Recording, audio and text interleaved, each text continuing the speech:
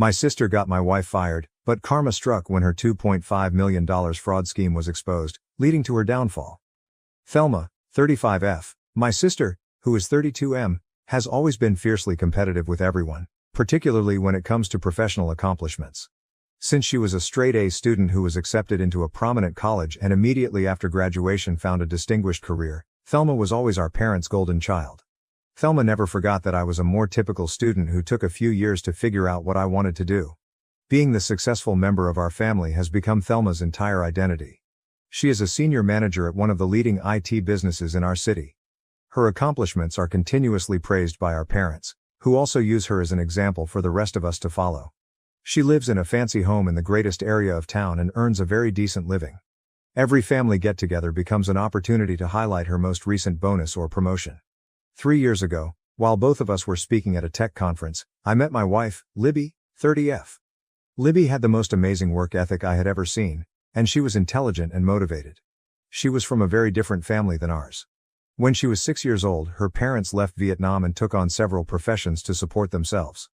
While maintaining stellar marks and eventually receiving her degree in computer technology, Libby had to work during high school and college to support her family. The thing that truly appealed to me about Libby was her humility in spite of her success. She never disparaged others or boasted about her achievements. Rather, she was constantly attempting to guide younger developers and make others successful. We bonded right away since we both enjoy coding and solving problems, and last year, after 2 years of dating, we were married in a modest ceremony. Thelma had never been fond of Libby. I initially assumed it was simply her customary aloofness toward strangers, but it soon became apparent that Thelma viewed Libby as a danger. Thelma would frequently make subtle jabs about how Libby was squandering her skills at a smaller company, despite the fact that she was leading the engineering department at her startup and producing creative work. That's cute, but at a real tech company like mine, or you should apply for a junior position at my company if you want to do actual important work, were some of the remarks she would make to break up Libby's employment stories. Our parents never mentioned Thelma's actions, and when I attempted to confront her about it, they blamed me of being overly sensitive and said that Thelma was only attempting to support Libby in her professional endeavors. Libby never took the bait or got into a fight with Thelma, and she always responded to her remarks with elegance. To Thelma's seeming annoyance, she would simply smile and shift the topic. When Libby received an amazing job offer from the same business where Thelma works, but in a different department, 6 months ago everything truly came to a head. Better income, more responsibility, and the opportunity to oversee significant initiatives that could significantly impact the industry made it Libby's ideal position. She would be in charge of financial technology integration across several divisions, which was Libby's area of expertise at her firm. Thelma usually dominated the conversation.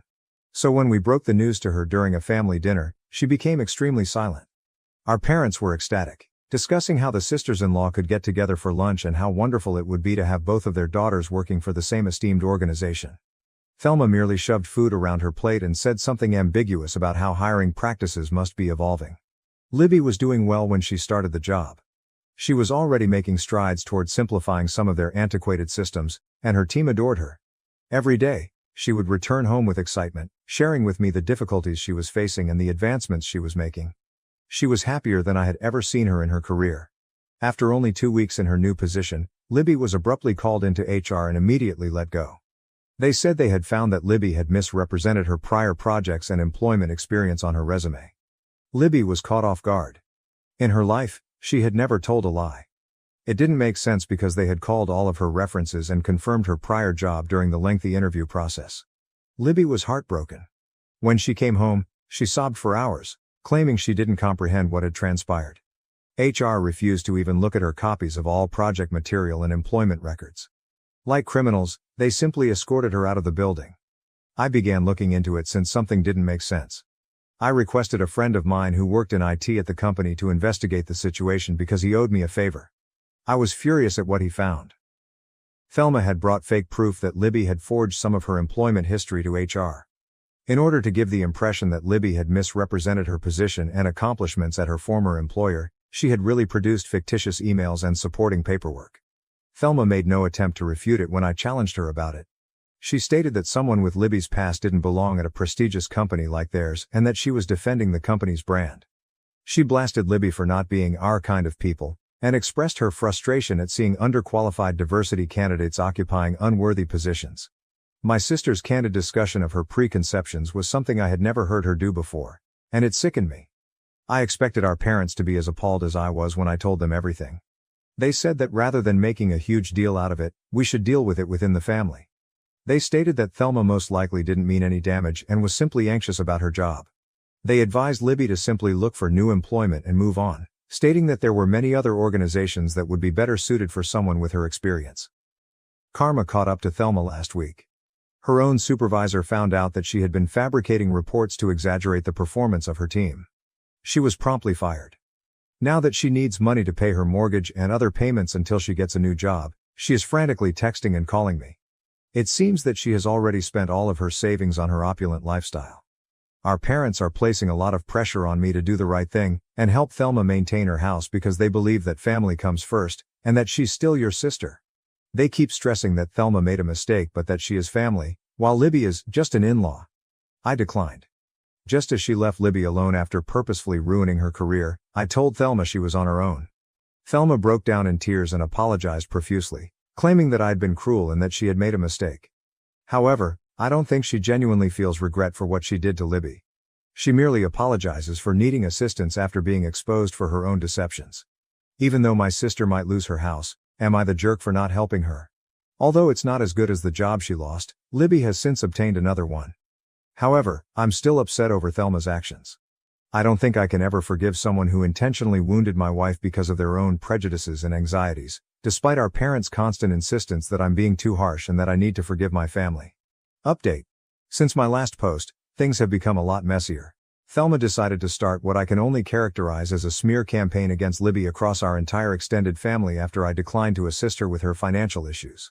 She seems to be attempting to change the past such that she is the victim in this whole situation. Thelma brought a wholly made-up account of what happened to our extended family. In fact, she claimed that it was Libby who had been deceitful and manipulative. She falsely claimed that Libby had applied to her department on purpose, it was a whole other division, and had started attempting to appropriate Thelma's projects and claim credit for her work right away.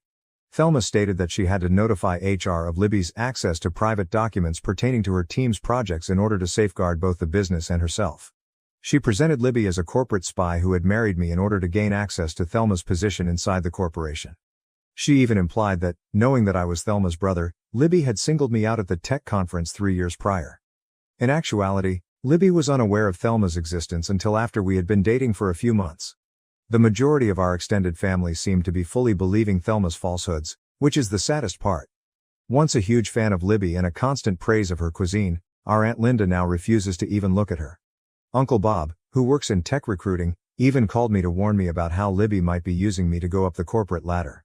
Our cousins have been making ambiguous remarks on social media about snakes in the family and gold diggers who destroy families. They have been phoning and emailing me nonstop, accusing me of betraying my own people for an outsider who attempted to destroy my sister's career. They don't seem to care that Thelma was fired for her own dishonesty. They have concluded that Libby must have planned that as retaliation as well. It's truly amazing the mental acrobatics they're employing to paint Thelma as the victim in all of this. My parents, who before at least seemed to be impartial, are now completely on Thelma's side. In fact, my mother had the audacity to tell me that she should have seen Libby was troubled from the moment she met her. Along with other blatantly racist remarks that sickened me, she said things like, people from her background often have different values about honesty. Go back to her own community where she wouldn't cause problems for our family, my dad advised Libby. Our youngest sister, Amy, 28F, is the only one who has defended Libby, and her revelation has altered my entire understanding of Thelma. At last, Amy broke down and shared with us a story that occurred 5 years ago. Shortly after graduating, she had applied for a junior job at Thelma's company. She aced every interview and had outstanding credentials. Her application was abruptly denied because of character issues, even though the team wanted to recruit her. Amy learned that Thelma had also gone to HR at the time with unfounded claims that Amy had cheated in college. It seems that Thelma had fabricated emails from Amy's college to bolster her allegations. Thelma had threatened to use her connections to blacklist Amy in the industry if she ever told anyone, so even though Amy was distraught, she kept silent about it. Amy was so disturbed by the incident that she ultimately accepted a job in a totally other industry. Thelma lost all control when Amy told her account in our family group chat and included screenshots of Thelma's threatening communications from that time. At 11 p.m., she stormed into Amy's flat, banging on the door and yelling that Amy was a traitor who was attempting to ruin her life. Amy claims she had no idea what secrets Thelma was referring to, but she was threatening to reveal all of her secrets. Additionally, Thelma promised to ensure Amy never again worked in the city. Amy had to call the police to get Thelma off the property because she was so scared. It's terrifying to hear my sister sound so insane after she captured a portion of Thelma's breakdown on her phone. Thelma was even more incensed after the cops warned her about harassment. Our family is now utterly divided. Our parents continue to support Thelma, claiming that Amy must have misinterpreted what transpired 5 years ago and that she is merely envious of Thelma's accomplishments. In an attempt to portray Amy and I as permanently jealous troublemakers, who are just out to harm poor, successful Thelma, they are accusing us of being disloyal and ungrateful for banding together against our sister when she is already down. They have even begun bringing up all of our childhood transgressions.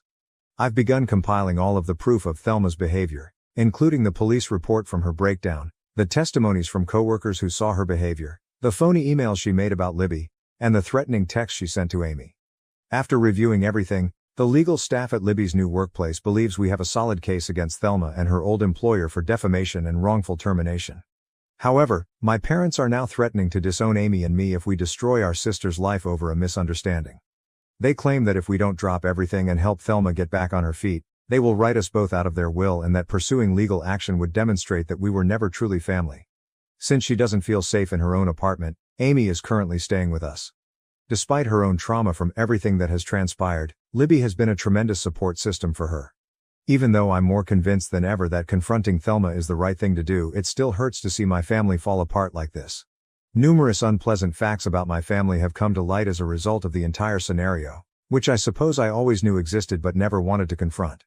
I used to believe that Thelma's will to excel and her competitive nature were simply acts of ambition, but now I realize that they are a much more sinister and damaging trait. Update. Everything we believed to be true about Thelma's behavior has been totally disproved. Rachel, a former coworker of Thelma's, contacted Libby via LinkedIn last week.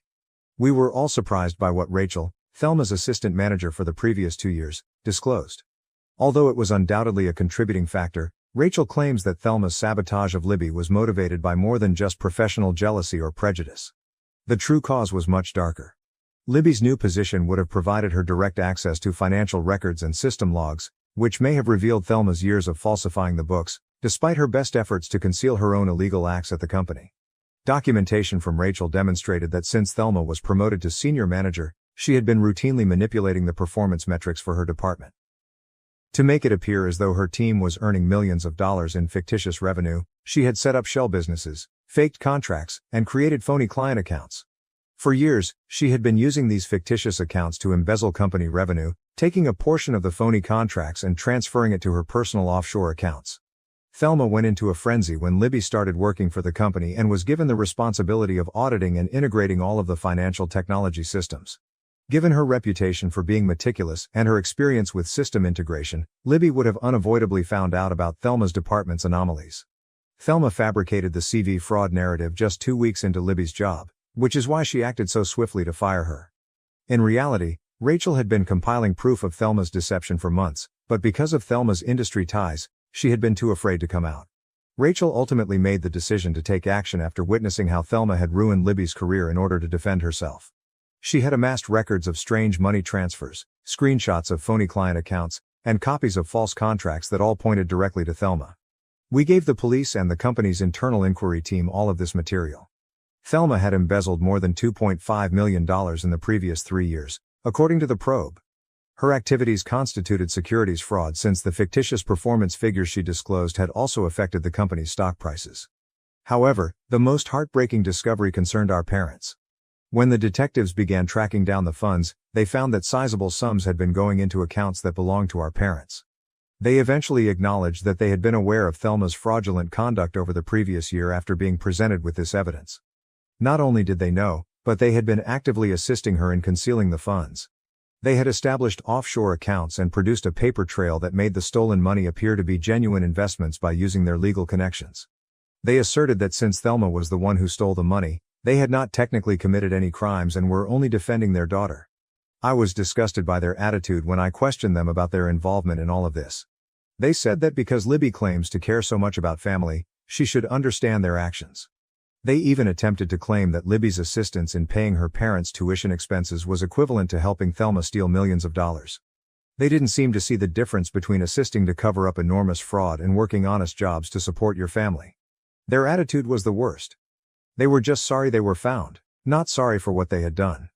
In fact, according to my mother, none of this would have surfaced if Libby had been more understanding about her place and had discreetly departed the company when Thelma requested it. They continue to blame Libby for everything, claiming that her rigid job choices pushed them to take extreme steps. The involvement of our parents has upset Amy. She had always believed that our parents were simply too forgiving of Thelma and that she was the only toxic member of the family. Amy's entire opinion of our family has been completely destroyed by learning that they were complicit in her misdeeds. She can hardly sleep and has been experiencing anxiety episodes. Thelma is currently facing criminal charges from the firm for fraud and embezzlement. In addition, they are looking into a number of her close co-workers who may have participated in the plot. Although our parents are being investigated for their part in concealing the stolen funds, they have not yet been charged. Thelma is no longer there at all. She stopped answering all messages and cleaned out her home in the middle of the night. My parents say they don't know where Thelma might have gone, but the police are searching for her. I don't believe them at all, considering how they've previously assisted her. Third update. Our family has experienced pain as well as justice in this story's last chapter. 2 weeks ago, Thelma was apprehended for attempting to enter Canada using forged documents. Our parents, as we thought, had assisted her in hiding in several places during her attempt to escape the country. In order to escape a longer term, she ultimately accepted a plea bargain. In addition to 3 years of supervised release, she will spend 2 years in federal prison for embezzlement and securities fraud. Thelma's scam was far more extensive than we first believed, according to the company's inquiry. Since she was initially promoted to management 6 years ago, she had been stealing money and falsifying statistics. In order to hide her tracks, she had also been blackmailing a number of lower-level staff members, threatening to destroy their careers in the same way that she had done to Amy and Libby. All of this has been made possible by the tremendous assistance of Libby's new employer. Following the public revelation of Thelma's transgressions, Libby received a formal apology from her previous employer along with an offer to resume her job. They have given her a sizable payout for wrongful termination in addition to returning her to her previous position with a promotion and full back pay. More significantly, they are putting new rules into place to stop discrimination against workers from immigrant backgrounds and HR fraud. Our parents are dealing with the fallout on their own. Their cooperation with investigators helped them avoid criminal charges, but their role in Thelma's crimes is now well known in our town. Since the partners didn't want to run the risk of their reputation being damaged by association, they were compelled to leave their legal practice. They no longer hold the same position in all of the social circles they once controlled, and the majority of their pals have turned away. Rather than expressing regret, they have intensified their efforts to place the blame on others. Before Thelma was sentenced, they even attempted to write a letter to the judge accusing Libby of manipulating circumstances to accuse Thelma out of jealousy. Given the strong proof of Thelma's culpability, the judge was not impressed. Additionally, they attempted to accuse Amy and I of plotting with Libby to embezzle Thelma's money and blame her, but this desperate attempt clearly failed. Amy has begun to put her life back together. While she searches for a new job away from our parents' influence, she has temporarily moved in with us. The business has also extended an offer to her, admitting that Thelma's bogus accusations were the reason behind her dismissal 5 years prior. After years of Thelma's manipulation and our parents' toxic behavior, she is finally receiving therapy. Her gradual recovery of confidence and realization that none of this was her fault is truly remarkable. Libby and I have stopped communicating with my parents and Thelma altogether. Our lawyer has made it plain that any attempt to get in touch with us will be viewed as harassment, and we have blocked them everywhere. Building our own family with individuals who share our values of integrity and support for one another is our main goal. After seeing all the proof, a number of our cousins who at first thought Thelma was lying have apologized, and we're carefully mending our ties with those who appear to be truly sorry. Some family members continue to maintain that we ought to have kept matters within the family and protected Thelma. Last week, my aunt called and said that we are bad people for allowing Thelma to go to prison and that real families stick together no matter what. However, Thelma's total lack of regret, even in court, has only served to reinforce our decision. She merely expressed regret for trusting the wrong people, specifically Amy and Libby, to reveal her wrongdoings. We have learned from this entire experience that sometimes the family you choose matters more than the family you are born into. Instead of the poisonous allegiance and corruption that Thelma and our parents attempted to impose on us, Libby, Amy and I are forging a new sort of family founded on integrity, respect and genuine support. Thank you for watching. If you haven't subscribed yet, please do so and hit the notification bell to stay updated with more shocking real-life stories happening around you. My parents forged medical records to force me into surrogacy for my sister.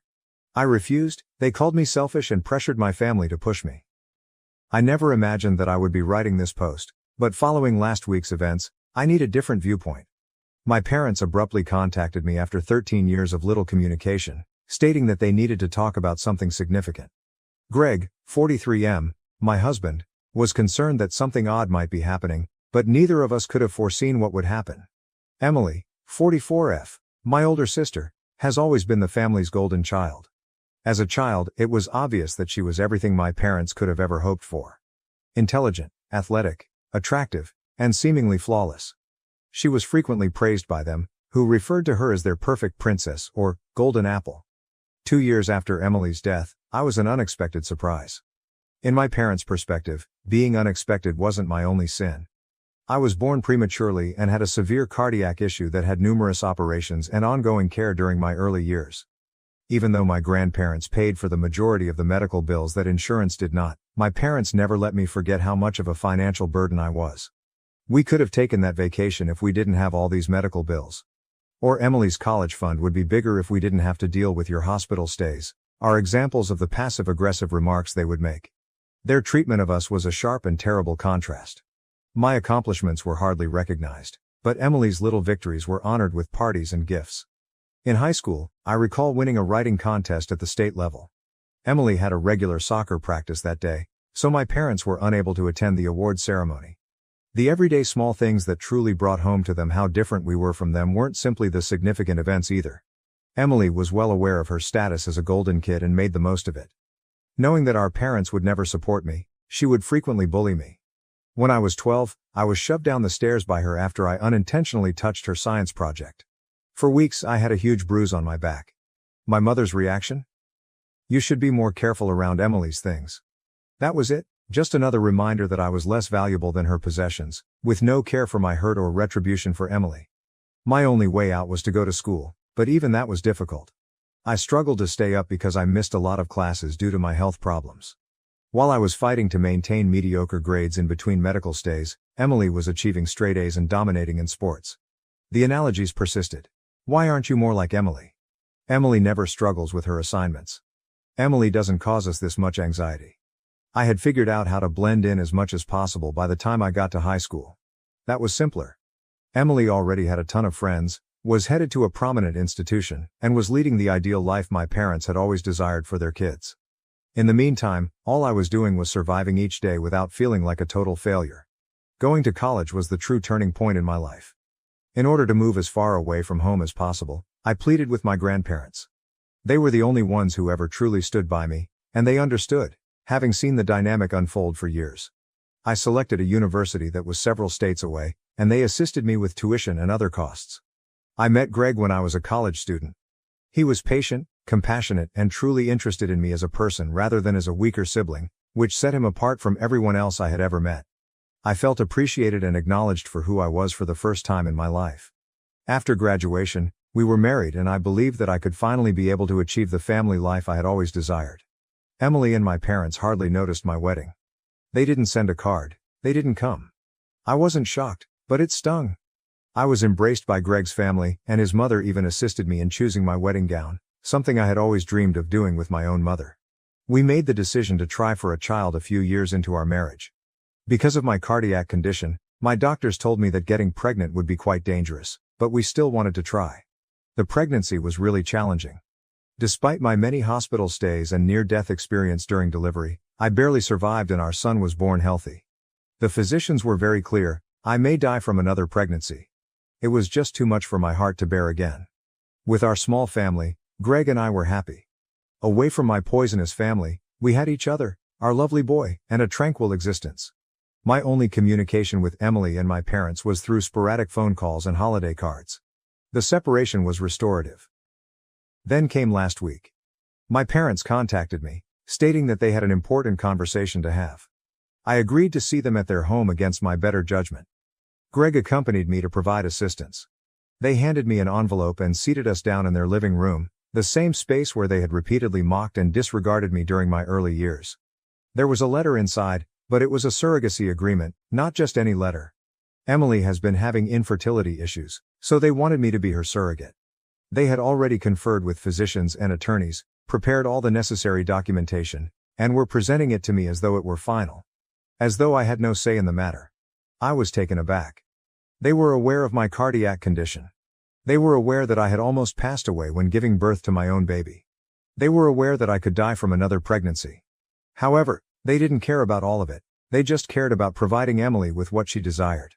My mother started crying as I attempted to explain that I was physically unable of doing it and that physicians had specifically advised against getting pregnant again. She cried, "How can you be so selfish? Emily has always wanted to be a mother, this is her only chance." My father added that after everything the family had done for me, I owed them something. What had they done for me? What specifically had they done to make me feel unworthy for the rest of my life? My grandparents paid the medical costs they loved to hang over my head. Greg and his family provided me with the emotional support I required. My parents' sole constant behavior was to tell me that I would never be good enough to be Emily. With my mother's charge of selfishness still echoing in my ears, I sobbed as I left their home.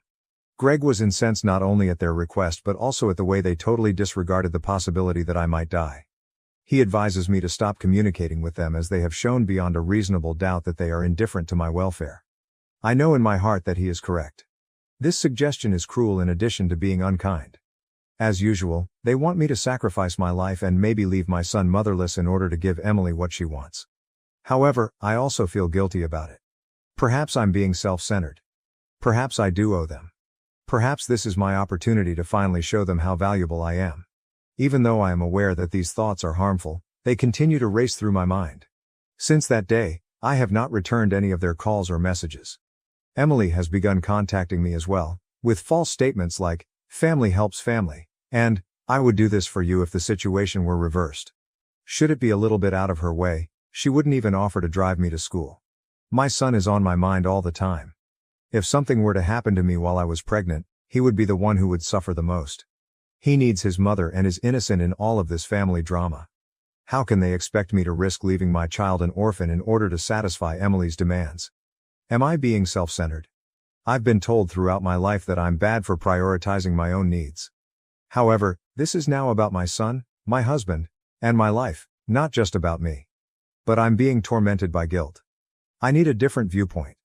Is it incorrect of me to decline to serve as my sister's surrogate? Should I put myself in danger to fulfill her desires? How can I handle the manipulation and guilt? Update 1. A week has passed since my last post, and things have gotten far worse than I anticipated. My family's calls and messages haven't stopped vibrating on my phone. Emily has been sending texts that manipulate emotions non-stop. This is my final opportunity to have my own child, and I've always wanted to be a mother. Remember how I always looked out for you when we were kids? She even dared to ask. That one almost made me laugh. She must remember our early years quite differently than I do. She sent a particularly nasty email yesterday, saying, "Mom was right about you. You always thought about yourself." I suppose that almost dying while pregnant is merely a pretext for not assisting me. It was a powerful blow. Instead of treating my near-death experience as a valid medical issue, they are exploiting it as proof of my selfishness. Even worse are my parents. I'm ruining Emily's sole chance at happiness, Mom has been telling any relative who will listen over the phone. She is portraying me as this cold-blooded monster who refuses to assist her dying sister. However, Emily is not dying. She is simply unable to conceive naturally. They're behaving as though Emily's wish to have a biological kid is more significant than my actual risk of dying. This morning, Dad sent me a message that truly went too far. "You've always been a letdown, but this is a new low. This is your way of repaying us for giving you life. By denying your sister the experience of being a mother." I wanted to reply that they didn't really give me life. My grandparents were the ones who covered the cost of the medical treatment that kept me alive, and they almost lost it due to carelessness several times when I was a toddler. Greg is enraged. I dissuaded him from driving to their house and confronting them. Even though I would have loved to watch him reprimand them, I informed him, they're not worth it. Rather, we engaged in a lengthy discussion about our future. Greg reminded me, this isn't just about you anymore. It has to do with our son. He might lose his mother as a result of what they're requesting. Nobody has the authority to force you to take that risk. Of course, he is correct. I feel no remorse for turning Emily down when I see our son. He needs his mom to be well and living. We have made the decision to act decisively. Let's start by blocking all of their numbers, including Emily's, Mom's, Dad's, and even the flying monkeys they called after me. My grandparents are the lone exception, and they have always been accepting and encouraging. Second, we're investigating legal safeguards. Greg fears they may try something desperate because of their antagonistic behavior. Next week, we're meeting with a lawyer to go over our choices. I will always be perplexed by their claim to be family and their utter disregard for my life. However, I'm over my guilt. I will no longer allow them to control me. A mother who would put her life in danger to appease individuals who have never truly shown her love is not worthy of my son. Thank you to everyone who left a remark on my previous post. You made it clear to me that I'm being a responsible mother and defending my family, not being selfish. Standing up to those who ought to have protected you in the first place is sometimes necessary. I'll provide another update if something noteworthy occurs, but hopefully this will be the last one. With my true family, my spouse and son, who genuinely appreciate my existence, I'm prepared to go on. Update 2. I've blocked everyone for 2 weeks now. I assumed that was the last of it, but my mother managed to get in touch with me using a temporary number. Just the two of us, not Greg, need to talk. I consented to meet at a nearby cafe even though every instinct told me not to attend. For obvious reasons, I picked a public spot, and Greg was waiting in his car nearby in case something happened. She began talking about Emily's melancholy and how she's dying of the anguish of not being able to have children as soon as I sat down, in what was obviously a prepared speech. No, how are you? No recognition of their prior actions, just a direct focus on Emily's misery. My mother pushed a business card across the table and said, "The doctors say this is her last chance. According to one fertility expert, you two are a fantastic fit. They are able to keep a careful eye on your cardiac health." She dismissed it as if it were a minor annoyance when I brought up the fact that my own doctors, who have been aware of my medical history for years, have expressly prohibited me from getting pregnant again. Doctors are constantly too cautious. According to Emily's specialist, the risks are controllable. When Mom began discussing family legacy and how Emily should be given more genetic inheritance than I did, the discussion took an even more sinister turn. She did say that, after all, I've heard the same arguments about my being a flawed child my entire life. She replied, "I should have known you'd be difficult about this," as I got up to go. "Emily has always made you envious. This is your opportunity to at last take action for the family." I felt oddly at ease as I walked out of the cafe. I finally saw my mother clearly for the first time, not as a parent who didn't love me enough, but rather as someone who never considered me a person, only a tool to be used for Emily's gain. Greg inquired about how things went on the way home. I informed him of my mother's remarks about family legacy and her rejection of my health concerns. After a period of silence, he said, "You know what? They're not worthy of you? They have never done so." He is correct. They are unworthy of me, my forgiveness, or another opportunity to harm me. I've given my mother one last message. I won't put myself in danger or leave my child an orphan because of Emily's wishes. We will not be talking about it again. Don't get in touch with me again. Tomorrow, I'm going to change my number. Sometimes quitting the game completely is the only way to win. Update 3. My father began sending increasingly threatening messages from various phones a week after the cafe incident involving my mother. I was particularly drawn to the most recent one. "Your mother is devastated. Emily is in pieces. You have given us no other option, even if we didn't want to do this.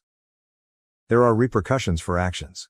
My grandmother's voice was tremulous when she called. "I heard your parents conversing with an attorney. They're looking for legal means to compel you to do this. They may use laws pertaining to family obligations and medical rights. Although they made reference to court orders and medical evaluations, I'm not entirely sure what they have planned. Evidently, they have persuaded themselves that they may be able to contest my own doctor's opinion because Emily's fertility specialist claims the risks are tolerable.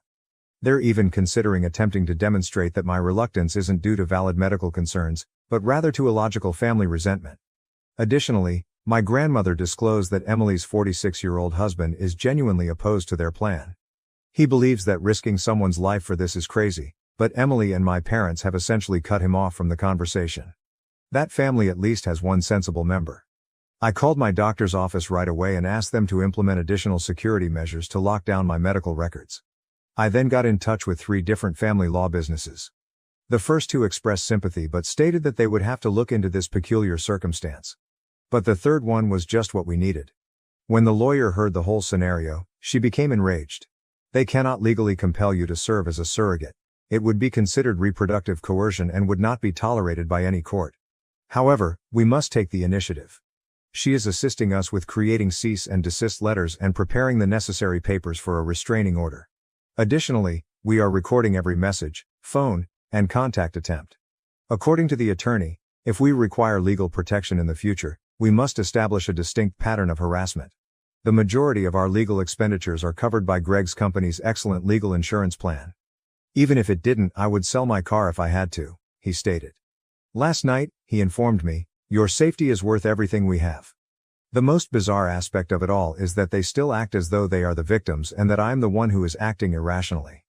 As if compelling someone to put their life in danger is some sort of admirable sacrifice, my mother reportedly informed my grandma that sometimes love means making difficult choices for the family.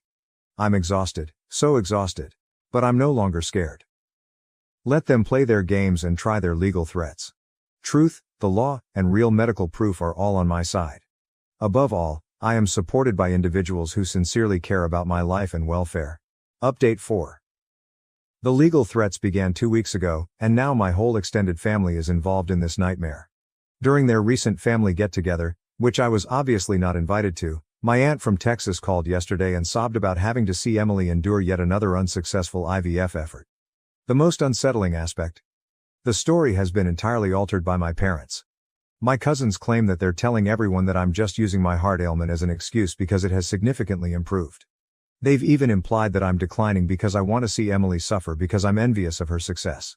The cryptic Facebook postings that my mother's sisters have begun sharing about selfish family members and the value of sacrifice for family were what truly caught me off surprise. Everyone in the family is aware of who they are referring to, even though they aren't specifically addressing me. I've received messages from some distant relatives I haven't seen since I was a child expressing their disappointment with my decisions. My cousin Sarah, 39F, is the one bright spot in all of this. She personally contacted me to express her anger with everyone's actions. She wrote, "I recall how they treated you as a child. They're being crazy. Don't let them guilt you into this." At the next family get-together, she even volunteered to talk about her personal encounters with my parents' partiality. These flying monkeys are unaware that last night Emily's husband spoke with Greg in secret. He fears that because of all this harassment, Emily and my parents will end up in legal hot water. He attempted to reason with them, but they aren't listening to anyone because they are so focused on achieving their goals. I've already made up my mind. I wrote a mass email to my entire extended family last night that had only the medical facts about my heart problem, along with a statement from my cardiologist on the risks of getting pregnant again, without any drama or accusations. I concluded it by saying that my lawyer would handle any further harassment and that I would no longer discuss surrogacy. Then, with the exception of my grandparents and cousin Sarah, I blocked every member of my family. Greg assisted me in creating new social media profiles for close friends only, using a different identity. It's strangely freeing, but it seems like entering witness protection. Yesterday, my youngster questioned me about why we no longer see Grandma and Grandpa. I told him that sometimes we have to avoid individuals who don't respect our limits, even if they are family, even if it breaks my heart. After giving it some consideration, he remarked, "Like when Tommy at school doesn't stop when I say no." Children are more capable of understanding than we realize. I've learned from this whole experience that my true family isn't always the folks with whom I share DNA. It's the people who love me without conditions, who respect my right to life and who cherish my presence above and beyond what I can do to others. Update 5. I sent out a bulk email to the extended family a month ago. The result was different from what I had dreaded, yet it was precisely what you would expect. Genuine peace is something I've never experienced before thanks to my new phone number and secret social media profiles. Through my grandma, I heard what is likely to be my mother's final message to me. You've let this family down for the last time. You put your self-interest ahead of Emily's happiness. You shouldn't anticipate being welcomed back. Oddly, I felt a tremendous sense of comfort instead of pain as I read those words. What I've understood all along, that my sole worth was what I could do for Emily, was now expressed aloud. This morning, my lawyer called to let me know that Emily was contacted by her fertility clinic. They wanted to make it clear that they had never authorized surrogacy agreements involving a person with my medical background. It seems that neither Emily nor my parents had ever brought up my cardiac ailment. This only serves to highlight their lack of concern for my well. The most unexpected result? No more worrying about family get-togethers, dread when my phone calls, or persistent feelings of inadequacy, I'm sleeping better than I have in years. Greg also noticed, saying, I'm laughing more freely and smiling more. In this brand new, drama-free setting, our youngster is flourishing. We began Sunday board game nights as a new family tradition last weekend. I had a profound realization as I sat there and watched him laugh with Greg. This is how family should feel: secure, affectionate, and welcoming. Sometimes my grandmother comes to visit, but she always makes sure my folks are unaware. Last time, she brought old pictures of me as a baby that I had never seen before. As I looked at them, I saw a contented little girl who had no idea that she would spend decades attempting to win affection that ought to have been given without conditions. I'm finally providing the protection that little child needed from those who never valued her. She deserved better. I want to express my gratitude to everyone on Reddit who helped me along the way. Your remarks made it clearer to me that defending myself was a matter of survival rather than selfishness. You showed me that a true family doesn't require you to sacrifice yourself for them. If you're wondering whether it's wrong to shield oneself from a toxic family, the answer is no. Your limits are legitimate, your health is important, and your life has worth. Walking away from folks who don't love you enough can sometimes be the bravest thing you can do. Since there is really nothing else to say, I will no longer be updating the story. I've closed the chapter on my dysfunctional family. With the family I've chosen, the ones who genuinely want me to live to read them, it's time to concentrate on writing fresh, healthier chapters. But hold on, shortly after I posted this update, two surprising events occurred. First, my lawyer received a legal letter from Emily's fertility clinic. As it turns out, my parents tried to conceal my heart ailment by falsifying my medical records. A report regarding this unlawful effort at medical fraud is already being filed by the clinic. The second was that Emily's husband had had enough. In the family group chat, he revealed how my parents and Emily had conspired to conceal my illness from the doctors. He disclosed that Emily was aware of my near-death experience while I was pregnant, but she had purposefully kept it a secret from everyone. The response from the extended family was prompt. Suddenly, the aunts and cousins who had been disparaging me stopped talking.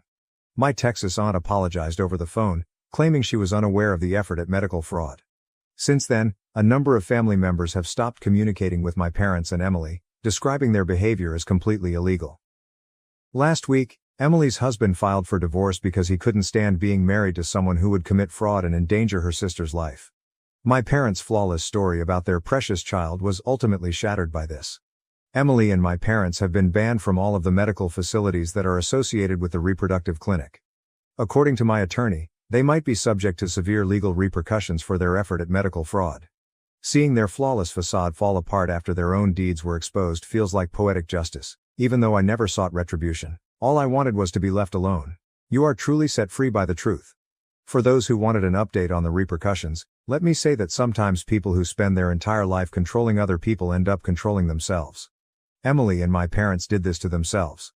I'm simply living my best life with folks who genuinely appreciate it while keeping a safe distance. Reddit, thank you. Your assistance has been amazing along our journey. When I initially wrote about the demand for surrogacy, I was overcome with self-doubt and remorse. Your remarks gave me strength and demonstrated to me that true family is about more than just blood. It's about love and respect. This community demonstrated that strangers can occasionally offer greater support than one's parents. I will always be appreciative of the way you gave me freedom and a voice. Thank you for watching. If you haven't subscribed yet, please do so and hit the notification bell to stay updated with more shocking real-life stories happening around you. My wife divorced me, went on vacation with her affair partner, thinking she'd get my parents' trust fund, but instead, she got a lawsuit. Hello, I'm Aaron, a 30-meter person, and I'm just going to try to write everything down here. I've known my pals have been friends with me my entire life because they claim that I'm the trust fund baby. They always attempted to get close to me, assuming I would be sponsoring alcohol at parties and holding extravagant parties all over the world. But every time I proved to be nothing like that, they abandoned me. My parents do have a sizable trust fund for me, but I'm aware of how hard they have worked to earn it. I am aware that money wasn't created overnight and that my father's business may be destroyed by a single error. I therefore put a lot of effort into building on what my father began every single day. But I came so close to making that one error recently. I didn't date anyone while I was in college, except for Ashley, my wife, the love of my life, and 28F. I'm not the kind to casually date or hook up with women. My goal was to date in order to get married. But I drew all the wrong kinds of company when word got out about my parents' wealth. You know, having money makes you popular and makes others want to live off of you. I did occasionally sponsor alcohol and lend money to some of my friends, but nothing extravagant. Nothing that one would anticipate from a trust fund baby. I think it's okay to do things in moderation. In fact, it's crucial because you have to be a member of society. I therefore made an effort to be liked by everyone, although I hardly ever trusted anyone. I met Ashley at my graduation celebration. I struck up a conversation with her informally as she didn't seem to know me. We hit it off right away. After exchanging phone numbers, I took her to McDonald's for our first date. We had an incredible time. I fell in love and she didn't seem to mind that our first date wasn't particularly spectacular. My first love in life was Ashley. She wasn't dull and didn't seem to be making a concerted effort to win my approval. She was just being herself. She was also incredibly intelligent. I seemed to obtain an image that was beyond my budget while I was with her, and I felt normal. She didn't seem surprised at all when I took her to meet my parents after we had been dating for a month. She seems to agree that I was wealthy and impartial. That gave me hope that she wasn't at all put off by my money. She probably wasn't surprised because that was part of her strategy from the beginning, but I didn't realize that at the time. Winning me over was a well-planned tactic because she was well aware of who I was and that I was not seeing anyone. When she met with my parents, she exuded elegance. I fell deeply in love with her because she was so charming. The first female I ever took home was her. My parents were ecstatic about me. She never took any expensive presents from me during the year we dated. The fact that we weren't yet married was the only explanation for her refusal. After a year, I asked her to marry me. She was my parents' ultimate sweetheart. Since she wanted to work to increase our wealth, she told my parents that she only had one request and that they never asked her to quit her job.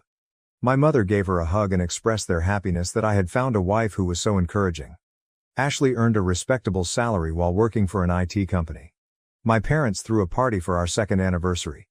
They declared their intention to offer Ashley a present and suggested adding her name as a beneficiary in addition to mine. They introduced Rob, the trustee, and Ashley to everyone else. He worked as an accountant for the business that managed the investments and money's legalities. Rob had a daughter and was married. His spouse practiced law at the same firm. My wife's name was listed as one of the beneficiaries, and everything was handled. Ashley had a great relationship with my parents and always tried her hardest to make them happy. As part of her career, she also traveled and worked a lot. Later on, I discovered that whenever my parents hosted a party, she would travel with her affair partner. She constantly wanted to go and looked beautiful. Numerous times during these parties, I witnessed her conversing with Rob in a corner while blushing from the wine she was holding and laughing a bit too much. And even though I was naive and infatuated, I never once considered the possibility that she might be having an affair with Rob. However, these two had been having an affair behind my back the entire time. In retrospect, Ashley surprised me. She is a true professional actor. The idea of ever suspecting her felt sacrilegious because of how beautifully she treated each of us. She was merely waiting though. My parents died within 6 months of one another, about 7 years into our marriage. It was simply too hard to manage all the emotions and still keep the business operating, so I threw myself fully into my profession. Ashley began revealing her actual self for the first time in years at that point. She remained aloof after the funeral. I attempted to give her space since I believed she might be coping with her grief in her own manner. She didn't inquire about my well-being or mention anything about the death of my parents. I found that odd, but I also subconsciously chastised myself for not being able to express my feelings. It took me about 2 weeks before I made the decision to leave work early and speak with Ashley about it. On the way back, I purchased a bunch of pink roses. Since I had my own key, I opened the door and confronted Rob. I asked him if he had come to discuss the trust or something since I was perplexed. Ashley emerged with 2 luggage from behind him. That's when I realized Rob had 2 suitcases too. "Oh dang," Ashley remarked, glancing at me. "I meant to do this quietly. I was going to leave you a note to inform you that I'm moving out, but I suppose we'll have to do it in person now. I'm leaving you, all right?" "Yes, you heard correctly. And yes, after we get back from our trip to Italy, I'll be moving in with Rob. Your parents ensured that I would receive sufficient funds to cover it. We're divorcing then. Rob will now file for divorce as well. Don't look like a helpless puppy now. Are those flowers for me?" "Thank you, I'll take them. Goodbye." Before I could ask her to wait, they had already left. There was silence after I heard the motor revving up. My wife of 8 years abruptly left me. Is the phrase, "the world crashing down in front of you," familiar to you? Well, that sums up my feelings the best. I didn't leave the house for 2 days. I kept the blinds closed. Cup noodles and chilled meals were my only sources of sustenance. I was afraid of the silence, so I never switched off the TV. I had no desire to take a bath. Someone rang the doorbell on the third day. I assumed they would eventually go if I didn't answer the door, but that didn't happen. Whoever it was pressed the bell longer and harder each time it rang. The ringing continued for several minutes after that. Someone was now hammering on the door. "I know you're in there, open up right now," a woman's voice said. "I won't go until I have a little conversation with you." I assumed it was Ashley, but then I recalled that she and Rob were on vacation in Italy. I felt a new surge of melancholy at the concept. I dragged myself out of bed and began opening the door because the banging and knocking wouldn't stop. A woman with red hair wearing a two-piece suit was waiting for me when I opened the door. It appeared as though she would eat my head off. "Your wife fled with my husband," she remarked. "It won't assist anyone to sit here and be a wimp. In 15 minutes, get up, take a bath, and enter the living room. We have a lot to discuss." As soon as I didn't answer, she opened the door, met my eyes and said, "You stink." "Okay, Mom," I said before I went to the restroom. "I heard that," she yelled back. I laughed in spite of themselves. After my bath, I felt somewhat human again, and the living room looked immaculate when I got back. The kitchen was no exception. Rob's wife Sandra gave her introduction. She explained that she had been attempting to contact me at my workplace for the past 2 days but was unable to do so, so she ultimately made the decision to come to my house. She was serious. What she was telling me was unbelievable. Sandra claimed that, similar to me, she was unaware that Rob was unfaithful to her. Only 2 days ago, when he left the house and promised to send his assistant to get the rest of his belongings, did she find out. Her world was broken, just like mine was, but she didn't mope about it. She began to dig. She started by looking through Rob's laptop. There, he kept his work belongings, but he was hooked onto Facebook. She quickly combed through his conversations to discover who he was having an affair with. She swooped like a hawk once she was certain. She was very certain that Rob was withdrawing funds for his personal purposes after reviewing all of the documents pertaining to my trust fund. He was being helped by one of the beneficiaries, who was none other than Ashley, so it began little enough to go unnoticed, but ultimately he had grown confident and reckless. Although she wasn't lying, I kind of wanted she was. Sandra was prepared to destroy them because she had all the evidence. Sandra said, "I have a little daughter," while I was still unsure. "I'll get every last dime out of Rob, and I'll completely destroy Ashley. What you believe doesn't matter to me. I only wanted to let you know. If you do not wish to participate, you're under no obligation to do so." She exuded confidence and determination, and I knew from away that I could trust her. I was on board then. We exchanged handshakes. We were working on a scheme that would cost my ex-wife a lot of money while she was on vacation in Italy. Rob and Ashley had returned from their 10-day vacation in Italy. Sandra and I wanted to see how they would react when the penny dropped, so we waited for their call. I had been at work on a Monday when Ashley called. She went on a tirade as soon as I answered. "What on earth is going on? What does Rob mean when he says we're having problems? Where's my money too?" "You mean the money from my parents that Rob used to buy you presents and most likely the apartment you moved into," I said. "I hope my lawyer got back to you. It's Rob's wife Sandra, who also happens to be employed at the company." Before she could utter another thing, I hung up and told her I had to leave. That day, Ashley was waiting outside when I left work. She blocked my path as I proceeded toward my car, pretending not to notice her. I had known her for a long time, but I had never seen her so upset by anything. She requested me to explain things to her since she seemed to be having trouble understanding Rob's nervous account of what happened and wanted to hear it from me in simple terms. I informed her that I had learned about the divorce petition from her attorney. The only difference was that she would not receive a single dime. The expression on her face, oh boy. She never would have imagined that this would be taking place. I saw the panic rising within her. After experiencing a moment of cruel pleasure, I felt a great deal of guilt for placing her in this predicament. It's hard to see someone you care about suffer, and I still loved her. I had to leave as soon as possible to avoid being manipulated by her. I brushed her aside and headed for my car. From behind me I heard her yelling. She was requesting that I stop. "How could you do this to me?" was the final thing I heard before getting into the car. I wanted to lash out and tell her that I could ask her the same stupid question because I felt like I was being stabbed. Instead though, I got into my car and left. In my rear-view mirror, I could see her, completely confused, taking care of the automobile. Rob, meantime, had received notification that he would be leaving the organization. He was damaging the company's reputation, and it seems that word had gotten out. Since many customers had contacted to request contract termination, Firing Rob was the greatest damage control measure the company could take. Sandra arranged for the best counsel because she had several friends who were lawyers. She was confident that she would win the lawsuit and be granted custody. As I drove home, Sandra was providing me with all of these information. I felt a lot lighter. I wrote this up after returning home. I wanted to let out my frustration after my encounter with Ashley. Is Ashley being treated too harshly, in your opinion? Update 1.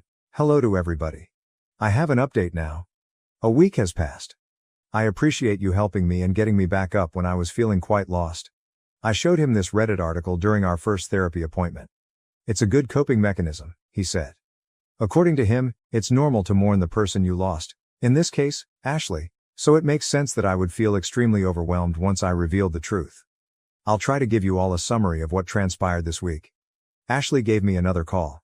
Her voice was softer this time. She spoke in a muffled voice, as if she had been sobbing. I was asked if I had eaten dinner.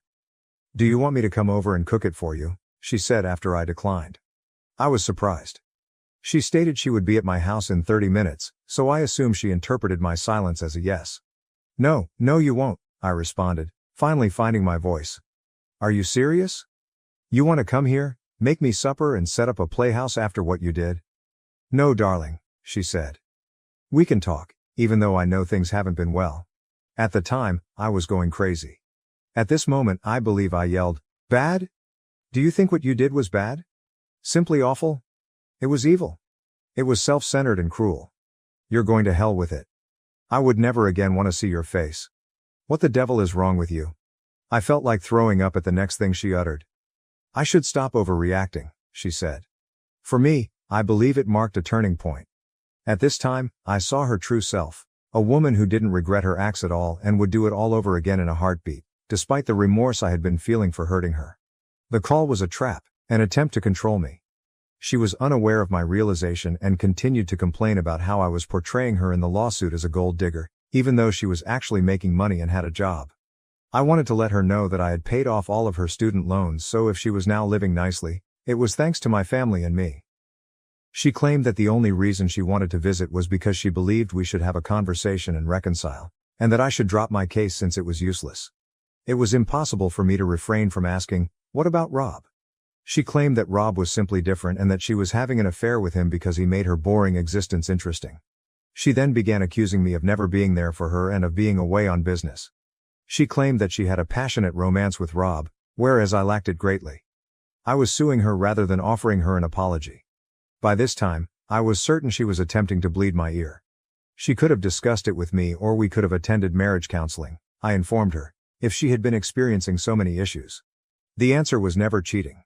She started to insist on coming over and change the subject. After hanging up, I dialed Sandra. I explained what had transpired to her. Sandra requested that I call her back and invite her over. I will also come over, she responded. She requested me to comply in order to find out her true intentions. I ended my conversation with Sandra and dialed Ashley instead. When she picked up, she sounded so arrogant. She claimed she will be there in 30 minutes and that she knew I would come around. Sandra arrived before Ashley did. There was not enough time for her to explain her plan, and I was unaware of it. She wanted me to make Ashley sit in the dining room after she went inside. Sandra stated that she would appear in this play in a special capacity. About 40 minutes later, Ashley arrived, and it was clear that she had tried to appear presentable. She did look nice. She entered, gave me a kiss and started to go to the bedroom where Sandra was. I halted her and requested that she take a seat in the dining room. But why, sweetheart? She pouted as she turned to face me. Was it easy for me to forfeit my rights? Was your affection so feeble? Baby, will you not stand up for us? It was then that Sandra emerged from the bedroom. Ashley muttered something along the lines of, what the hell, as she appeared too astonished to talk. Finally, we meet the woman who is dating my useless husband Rob the cheater, Sandra stated with a smirk to Ashley. You did indeed forfeit your right to the bedroom, I see. Ashley turned to face me and said, how could you so simply replace me? After stealing all of my joy, you're having an affair with Rob's wife. We owe a lot of money, and now we won't even receive the money from the trust fund. Rob is currently unemployed, and it's unclear who released the information. I could also lose my job. You're incredibly self-centered.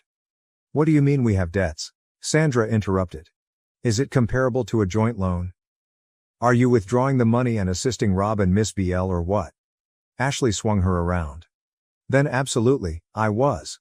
Rob has had my support from the beginning. Do you believe he could have organized such a thing himself? Of course I aided him. Not like you, wicked witch. You have treated him in a condescending manner. He chose me over you for that reason. Leave this place. When your husband is unemployed, how are you able to be here?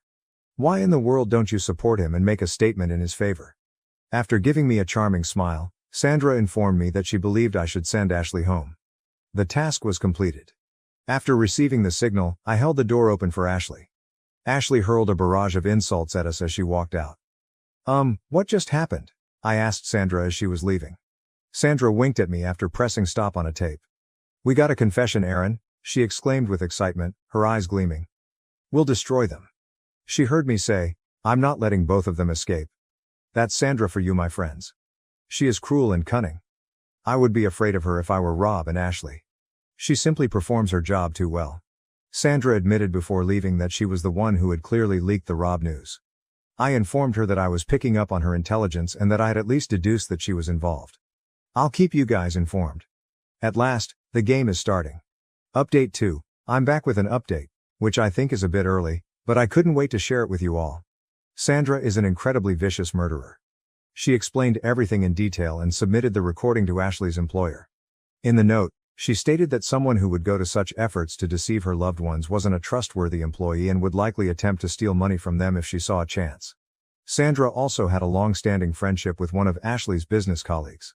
Sandra's buddy quickly withdrew from a transaction she was about to support, claiming that she had doubts about the reliability of several team members. The agreement was therefore off the table. When Ashley's supervisor heard the news, he was completely distraught. To salvage the deal, they acted quickly and dismissed the offending individual. That's all. My ex-wife was abruptly let go from the corporation. Both of them are currently unemployed and in debt. Sandra informed me that she had been receiving constant calls from Rob. He began messaging her when she didn't answer. She disabled his number and urged him to stop bothering her. I'm having a great time right now. According to my therapist, who I've been seeing, Ashley ought to serve as a case study on narcissism. That was kind of amusing, lol. After a long time, I burst out laughing. In any case, I'll update you all. Oh, did I mention that Rob had been arrested? Ashley apparently had to take money out of her savings account to cover his bail. Serve them well, lol. For now, goodbye. Update 3. Sandra gave me a call this morning. She was enraged. Rob apparently rang her doorbell intoxicatedly early in the morning and continued to abuse her. The entire incident was captured on her security camera. He tried breaking in when Sandra begged him to leave. Only after Sandra threatened to call the police did he go. The worst part of the entire situation was that Sandra and Rob's daughter, Emily, woke up as a result of all the noise. She witnessed the events and is now traumatized. Children typically suffer after divorce, but witnessing your father go drunk on your doorstep, yelling at your mother, and attempting to break into the house is an entirely different matter. Since then, Emily has refused to leave her room. Sandra needed to go to the police station to file a restraining order, so she asked if I could come over. At such short notice, she was unable to hire a babysitter. I assured her I didn't mind and asked them to call me at work if they needed anything. Sandra went out the door as soon as I arrived. Since Emily hadn't even had breakfast, she advised me to offer her some food if she came out. I went to knock on Emily's room as soon as Sandra left. I got a pin and shattered the lock when no one answered. I have no idea why, but I was feeling suspicious. I was contemplating the worst-case situations during the stillness. I was unable to remain motionless while the youngster was in pain. There was no one in the room when I rushed in, and I was breathing heavily. Then I noticed a slight movement. Emily was concealed beneath the bed. With the exception of her hair, the 3 or 4-year-old daughter looked exactly like her mother and was staring at me with fear in her eyes. She stammered in terror and managed to ask me if Rob had sent me and if I was her dad's buddy. I got down on my knees and said hello. I explained to her that I was actually her mom's friend rather than her father. At that, she appeared to calm down a little. She then began to stare out the window nervously and inquired as to whether her father had left. Since her mother was like a tigress and would do everything in her power to protect her cub, I answered that he was. At that point, she broke down in tears and confided in me about her fear that Rob would break in and harm her mother. I promised her I would never allow that to occur. In addition to losing a parent, this innocent child had witnessed what a terrible monster her father was, and I felt terrible for her. I persuaded her to play her favorite Disney film and come out. I served her some lasagna that I had warmed up. Sandra tells me that Emily was sleeping well on my chest and drooling into her favorite pillow when she returned. Emily clung to my legs and wouldn't let me go that evening when I was ready to go. She sobbed repeatedly before finally admitting that she was afraid Rob would reappear and leave her mother alone. When Sandra rolled her eyes at me, I stopped joking that her mother didn't need to be protected. I stayed the night because I knew it would be very hard to explain a restraining order to a youngster. Emily and I both slept soundly. Sandra served us delicious pancakes the following morning, and I left right away for work. That night, Emily made me swear that I would return to sleep at their place. Well, I suppose that's my life at the moment. Sandra's place is where I have to stay at night. Sandra has yet to find a good child psychologist, despite her best efforts. I'll give you all an update following the initial hearing. Goodbye. Update 4. Well, phew, I guess I haven't given you guys any updates in a while. The initial hearing has concluded. This is what a lay person like me has discovered. Rob and Ashley are completely cooked. Yes, brother, I do mean it. They're barbecue cooked. We have so much damning evidence against them that the matter is really closed. However, given the nature of courts, it is likely to take a long time. Sandra thinks it won't take more than 6 months. She also thinks that they will both be going to jail. Rob and Ashley will definitely not receive any compensation for the divorce. Rob is also required to pay child support. Rob and Ashley were unsuccessful in their employment search.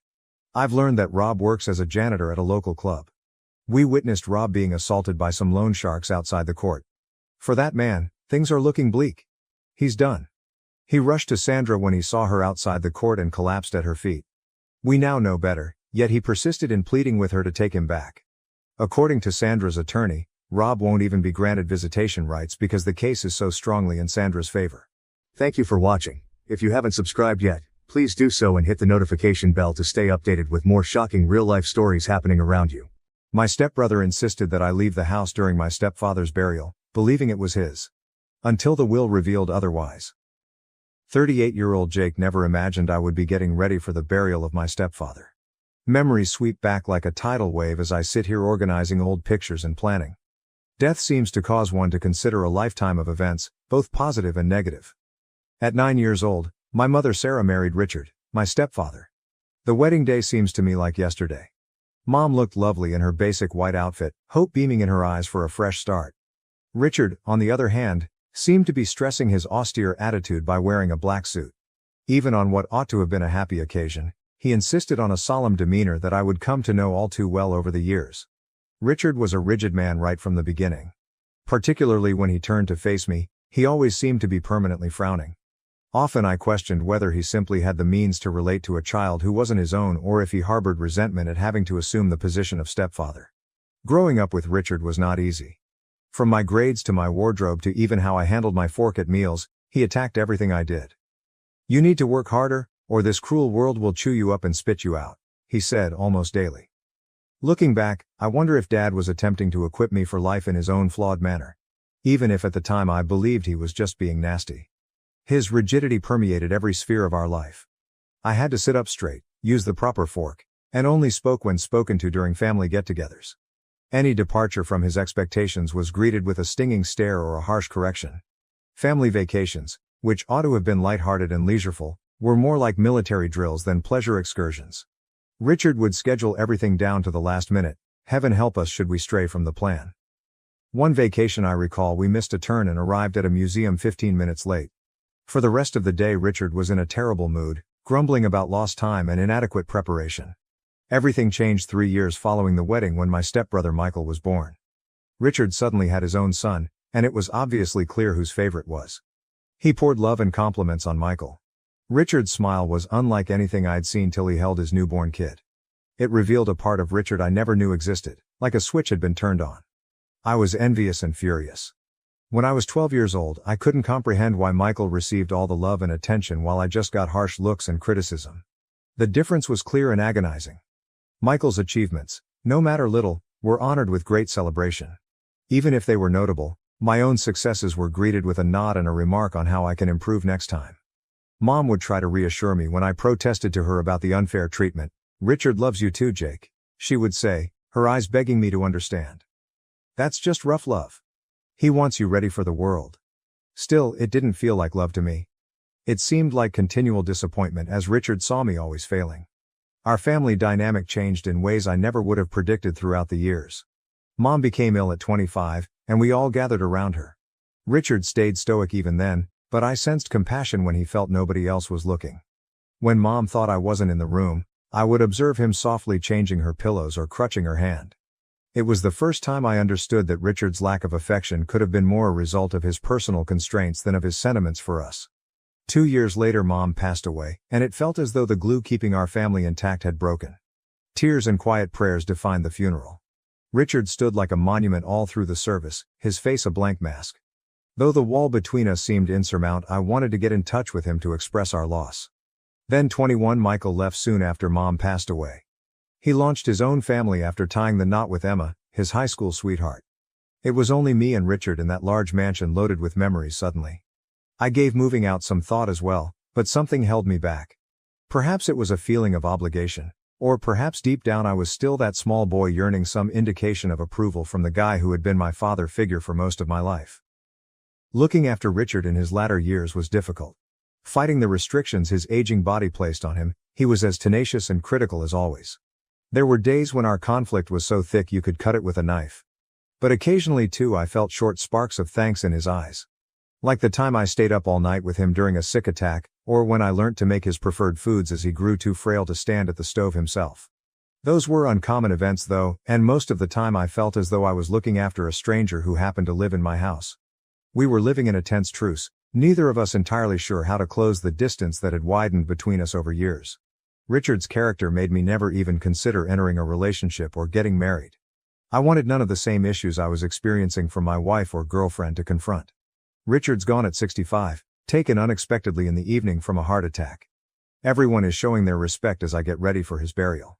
Michael arrived with Emma and their children, Lily 5 years old and Max 3 years old. I hadn't seen him in years until now. Though he seems older and more austere, I recall from our early years that he exudes entitlement about everything. The funeral was a depressing event. I stood there listening to people talk about Richard, a fantastic man who always placed family first, a pillar of the community, and I wanted to find fun in the irony of it all. Knowing the same man I did they? To me, the Richard they described seemed to be a stranger. Michael drew me aside as folks were departing once it was all over. I considered that perhaps he wished to assist each other in our sadness, to reconnect, or to share memories of our childhood. Rather, he delivered a startling blow that left me whirling. "So, about the house," he said. His voice laid back as though we were talking about the temperature. "I'll need you to leave by the end of the month." "Not sure," I glanced at him. "What are you talking about?" He groaned and cast an intentionally obtuse glance at me. "Clearly, the house. Dad turned it over to me. Ultimately, I am his genuine son. You never imagined he would leave it to you?"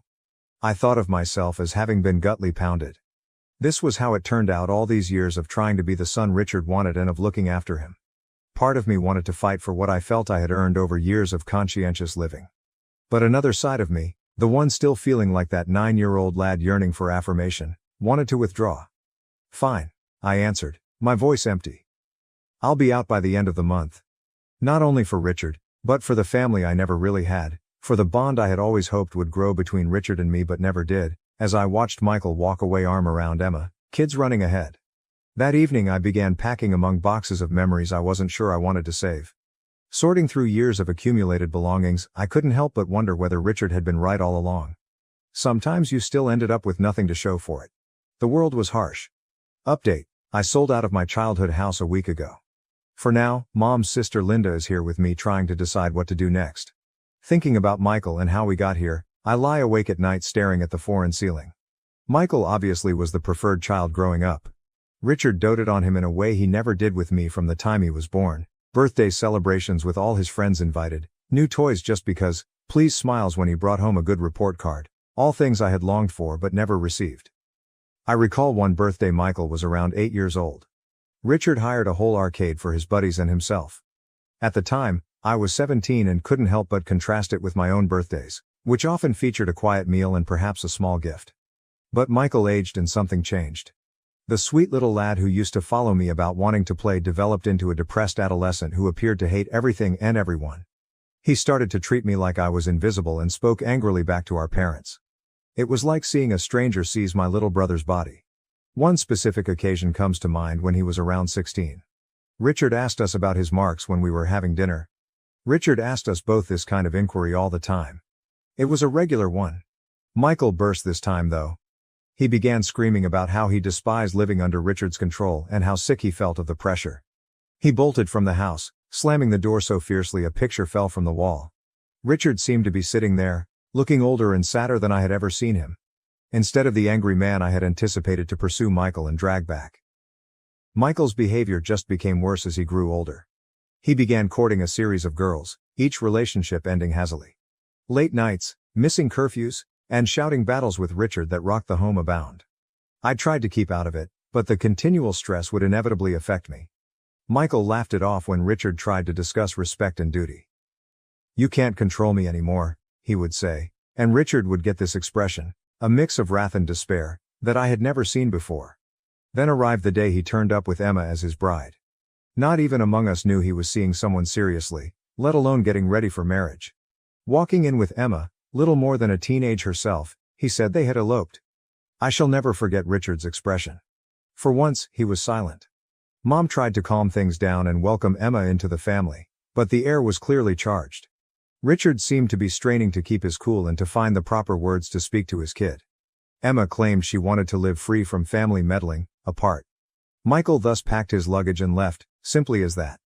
He pledged to visit and keep in touch, but those pledges soon dropped off the list. Weeks became months devoid of his communication. His calls were always quick and often tinged with conflict. I assumed definitely he would come back when Mom fell ill, but he did not. He asked her periodically how she was doing, but always had a reason for why he couldn't visit. Work was hectic, the kids were sick, the car was in the shop. Something was always there. Hoping it would be Michael, I recall sitting next Mom's hospital bed and seeing her eyes flash every time the phone rang. More usually than not, it wasn't. It was me who had to phone Mom to let her know she died. He sounded very offended, full of regret for not visiting more frequently. He claimed he would try to make it to the funeral, but ultimately he did not show up, just a flower arrangement delivered to the funeral house accompanied by a card offering his sympathies. Feeling his absence like a physical hurt, I stood at the burial wondering how we had become so far apart. And right now here we are. Not motivated by love or obligation, the prodigal son returns for what he can gain. Thinking about how he swooped in and grabbed the house, acting as though he had some right to do so when he had left us years earlier, makes me enraged. I consider all the evenings I spent seeing to Richard, all the doctor's visits I accompanied, all the meals I made, and all the expenses I paid. And for what? To be thrown aside just like I never really mattered at all. But my phone calls as I'm staggered in these terrible ideas. It is Mr. Thompson, Richard's attorney. Telling me he has to talk about something vital, he sounds serious and asks me to come back to the house tomorrow. Uncertain on what to believe. Part of me hopes there's a mistake and maybe I won't have to abandon my house after all. Knowing how let down I have been in the past, another side of me is terrified to hope. I wonder what tomorrow will hold as I hang up the phone. Whatever it is, I am clear one thing. This is not going to be easy. I toss and turn the remainder of the night, my head ablaze with possibilities. Something so crucial that Mr. Thompson had to see me personally. Richard left something for me after all. Is it conceivable? Alternatively, is this only another letdown in a long run of disappointments? Feeling like a stranger, I stood before my childhood house the next day. To my astonishment, Michael's car was also in the driveway already. Breathing deeply, I entered. The familiar creak of the front door sent a pulse through me. Sitting at the dining room table, Mr. Thompson had a stack of documents before him. There were Michael and Emma as well, clearly agitated. With his demeanor unreadable, the attorney motioned for me to sit down. Seated, well aware of the tension in the room. "Thank you all for coming," he said with a firm businesslike voice. "I know this is a tough period, but there are some crucial issues about Richard's will we should talk about." Michael slanted forward, a smug grin on his face. "Let's wrap this up. I would want to start right away as I have plans for this home." Mr. Thompson cleared his throat, seeming uncomfortable. "We should really talk about that. Richard's will states that Jake has been left the house and in fact all of his possessions." The room went still for a time. I felt as though I couldn't breathe. Had I heard him precisely? After all these years of believing I was never good enough, Richard had left everything to me. The first to react was Michael. "What?" he yelled, leaping to his feet so fast his chair dropped backwards. "That's not possible. Real son of his father is me. He wouldn't hand everything to Jake. Mr. Thompson stayed cool under Michael's rage. I'm rather worried it's rather obvious. Richard's will specifically says that Jake is to inherit all of his possessions, including the house, his savings, and his personal items. What I was hearing defied belief. It seemed illogical. Those years of criticism, of feeling as though I could never measure up, and now this. Michael was pacing now, his face flushed with rage. This is nuts. When he composed this, he must have been insane. I'll dispute it. I'll bring this before court. Mr. Thompson gave a headshake. That is not what I would counsel. Richard prepared this will rather carefully. He included a letter outlining his choice and had it attested and notarized. Challenging effectively would be quite difficult. Michael turned to face me, his eyes flaming with resentment. You did this, did not you? You somehow twisted him against me.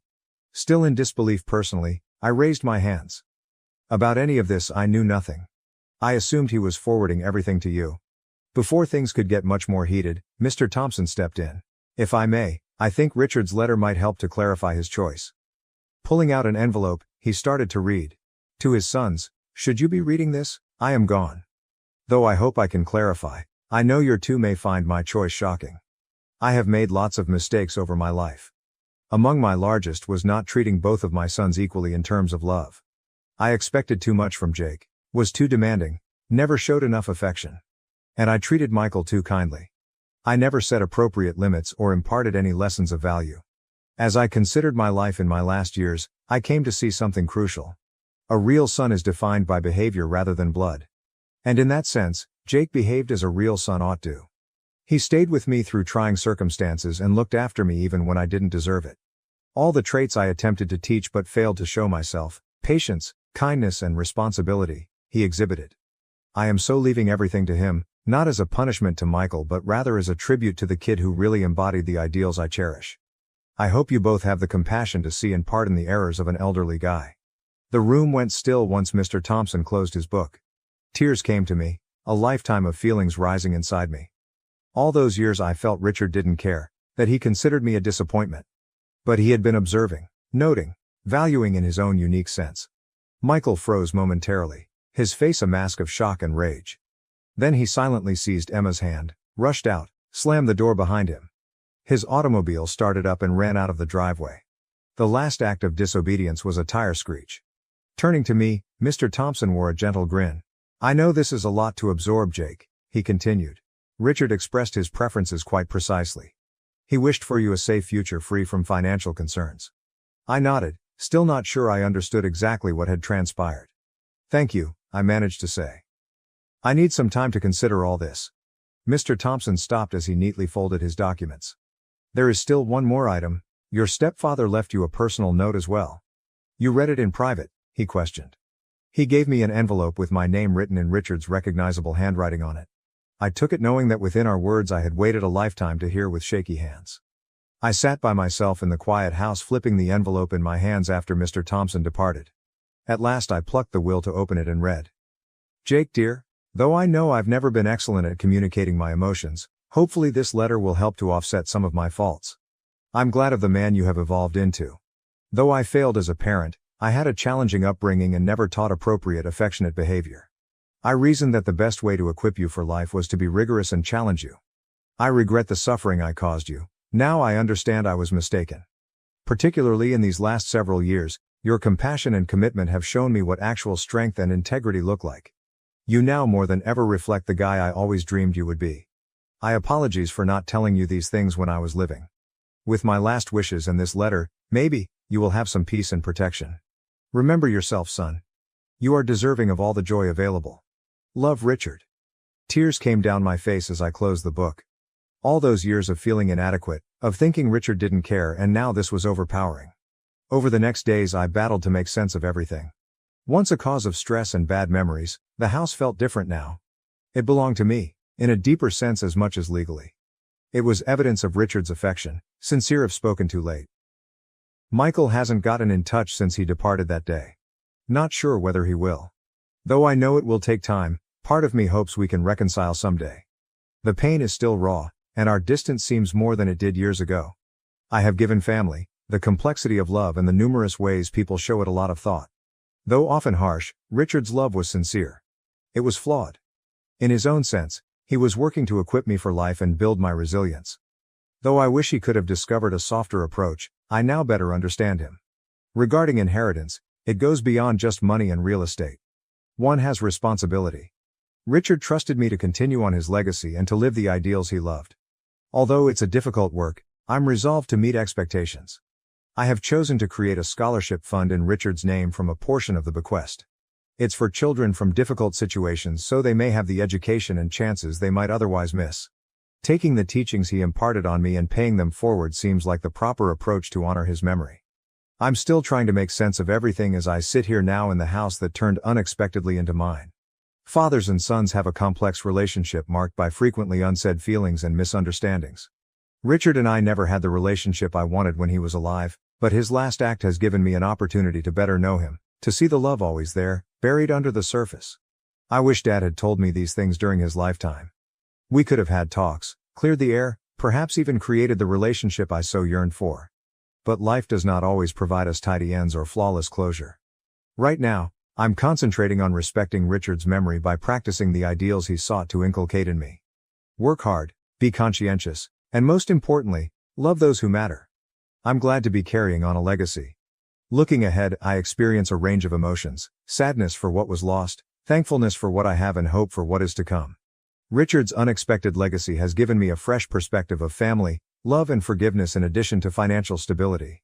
Though I never expected it, this is a new chapter in my life and I am ready to face it, bearing with me the lessons of the past and hope for a better future. That might ultimately be the best inheritance of all. Thank you for watching. If you haven't subscribed yet, please do so and hit the notification bell to stay updated with more shocking real-life stories happening around you.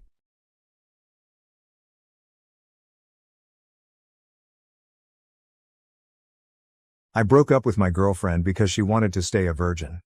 Now she wants to get back together but had sex with someone else during our breakup. I, a 23-year-old male, met my ex-girlfriend, a 21-year-old female, 3 years ago. We lived on campus at university in different halls of residence. After a few months, we got together and for the most part had a very happy relationship. There was always one issue though. My ex grew up in a very religious home. Her father is a pastor. She has been open with her family that she does not share their faith. They weren't happy about it but accepted that she has to make her own choices on that. Nevertheless, I think some of that religious upbringing was still in her mind. I grew up in a different religion but was never very serious about it and am no longer religious. Our relationship was pretty normal except that she told me very early that she was a virgin and wanted to stay that way until she was married. It wasn't for religious reasons. As I mentioned, she isn't religious. But she was very focused on not disappointing her dad. We did other sexual things, just not intercourse. I never had much luck with girls growing up, and going into the relationship I was a virgin. And I still am, at least if you classify being a virgin as never having had intercourse. Anyway, I was becoming more resentful of the fact that everyone I know was having normal sexual relationships and we weren't. I couldn't understand why she didn't want to have a full sexual relationship, though of course I never pressured her about it. I felt that while I was at university, and pretty broke, getting married was something for the future. Last year, I was in my last year of university and she was working in her first professional job. Her degree was shorter than mine, so she finished university first despite being younger than me. She was talking a lot about all these successful guys she met at work, which did make me feel lesser as I was still a broke university student. Coupled with her still not wanting a full sexual relationship, it did make me feel more resentful. We had some arguments about it and after a while I felt that I should end the relationship as we wanted different things and our lives were on different paths. It was awful. She was crying a lot and I felt terrible afterwards. Anyway, it has been nearly 6 months since we broke up. We haven't been in touch at all for most of that time. I have not been involved with anyone else in that time, as I was 100% focused on finishing my degree. I have finally finished university and am about to start my first professional job. She recently got in touch again and asked to meet up. I was hesitant but decided we had so much good history that I should hear her out. She told me she's been missing me terribly these past 6 months. That she thinks she wants to get back together and is open to having a sexual relationship now. I asked her why now. What changed? And she looked uncomfortable. After a little prying, she said she had a short-term fling with one of the older guys at work while we were broken up. Which of course was fine as she wasn't my girlfriend anymore. Anyway, she said he persisted with her until she started having sex with him. She ended it with him recently. She was clear that it was consensual, but that the guy was very persistent with pursuing sex with her. I was gutted. I couldn't understand why she'd make me wait all those years, but was fine doing it with some new guy she'd only been seeing a short time. I asked if the reason she was open to having a sexual relationship now is because she wasn't a virgin anymore. She said yes. I asked her to give me some space to process all this. I'm conflicted and would love some advice on this. I have missed her a lot and still have strong feelings for her. But at the same time it feels like I was strung along for years. It's hard to put my finger on why I don't want to take her back. Everything logically makes sense for us to get back together. I'd even get to finally have a sexual relationship with her. But I feel awful about this whole thing and don't want to ignore those feelings. Some of the comments are being very harsh on my ex. And I guess that's not surprising. You don't know her. She's not some evil manipulative villain. At all. I would never have been with anyone like that. She's still the funny, smart, charming, beautiful girl I always knew. Any guy would be lucky to have her. I would be too if I could handle the baggage here, but I'm thinking I probably can't and a clean break is the way to go. Though she may regret the relationship with the other man, it's not my business as she was a single woman and we broke up. I wasn't ever expecting to hear from her again really. This whole situation is very surprising to me. I'm feeling hurt because I guess this is a solid blow to my ego. That I feel like the lesser man here. I can own that, and that's something for me to work on. Ultimately I have some hang-ups about sex from this relationship that I need to deal with. A few people have suggested I could benefit from therapy. I'm going to look into that. I think I need help to process all these emotions from this situation. Relevant comments. I would ask her why she was willing to sleep with this guy after such a short relationship, but after 3 years she was not willing to sleep with you. OP's reply, I think this is the right question. Because I don't know why, she didn't say. All she said was that the guy was persistent. I'm torn about whether to simply text her that I don't want to rekindle things and leave it all in the past. Or whether I should ask more questions about what happened. Because this hurts. I don't know if I'm ready to get details of her relationship with the other guy. Sometimes I just feel like I'm stunted in some way. A few comments have said I'm immature and they're probably right. I know I'm the one who ended the relationship and that she's entitled to do what she wants with anyone else. Still doesn't make it hurt any less. And maybe it's just best to say goodbye and leave all this in the past. Update 1. Hello again. I appreciate people taking the time to comment on my last post. The response was a lot more than I expected with over 2,000 comments. I'm amazed so many people wanted to comment about my situation. Thank you. Warning, this post is long. I have kept a daily journal since I was 16. A lot of what follows is dumped from my journal. Yes, I know I'm not concise. I'm going to refer to my ex as Ellie, not her real name. I'd like to write a bit about the comments because so many people took the time to provide their thoughts and I appreciate that.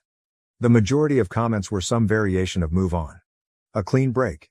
A strong recommendation with a lot to recommend it. A minority said give her a chance and see how it goes. Plenty calling me an arsehole for ending it because I wanted sex in our relationship, or for being obsessed with her virginity. That I dumped her because she wouldn't put out. And quite a few saying my breaking up with her made her feel like sex is necessary to keep a guy and that it drove her heartbroken into the next guy's bed. There were a few she's pregnant comments. Not that I know of, it's not impossible, but if that happens it won't be anything to do with me. The dude's saying I should fuck her and leave her, or worse, seriously some of you guys need a hug or a psychologist. No, I would never use her like that, no matter our past. Ellie and I were a loving couple for years. That counts for something even after we broke up. Feeling hurt doesn't justify using her, or anyone else for that matter. As for comments that I have some hang up about taking her virginity. My issue when together was that we weren't having sex in our relationship, not whether she was a virgin or not. Her being a virgin was her reason for being abstinent, but wasn't directly an issue either way to me. If she hadn't been a virgin and wanted to be abstinent I would have been in the same situation. Bear in mind, for 3 years Ellie had everything she wanted from our relationship. Boyfriend, love, affection, loyalty, support, and a guy who respected her wishes to be abstinent. While she got 100% of what she wanted, for me there was a big element missing. And there was no way to reconcile that. Either we were having sex or not having it. Sex requires both to say yes and that wasn't going to happen. With hindsight I should have ended the relationship early on, when Ellie first told me she wanted to not have sex until marriage. When we got together I was a naive 19-year-old who had never had a girlfriend before, so I kind of went along with things because I really liked her and got along with her so well. I fell in love with her and then kind of felt stuck in a relationship that wasn't what I wanted. I've learned from this and won't make that mistake in the future. I want to make active, not passive choices in future relationships. To not just go along with things because that's what the other person wants. Our views about sex in our relationship were not compatible, so I ended the relationship rather than waiting any longer hoping she'd change her mind. It was scary to take that step and I put it off for way too long, because I didn't want to hurt her. But I couldn't stay in the relationship just for her. I had to also consider myself too. My mistake was waiting so long to get to that point. I regret that as it caused her more hurt than if I'd ended it early on. Many of you say that sex just isn't that important. But for me it is, at least as part of a relationship. You can disagree. That's fine. Some people are fine being in no-sex relationships. No judgment from me, but that's not what I want. Some people took issue with me saying I felt she strung me along. On reflection, that's fair. Ellie was clear to me about wanting to not have sex until marriage. I foolishly stayed way too long hoping she'd change her mind one day. She didn't. That was my mistake. I strung myself along really. She never led me on in any way. It hurt to learn that she had sex with the next guy relatively quickly after I waited so long. But she is my ex, so that is not my business anymore. She is allowed to change her mind. She can have sex, or not, with whoever she chooses. I don't get a say in that. My hurt is an emotional response, not a logical one. Logically, I see she did nothing wrong by me. I'll get over it. It's just my bruised ego if I'm honest with myself. Feeling I'm somehow a lesser man because she took that step with the next guy. I know objectively that isn't true, but I sure feel it. I was not a perfect boyfriend and I have made mistakes. I have learned from them. I don't regret breaking up with Ellie and still think it was the right decision for me. Enough background. A few things have happened. Last weekend was the Australia Day long weekend. I was on a camping trip, in the Grampians for any Aussies reading. It was so nice to be in nature, to do some bushwalks with friends and decompress. It felt good to talk about the Ellie situation with my mates around the campfire. Most of them knew Ellie pretty well from our years together and they had a range of views, just like the commenters on my post. And I got the usual good-natured shit about still being a virgin. I learned there's an expensive bottle of scotch they bought a while ago that's going to have its seal cracked when mine is. Bastards LOL. One great question a friend asked was whether I would have ever decided to reach out and take Ellie back if she never reached out to me first. The answer is no. It was so obvious to me. That cut through a lot of the confusion for me. I was being too passive in this situation, and needed to do what I wanted. Not just react to what Ellie wanted. By the time I was on the way home, I had decided to not get back together with her. But that was moot. When I was driving home and got a mobile signal again, no mobile network where we had camped, the network delivered a bunch of messages from Ellie all at once. She said she was wrong to ask me to get back together and that she's back with Tim now. She also texted that the thing with Tim is more serious than she told me when she last met with me. She apologized for misleading me about her and Tim's relationship. If you remember, she called it a fling before. She asked if we could meet to talk about it. I was not happy, so I just texted back no. Not very mature of me, but I wasn't in the mood to hear more about all this. And I was surprised and pissed off that she lied to me. That seemed very out of character for her. She tried calling me but I didn't want to answer. She sent another text saying, "Tim and I had a fight. I shouldn't have come to you. And finally, I'm sorry. When I got home I was an idiot and let my curiosity get the better of me. I looked up Tim online. His real given name is uncommon, so it wasn't hard to find. Found him on LinkedIn, which gave me his full name. Ellie is one of his connections and he works at the same firm, so I was confident it's him. He's a director at their firm, one level below partner. He also has pics on Insta. Lots of posts about his adventures around the world at various events and exotic places, as well as shots with an expensive-looking car. A few photos of him with Ellie with their arms around each other in Singapore in November. I guess that confirms it was serious. He wouldn't have public pics with her for a casual fling. All that just made me feel bad. No good comes from comparing myself to my ex-successful boyfriend. Ellie is not my girlfriend and I'm not in competition with Tim. So I won't do that again. My ego's bruised enough already. I have been living a very frugal life my whole time at university, aka poor as fuck, so I know I can feel inferior when I see people with wealth. That's another problem for me, problem to sort out. Anyway, all that was on Sunday evening. On Tuesday evening, Ellie knocked at my door. She said that she knew I didn't want to talk to her, but she felt bad about everything and hoped I would let her explain herself, clear the air, then I'd never see her again if that's what I wanted. I let her in. I was not happy with recent events but figured I might at least get a clearer idea of what's going on. It was a long, heavy conversation over 4 hours, but here's the gist as I remember it. When we broke up, she was devastated. She said it took a couple of months before she started to feel a bit better. She missed me constantly and wanted to see me the whole time, but when I ended it, we agreed to keep apart and heal. In September, she met Tim at work. He manages a different team, she doesn't work for him. She said he was very charming and attractive and showed almost immediate interest in her. They got to know each other and he asked her out. She was worried it was a rebound but felt so much better getting his attention that she went along with it. After dating for a while, she developed feelings for him and that later led to a sexual relationship.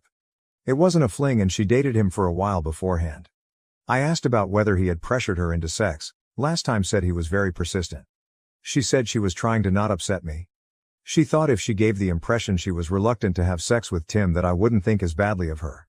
So it was a story to try and spare my feelings. I told her it just made me worried she had been assaulted. She looked shocked at that and said no way, she was actually the one who initiated their sexual relationship. I said although I don't like that she lied to me, I can understand why. I don't think she did anything wrong changing her mind about abstinence. Yes, I was hurt when she told me she was having sex, but I have no right to judge her for anything. She's a single adult and it's her life. I don't think badly of her. She burst into tears and said something like, "I thought you must hate me now." I assured her that I didn't. She said she was sad it didn't work for us, but that she never would have dropped her virginity commitment if we had not broken up. After we broke up, she decided that it was a commitment she made to her dad when she was still a kid and it was messing with the life she wants now. So by the time she and Tim got into their relationship, she had already decided she was ready for sex with the right person. I asked about her dad and she just said he doesn't need to know. I asked about why she asked to get back together. Tim is older, she told me he's 32, and has been at the firm 10 years.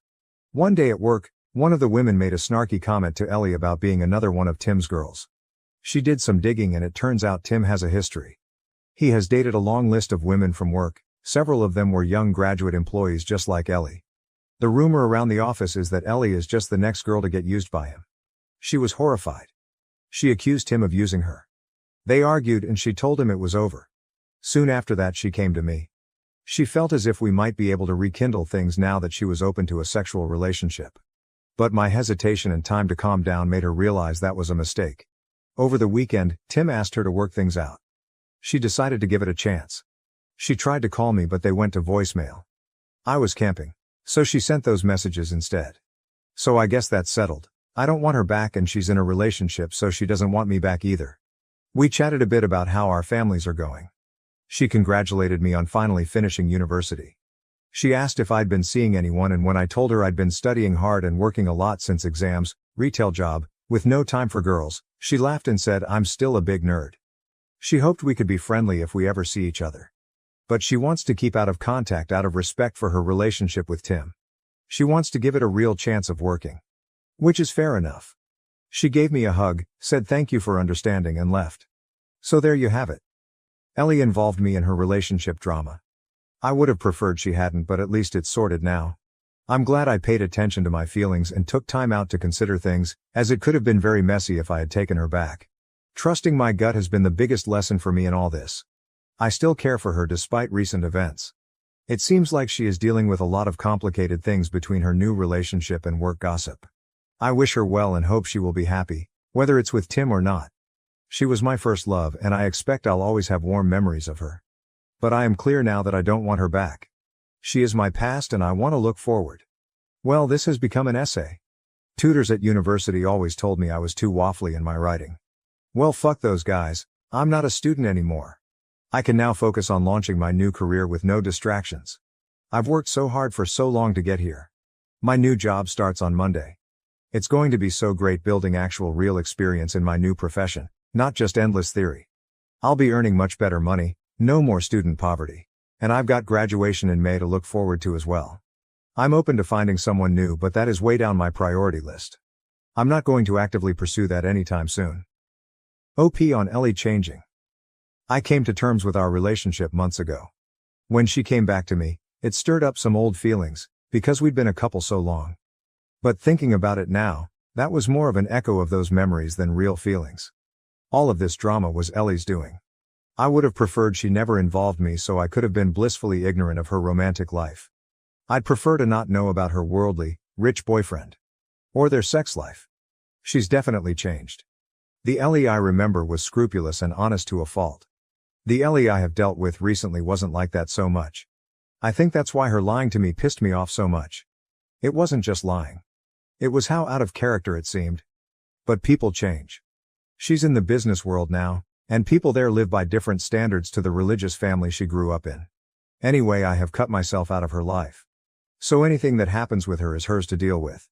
If she comes back to me, I'll remind her we agreed to stay apart and leave it there. I am not looking for another relationship right now.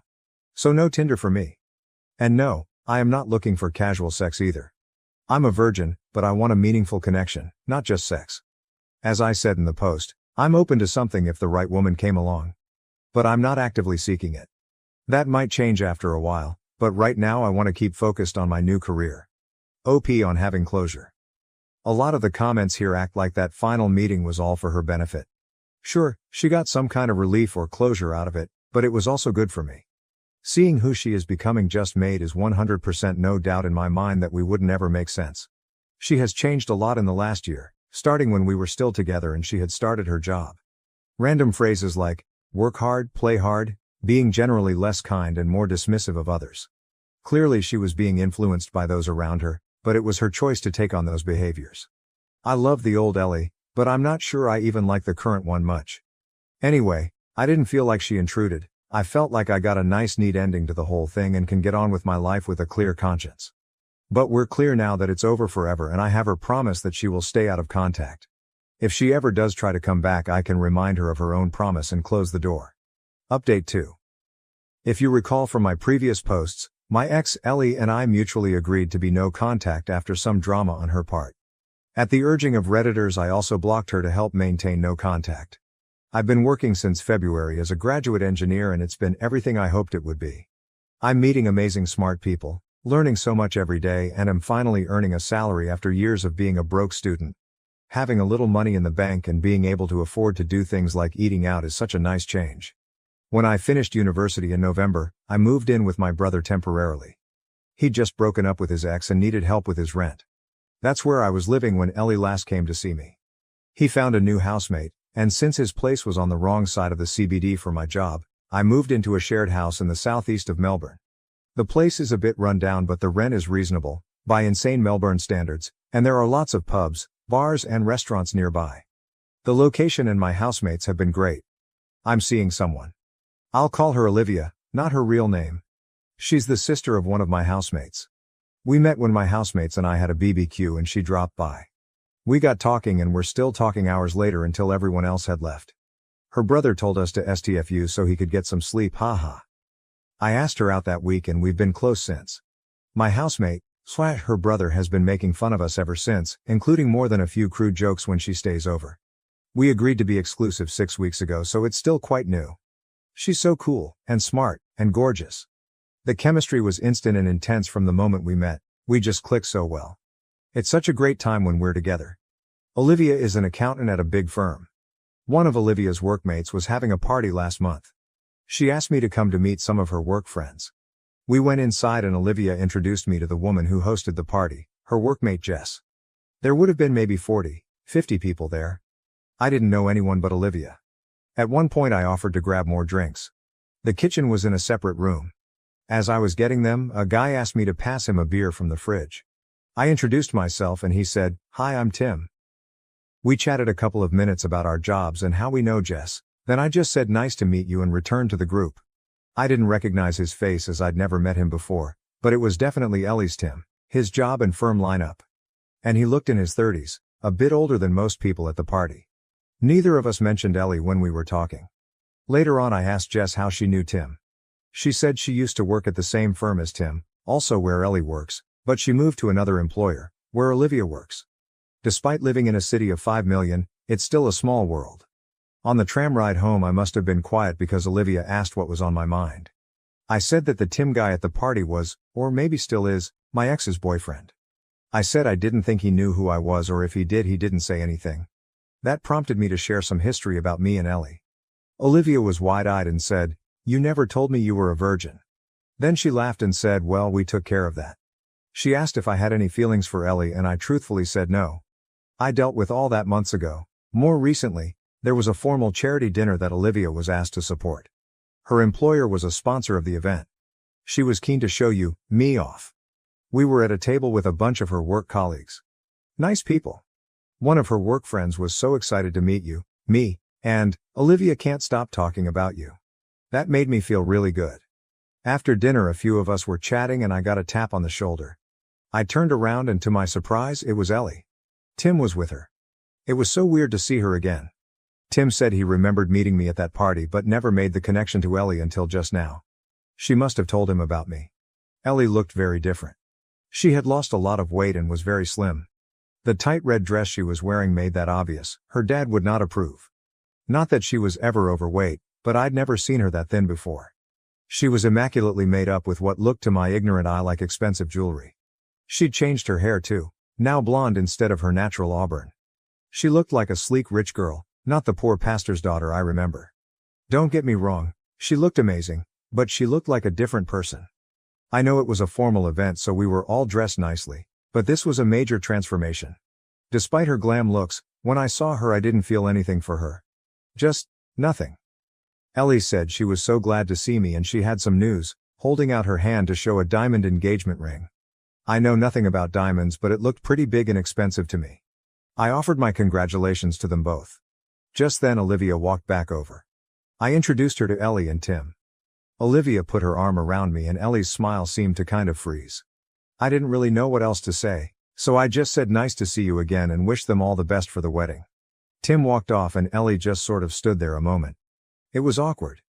Later on as we were leaving, Ellie was staring at us as we walked out. Olivia said later that, I think she still has a thing for you. I said it doesn't matter. Anyway, cut to a few days ago. My brother messaged me saying Ellie stopped by looking for me. Yes, Reddit, you were right. He knew to not share my new address with her, so all he said was I'd moved out. Next day I received an email from an address I hadn't seen before. It was Ellie. No acknowledgement that she was breaking our agreement to be no contact. No mention she stopped by my old place. It said, it was so great to see you again. I've missed you, and, that girl you were with is pretty, how serious is it? And telling me she and Tim have big plans for their wedding next year and she hopes I can come. I was annoyed because she is trying to make her life my business. Again. Despite promising no contact. Even going to the trouble to make a new email address to get around me blocking her. I showed Olivia the email and she rolled her eyes and asked me to think about why my ex would send me that. Why indeed? Olivia is great at cutting through bullshit and reads people way better than I do. Ellie can't have me back. I'm in a relationship now plus she's engaged, and it's not like I would go to their wedding. Who goes to their ex's wedding? It wouldn't be right. I don't know why she's trying to contact me, but I can guess that she wants to use me for emotional support again. Or maybe things are rocky with Tim, who knows? Whatever she wants, it's not happening. She has family and friends, she can talk to them. I deleted the email and blocked the address without replying. Ellie promised she'd keep out of contact and just couldn't help herself. I still intend to keep my word of no contact, even if she doesn't. I've also set up a filter to send any email containing her name to the bin. Olivia and I had a talk after that. I asked if she was concerned about the Ellie thing but she said no, she's not worried, she didn't get serial killer vibes from Ellie. I'm glad none of this has put her off me. So nothing too dramatic but it does prove you guys were right, Ellie couldn't not contact me despite promising to do so. I was able to sidestep her much more easily than last time. Ultimately this is a good news story. Life is so great right now. I've got a cool new girlfriend, a fun place to live and a new career I love. It has been easy to leave Ellie behind. Thank you for watching. If you haven't subscribed yet, please do so and hit the notification bell to stay updated with more shocking real-life stories happening around you.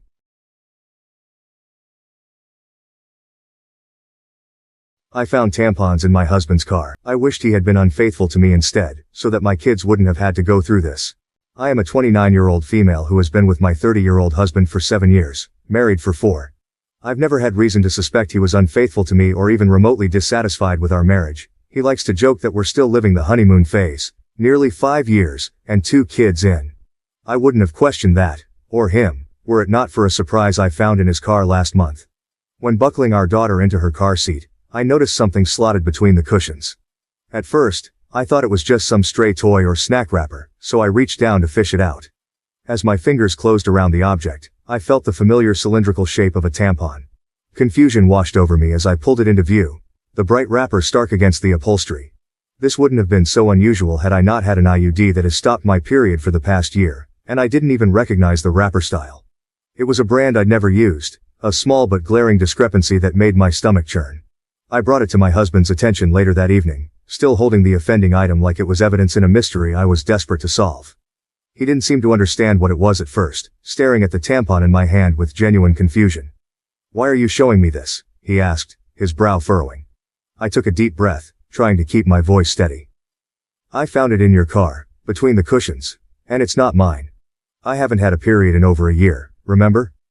His face remained blank for a moment longer before realization dawned. He shrugged and said it probably belonged to his co-worker, Fiona. His initial confusion quickly gave way to dismissiveness as he waved off my concerns with a nonchalant explanation. "Probably Fiona's," he said with a shrug, turning back to his phone. "She must have dropped it when we went out for lunch the other day." I stared at him, waiting for a sign that he understood why this was bothering me. But there was nothing. No apology, no concern. Just a casual dismissal. It was as if the tampon was no big deal, and I was overreacting. His indifference felt like a slap in the face, leaving me reeling and questioning everything I thought I knew about our marriage. It's not uncommon for my husband to carpool to lunch with his co-workers, and we're both fairly close to Fiona and her husband. The thought of my husband carpooling with Fiona and her husband had always been a non-issue. They were friends after all, and it wasn't uncommon for them to share rides to lunch. In fact, we often socialized as couples, spending weekends at each other's houses for barbecues or movie nights. Fiona and I had even bonded over shared experiences, like the challenges of balancing work and family life. Our kids played together while we chatted about everything from the latest office gossip to more personal topics. It made sense, considering how often they carpooled. I reassured myself that the tampon could have easily slipped out of Fiona's purse during one of these outings, no big deal. Maybe it fell out when she was grabbing her phone or wallet, getting jostled around in the process. No big deal, right? It was just one of those little accidents that could happen to anyone. I brushed it off as a harmless mistake, convincing myself there was no need to worry. After all, our friendship with Fiona and her husband was solid, built on years of trust and shared experiences. There was no reason to suspect anything out of the ordinary. So, I pushed the unsettling discovery to the back of my mind, determined not to let a small, easily explained incident cause unnecessary drama. I put it out of my mind until we had dinner with Fiona and her husband a couple weeks later. I had sincerely wanted to believe my husband. I just couldn't get over the way it had been tucked in the seat and how my husband had seemed not to have any regard for it whatsoever. Maybe playing dumb. I don't know. I did something that I now feel kind of crazy for doing. I faked an emergency, and asked Fiona if she had any tampons while we were out together. She handed me one almost identical to the tampon I'd found in our back seat, and I breathed a sigh of relief. So the tampon there was probably the same tampon here, and in all likelihood, there was an innocent explanation as to why it had been left in the back seat in the first place. I thought I'd seen the last of the out-of-place feminine hygiene products until I found another tampon this morning. This time in my sock drawer. I feel physically ill at the thought of my husband having an affair and even more nauseated at the thought that the woman might have left these tampons out for me to find. If it was my husband's co-worker, why would she give herself away by offering me one the other night? In any other situation I would want to talk to my husband about this, but I feel too sick and embarrassed to approach him with what I found. Contemplating every possible source of 2 tampons has been my personal hell for the past few weeks, but I wanted to share an update. Shortly after posting here, I told my sister what happened. The tampon in the back seat and the sock drawer, my husband's cluelessness, the tampon from Fiona, and all the things I suspected but didn't want to believe. We compared tampons, save for the back seat one I had already discarded, and they were a match, just in different absorbents. I hadn't left either in a place where my husband or daughters would have found them and moved them around. My daughters didn't know what they were or where they had come from. My sister was convinced it was Fiona either pucking my husband, pucking with me, or both. Direct confrontation of either party still seemed like a bad idea, so she suggested inviting Fiona and her husband over for our Labor Day barbecue. Unfortunately, they already had plans. My sister and I agreed that it was too soon for cameras without any other evidence, so it was just a waiting game from there. Watching my husband for any changed behavior, there was none. Our house for any misplaced foreign items, there were none, and even the girls for any new friends they might have met. My sister's husband was adamant on this last point, and partly why he was inclined to believe that the tampons were harmless. If anything had been happening in or around our home, he said, it would be nearly impossible to keep it from me and the girls, since my husband was the one taking them to and from daycare and most other activities during the week. I felt a good bit of consolation in that. It wasn't until my younger daughter, 2yo, came down with something last week that I felt any differently. I wanted to be the one home taking care of her, but my husband insisted that I stay at work while he stayed home with her. I was okay with that. My sister and her husband figured it was a good sign that he would take the time off at a moment's notice, and at that point, we were all already beginning to put the tampon fiasco behind us. By the third or fourth day, I was just happy to see a near-healthy child and a husband who was helping see her through it. Toward the end of that week though, I came home to something strange. The toddler that I'd left that morning in an old PJ set was now dressed in a onesie I'd never seen before, with a tiny clip in her hair. I can't say I have the sharpest memory, but I have a pretty good sense of what my kids wear on a day-to-day basis, and particularly what kinds of clothes they wear. I'd sworn off the full-length sleepsuits with snaps across the front long before we'd ever had our second. The long snaps are just a pain in the ass and a no-go for efficient diaper changes, IMO. It's just not something I would dress her in, and my husband knows as much. He doesn't plan for, or buy the girls' clothes, and he certainly doesn't accessorize them, so I was bewildered. And kind of floored at the thought of someone around our sick child without my knowledge. I didn't think twice, and I went straight to my husband to ask if anyone had been over to see him or the girls. He seemed confused, like before, and asked me why I would think that. It had just been him and the kids all day. I asked him again, if someone had so much as stopped by to say hello, and he denied it. He told me to calm down. I might have lashed out and come forward with the accusations right then and there, but our older daughter was in the room and she sensed something was up. In a calmer voice, I asked him a third time if anyone had been around our children, and my husband swore that the girls hadn't been around anyone but him. He also denied buying new clothes or doing anyone's hair. With our daughter in the room and my emotions all over the place, I decided to leave it. I couldn't make sense of it then, and it hardly seems clearer now, after I've driven myself half crazy with explanations that aren't adding up. After nearly losing my mind over a hair clip and a onesie, I realized I wasn't getting anywhere with the accusations and half-baked guesswork. I'd gotten so absorbed in the paranoia and misery of my situation that I wasn't sleeping, eating or caring for my kids the way I should have been. And I wasn't getting any answers. So, I decided to pull the trigger on the hidden cameras and have them shipped to my sister's house, with my brother-in-law agreeing to help with the install setup over at mine. Before the cameras were ever delivered though, I got my long-awaited confirmation, last week. The day began like any other weekday morning in our bustling household.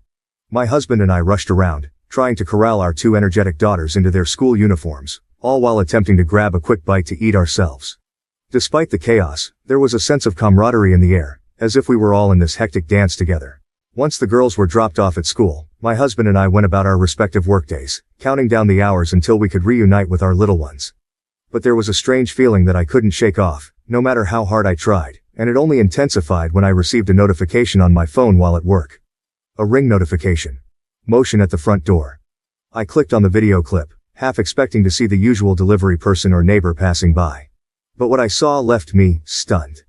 There on my doorstep was a young woman leading my daughter into the house, hand in hand, with my husband and other daughter close behind them. My heart hammered in my chest as I watched, my mind struggling to comprehend what I was seeing.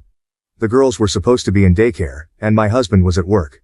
The woman, as far as I knew, was living 2 states away with a court order keeping her there. Yet here she was, in our home, with my husband and children. A wave of panic washed over me as I scrambled to make sense of the situation. Was this some kind of mistake? A misunderstanding?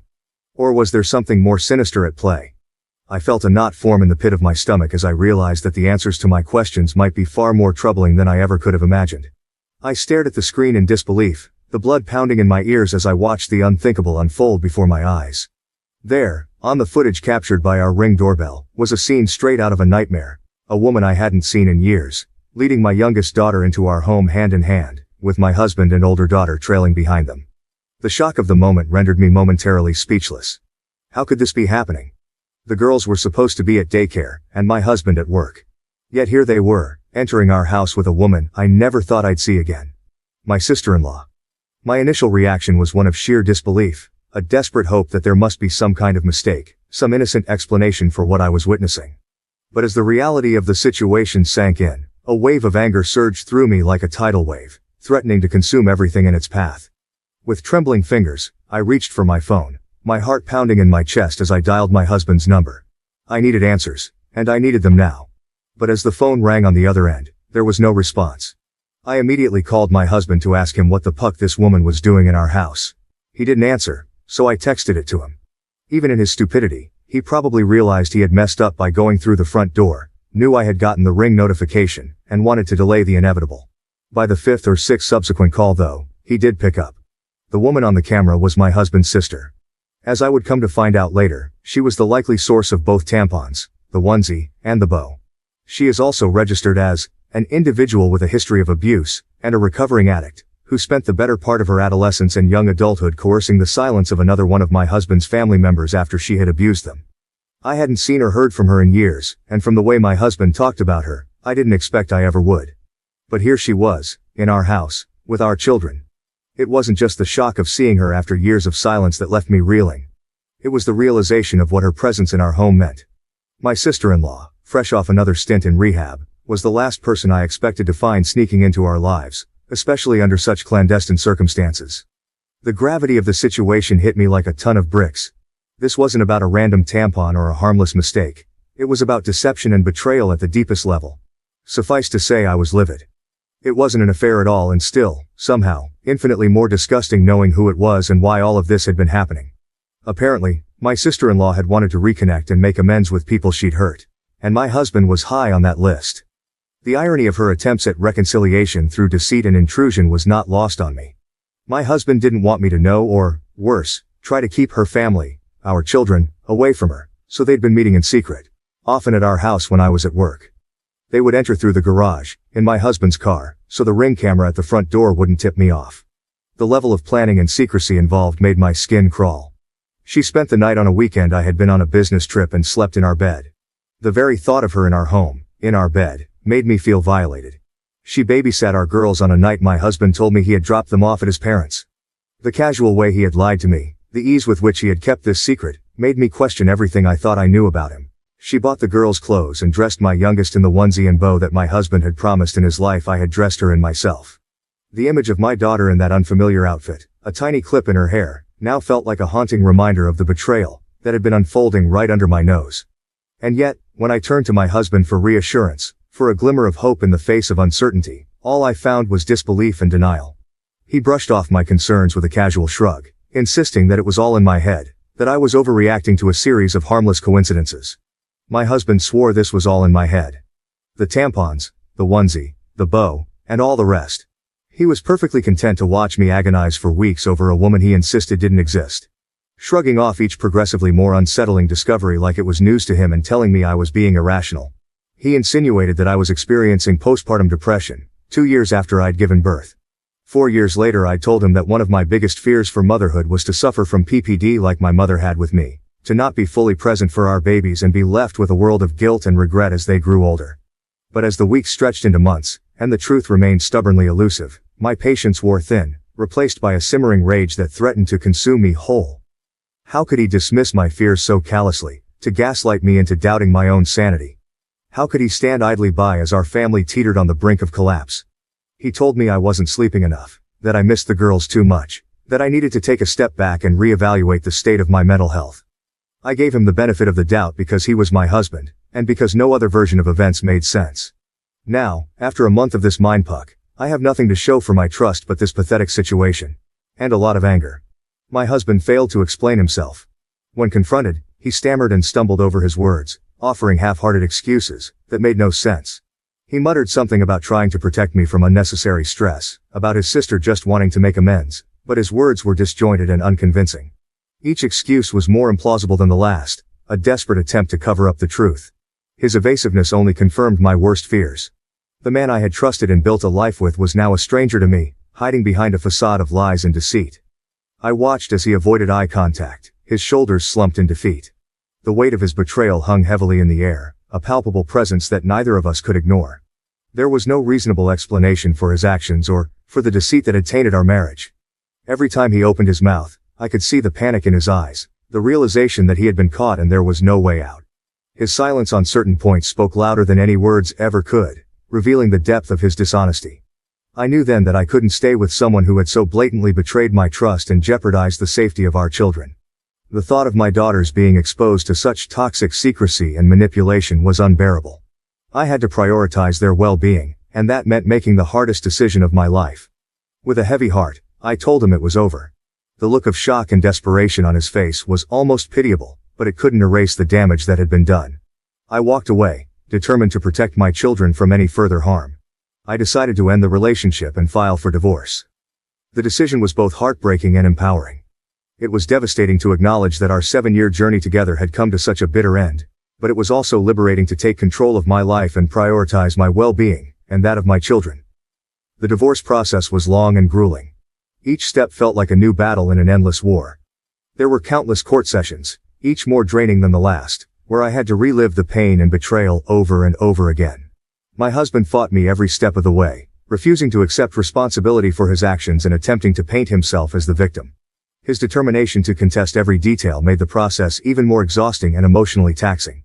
In court, I detailed the discovery of the tampons, the hidden meetings with my sister-in-law, and the lies my husband had told to cover his tracks. I showed the ring footage, which captured her entering our home with my children, and provided testimonies from my sister and brother-in-law to corroborate my claims.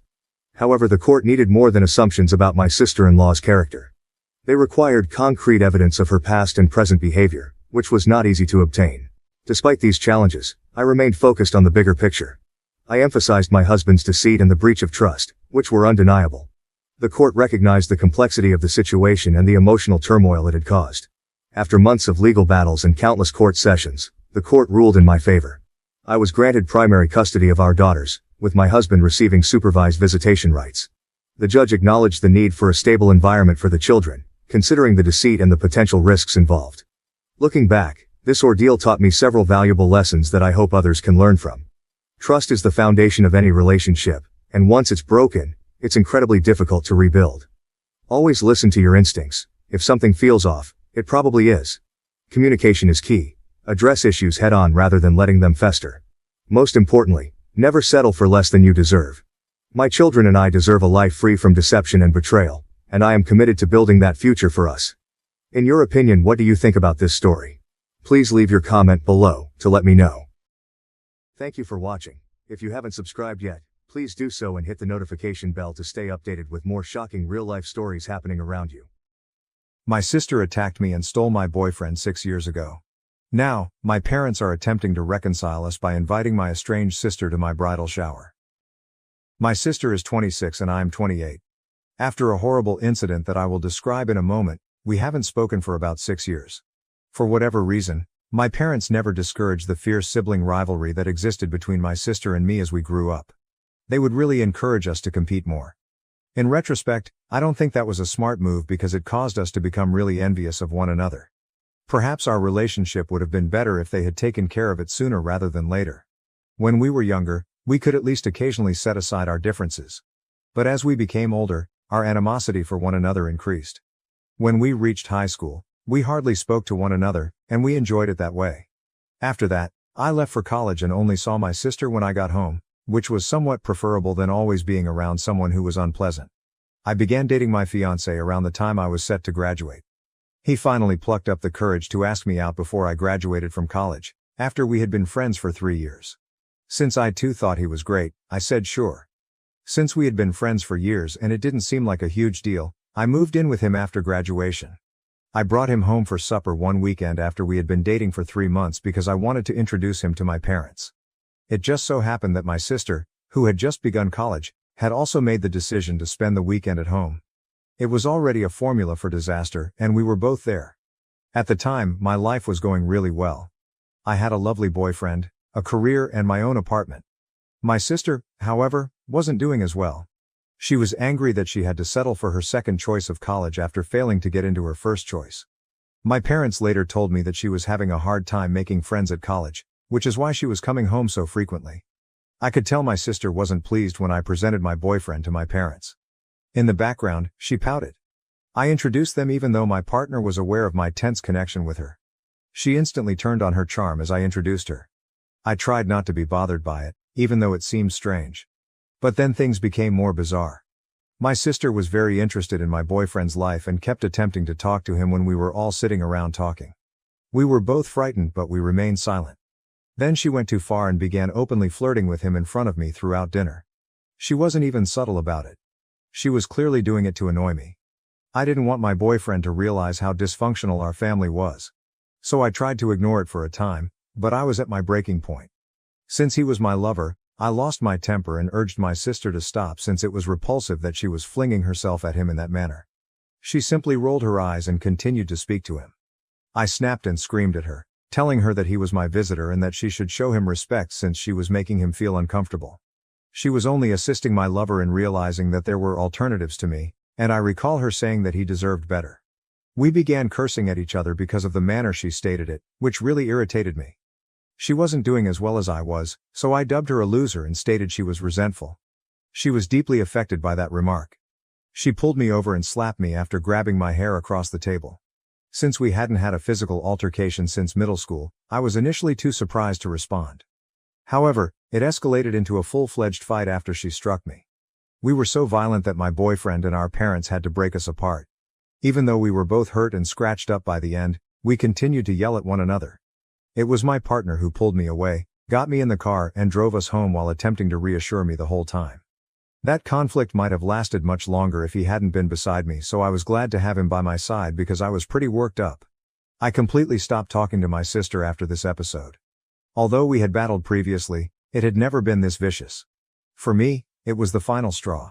Since I was already living apart from her, I must admit that I no longer felt compelled to think of her as a member of my family. My parents called me the day following the event to inform me that they had reprimanded my sister. They hoped we could work things out in the end, even if she wasn't prepared to apologize. I informed them that I had no interest in resolving the matter. I didn't want anything to do with her anymore, therefore I wanted our relationship to stay awful. They attempted to convince me otherwise, but I reminded them they shared some of the responsibility. They had never recognized our fierce sibling rivalry since we were little and had even fostered it. They therefore couldn't be shocked that we didn't want to be together. We got into a fight because they didn't agree with me. They apologized over the phone a few days later and acknowledged their error. It seemed a little meaningless at the moment, but I've forgiven them. Even though I had already made the decision not to talk to my sister, I didn't want to sever my ties with my parents. It's been 6 years since that happened, and I haven't spoken to my sister since. But as long as they don't pressure me to make amends, I don't mind that my parents and she have a typical relationship. We seldom talk, but I have seen her at family gatherings. We avoid each other, even on holidays, and I like it that way. We don't get along, and everyone in the family knows it, but no one understands why. They only know that we got into a fight, and I haven't changed anything because neither of us looked good after it. I kept it a secret from my family for over 6 years, but during my bridal shower, I finally revealed the truth. In addition to my bridesmaids, my maid of honor had only invited close relatives and friends. Since we weren't adhering to the custom of just inviting women, my fiancé was also present. I wanted everyone I cared about to be there. Nevertheless, my parents chose to invite my estranged sister as well for whatever reason. Sincerely, I have no idea what they were thinking, but I was taken aback when they entered with her. I was surprised to discover that my sister appeared just as surprised to see me. When they walked in, the room became quiet, and there seemed to be a standoff. My parents approached me and spoke to us both after what seemed like a lifetime. They said that a lot had changed in the 6 years following the tragedy. Above all, they expected us to make amends because they thought we were older and more mature. Her face made it obvious that my sister had been duped by her parents to get her there. I informed my parents they had no right to do this on such a significant day for me before she could say anything. I gently requested that they go with my sister. My parents wouldn't leave, so I tried to maintain my dignity so as not to ruin the occasion. They advised me to move on from the past. They gave the impression that nothing important had occurred, as though it would be simple for me to go on, which annoyed me. I reenacted the entire episode to help them remember it, and to make sure everyone else knew exactly what had happened 6 years prior. I then inquired if anyone in the room felt that I could simply let go of this. If I had married someone else, it would have been a different story, but I was marrying the same man with whom my sister had openly flirted when I first brought him home to meet the family. She had shamelessly done it in front of me, treating him as though he were a participant in a tournament that he had never consented to. Above all, she attacked me first after doing all of that, simply because I called her out on her actions and labeled her a loser. I had never had someone attempting to physically harm me in that way before, so it was traumatic for me. Despite everything, She acted as if nothing had happened and never apologized to me in the previous 6 years. I didn't feel obligated to forgive her or move on from the past. I never allowed someone like her back into my life because I felt it was more vital to cling to the past. My parents' assumption that they could simply bring her to my bridal shower and expect us to comply was absurd. Fortunately, my sister realized her mistake and left before my parents could dispute much further. My mother followed her, presumably to appease her, as I assume she wasn't pleased about being misled either. My father stayed with me for a short while, but I informed him that since he had disappointed me, I didn't want to talk to him just now. He became irritated and accused me of being irrational, claiming that I was acting like a brat and that it made no sense to hold on to something that had happened 6 years prior. Although I didn't think I was being a brat, I told him to go since I didn't want to argue with him. He also left after a few minutes. After that, I was so overwhelmed that I had to take a few minutes off to gather myself. Fortunately, my fiancé and maid of honor supported me, and after a little while, I was back to my usual self. Everyone else cooperated, seeing that I needed a diversion and didn't want to think about my sister or dad, and we resumed the celebration as if nothing had happened. After the encounter, my fiancé and I went home, and we didn't discuss the situation further. I was okay with the fact that I hadn't heard from my parents since this incident, which occurred roughly 5 days ago. I felt that we should spend some time apart after what they did. Although I didn't anticipate hearing from them right away, they did, and not to offer an apology, but rather to hold me responsible for my sister's predicament. My mother called me this morning on the phone. As soon as I responded, she instructed me to contact my aunt and ensure that she offered my sister the position she had been discussing. I urged my mother to back up since she seemed agitated and panicked, and I didn't know what she was talking about. She went on to explain that my sister had been out of work for roughly 6 months due to layoffs and downsizing at her prior employer. She had to move back in with our parents a few weeks ago after realizing she could no longer afford the rent. She had been searching for a job, but she had not been able to locate one that she liked or that paid enough. My mother had discussed this with my aunt, who was launching a new company. Because my sister had been working in marketing before, my aunt had first chosen to appoint her as head of marketing. However, my aunt stopped replying and eventually revoked the invitation following the bridal shower episode, in which I told her what had transpired 6 years prior. Since I had always been my aunt's favorite, I didn't find it unexpected, and I believed it to be a plausible explanation when my mother forwarded the message my aunt had sent her to me. My aunt stated in her reply that it was evident my sister had severe anger management problems based on her understanding of the incident I described. My aunt wasn't pleased that she hadn't even offered an apology, not even during the bridal shower. Furthermore, my aunt stated that she had first chosen to hire my sister because she was related, but that she had interviewed a better competent applicant for the job a few weeks prior. She would now offer the position to the more competent applicant since she had changed her mind. That seemed totally reasonable to me, and I was genuinely glad my aunt had a change of heart. I informed my mother that I couldn't do anything about it after reading her message because, as someone who has seen the negative effects of nepotism in the job, I didn't want my aunt to be the type of person who makes things worse. Otherwise, my sister would have been employed because of nepotism. The real reason my sister wasn't hired was that it appeared my aunt had discovered someone more suited for the position. Since this was my aunt's business life and I didn't want to cross any lines, I informed her I wouldn't talk to her. In an attempt to destroy my sister's reputation and image in front of the family, my mother began to lose her head and began screaming at me. Since I hadn't discussed the issue in years, she suggested I didn't need to bring it up during my bridal shower. Even though I had started the argument by calling my sister a loser, especially knowing it would hit her where it hurt, she thought I purposefully painted her as unstable and nasty in order to garner the family's sympathy and make myself appear to be the nice guy. For the record, I wasn't hiding anything when I recounted the incident. I had stated that I had labeled her a loser before to her attack. Even yet, I don't believe that calling her derogatory names excused her physical altercation. It was just unjust for my mother to say that I brought up the incident in order to harm my sister's reputation. I blocked my parents and hung up. After giving it some thought, I'm not sure if discussing the incident was a wise decision. My mother said over the phone that I hadn't given my sister a chance, despite the fact that she had evolved over the years. That was pretty rude of me, she said. I brought up my sister's attack on me 6 years ago, which resulted in her losing a job offer. Am I correct in bringing this up?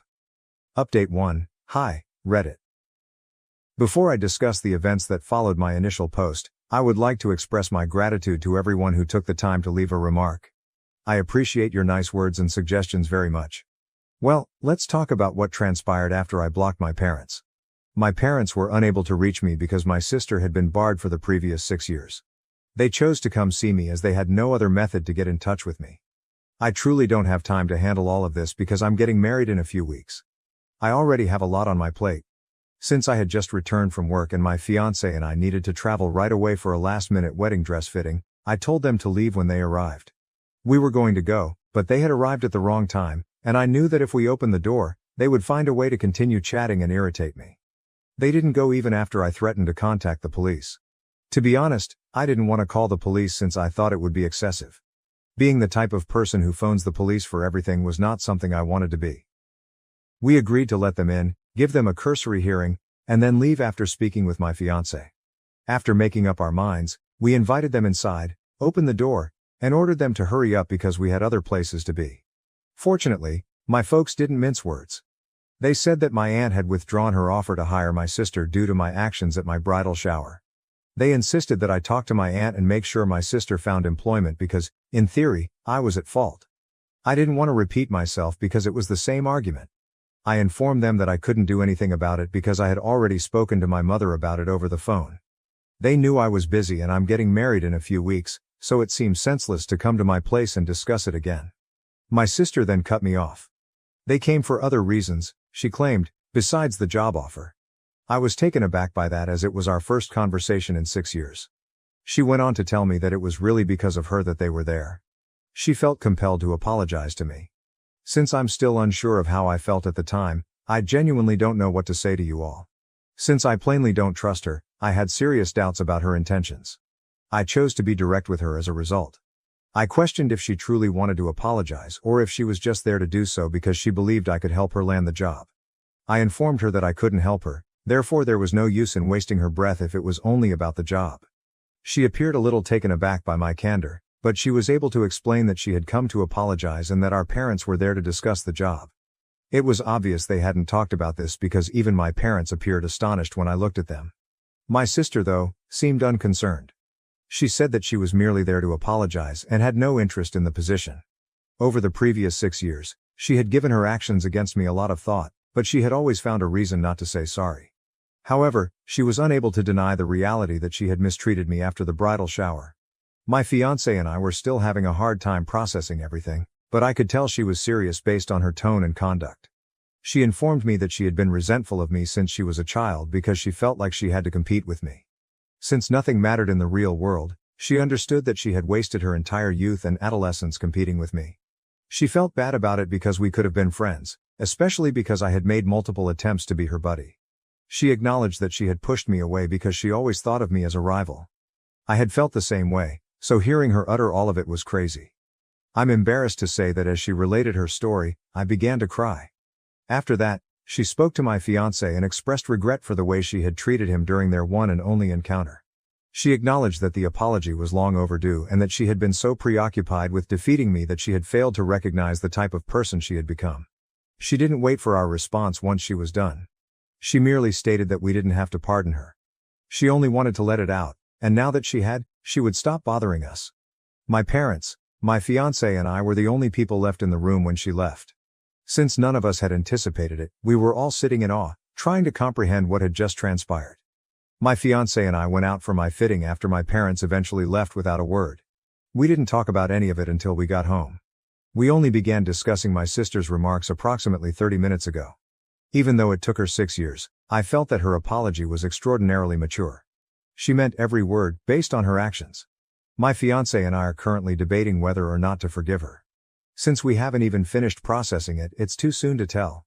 We're tempted to get in touch with her later and express our forgiveness. I need more time before I can reassure her that everything is fine, even though I've already unblocked her. Even though it took her many years to realize we could have been friends, that is something I'm truly happy about. Update 2. Hello. I just realized that in my previous update, I neglected to express what I intended to do with relation to my parents. To be honest, I forgot about it because I was so preoccupied with my sister's predicament. In any case, my folks haven't gotten in touch with us since our previous visit a few days ago. We're going to keep avoiding them because I don't think they're sorry for anything. The way my sister and I ended up together is one of the many things I hold my parents responsible for. They still had the opportunity to be better parents, but they blew it.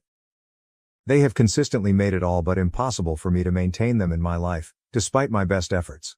We've fought and argued a lot over the last 6 years, and I've always tried to forgive them, but I'm at a loss now. People who obviously don't care about my feelings, or even my sister's, if I'm being honest, can't continue to be excused. In the end, we won't communicate with them, and I doubt they'll come to my wedding. However, my fiancé and I want to get in touch with them in a few days to inform them that they are no longer invited at the wedding, just to be safe. Update 3. Hello everyone. Last week I got married. Everything was lovely and fantastic, exactly as I had envisioned, and I had a great time. My parents were not present, as was to be expected. My spouse and I didn't even have to make contact with them. They informed me via email that there had been a huge mistake and that they would not be attending. They said my sister and I had begun to demonize them and that they didn't need to be reminded that we blamed them for the tense relationship. They said that, despite their best efforts to be excellent parents to us, they now intend to take some time off and live their separate lives without worrying about their daughters because we don't value their presence in our lives. I mean, if that's what they want, I'm okay with it. Happier news. A few days after I published my most recent update, I contacted my sister. I told her that I would love for her to attend my wedding and that I accepted her apology. It was a very joyful day, and she kindly accepted my invitation and attended the wedding. It's absurd to think that I would have sneered at my parents a few months ago if they had informed me that my sister would attend my wedding instead of them. But now we are here. In any case, I'm glad everything went without a hitch and that I'm at last getting back on track with my sister. This is sufficient for me for the time being, but perhaps my parents will change their minds and apologize to us. Life has never been better, and my husband and I will soon be departing for our honeymoon. Thank you for watching. If you haven't subscribed yet, please do so and hit the notification bell to stay updated with more shocking real-life stories happening around you. My mom kicked me out for her new family, then demanded college money for my siblings when she found out I'm successful. To put things in perspective, my mother gave birth to me at the age of 20, and my biological father was never involved. He never wanted children, she told me, and because they had only been dating for a few months when she became pregnant, she offered him the option to leave, which he did. She stated that because of the bitterness of their breakup, she had chosen not to demand child support from him and he had also refused to pay. Never talking again was convenient for both of them. She was fortunate to have my grandparents' unwavering support and encouragement, which enabled her to finish her schooling and secure employment. She dated a couple men while I was younger, and she began dating Harry, a co-worker, when I was about 8 years old. Before getting married, they dated for over 3 years. Although we weren't very close, Harry and I got along well enough to put up with each other being in the house. When my mom became pregnant 4 years after they were married, everyone was overjoyed, including me. In retrospect, I probably should have known what was going to happen, but I was too preoccupied with the idea that my mother would always support me. I hoped mom wouldn't leave me now because she had endured a lot of challenges raising me by herself. She obviously distanced herself from me after she married Harry, and we began to drift apart, but I thought it was only a phase and that things would improve. During her pregnancy, I did my best to be encouraging, but she appeared to get angrier every time I was there. To avoid disturbing her, I made the decision to become scarce, but it seems that I wasn't inconspicuous enough. She and Harry sat me down for a serious conversation 6 months after she gave birth to twins. They informed me that they couldn't keep me in the house since they had 2 children to look after. They couldn't legally throw me out without getting in trouble because I was still a juvenile, having just turned 16. By highlighting the financial burden of providing for a big family, on their meager income, they attempted to persuade me otherwise. Since we had been living comfortably up until that point, I honestly didn't think it was hard to maintain 2 adults, 1 teenager and 2 kids on the salary of 2 web engineers. They clearly only wanted me gone. I genuinely didn't want to leave, so even at that point I attempted to offer ways to stop it. If money was a problem, I offered to acquire a job, but my mother said she wanted to save money and resources for the children who deserved it more. She stated that they deserved to stay with them more than I did, not that they needed this more. That was all it took for me to decide that I had to leave because it was obvious that no one wanted me. They knew I had enough dignity to know I was unwanted, so they had only nudged me in the right way after I left, without even telling me where I should go. Their strategy was successful. Since they hadn't really evicted me, it wasn't technically an eviction, but I would still consider it to be the same. I felt like I had no other choice after they had forced me into a difficult situation. I went straight to my grandparents' house when I left that day. They wanted to be there for the twins, so even though they were upset about what my mother had done, they didn't cut her off. At 16, I obtained part-time work because I could no longer financially rely on my grandparents due to their advanced age. When my mom and Harry went to visit my grandparents with the kids, I would see them every now and then, but they seldom ever inquired about me. They tended to be very formal, as if they didn't miss me at all, even when they did see me. They actually appeared to be happy without my presence. I was saddened by my mother's apparent decrease in irritability, but I knew there was nothing I could do about it. Until it was time to go to college, I lived with my grandparents.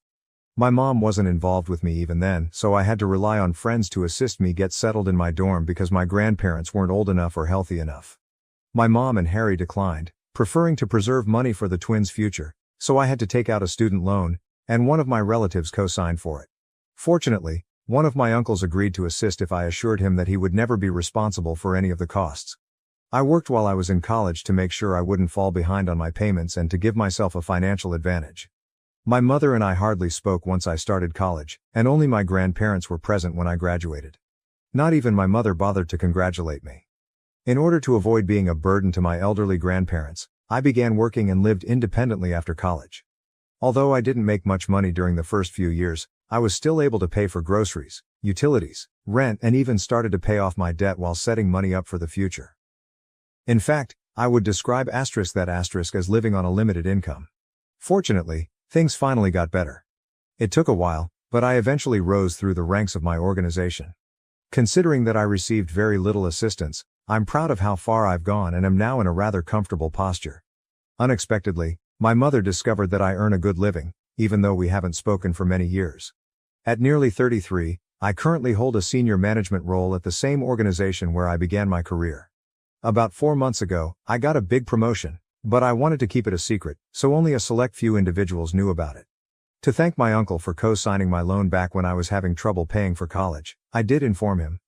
According to what I understand, he just met my mom and Harry at a family get-together and urged her to get in touch with me to congratulate me on my success. Even though I'm sure he meant well, it didn't work out because she didn't even get in touch with me to offer me congratulations. In the end, my mother learned about it and recently visited my home with Harry, insisting on talking to me. I should note that I haven't spoken to her since I started college. I blocked her everywhere and left her out of my life after graduating since I didn't think there was any use in hoping she would change her mind. She didn't appear to be negatively impacted, and to be honest, I doubt she even noticed. Only my grandparents, who were aware that I disliked discussing my mother, were in contact with me and they steered clear of the subject. I didn't really stay in touch with my uncle either, so I was unaware that my mom and Harry had been having financial difficulties for a few years. Only when they arrived at my door and told me how bad things had gotten did I find out. It was wishful thinking, but the only reason I even allowed them inside was because I hoped they would be coming to make amends. They began by stating that they had heard from my uncle about my promotion and how I was one of the youngest individuals in such a prominent position in my firm, rather than congratulating me on my accomplishment. It seems that they were surprised that I had kept it from them. Ironically, I was taken aback that they expected me to communicate with them at all, much less deliver any positive news. Additionally, they were disappointed that I had shut them out of my life, claiming that it was only because they had prioritized their children above me. They maintained that I should have been old enough to comprehend their rearranged priorities and not harbor resentment as a teenager. They said that I should have supported their decisions rather than going in with my grandparents. I'm not even sure why they thought I would agree with their choice to expel me from the house. They tried to gaslight me into thinking that I was the bad guy for being angry that they had ejected me so they could spend time with their children alone, but that's how they began our reunion after all these years. They talked about how tough the past several years had been for them without even giving me a chance to explain my side of the story. They described how they had launched their own company but, regrettably, it did not succeed, resulting in losses. They were now attempting to make up for previous losses, and they desperately needed money as the twins were getting close to college age. I saw then why they had come. They needed financial assistance. They didn't waste any time going right to the point, even trying to soften it by claiming that I could make it up to them by paying for my siblings' schooling, but that at first they were upset that I hadn't contacted them despite performing well. Their attempt to make it seem as though they were doing me a favor by allowing me to pay for the college education of 2 children I no longer knew astounded me. I told them right away that I wouldn't be doing that and that it was disrespectful of them to believe they could coerce me into doing so. I became irate and reminded them that they were the reason I had to work during my college years and pay for my own education. Because they wanted to save for their real children, who they believed deserved it more than I did, they had refused to provide me with financial support back then. I assured them that they had no right to expect anything from me now, particularly financial support, since I had never questioned their choice to put the twins first and had just left them alone. They actually no longer had the right to demand that I communicate with them. Instead of attempting to emotionally control me, I pointed out that they could now use the same money to pay for the twins' college bills because they had wished to conserve money and resources for the children who deserved it. I had nothing else to say, so I asked them to go. I was stupid to invite them inside my house in the first place, assuming they might have come to express regret for their treatment of me. They became irritated and attempted to place the blame elsewhere when I began to insist that they leave. They informed me that I wasn't innocent in this case. Their protection. They said I was overenthusiastic, over-involved, and frequently irritable while we all lived together. I was only a teenager, trying to keep in touch with my family as they drifted away from me, so I couldn't believe that was a true issue they had with me. They then had the audacity to claim that I was no better than them since I had denied their request. They said I was forgetting all the years my mother had taken care of me and brought me up alone. They said that this was my opportunity to make it up to her, and assist her, but I was being rude and unappreciative instead. Since I was a child at the time, I thought it was absurd that they would bring that up. Even if I had wanted to, I couldn't have decided not to rely on them. Furthermore, it wasn't like they were helping me.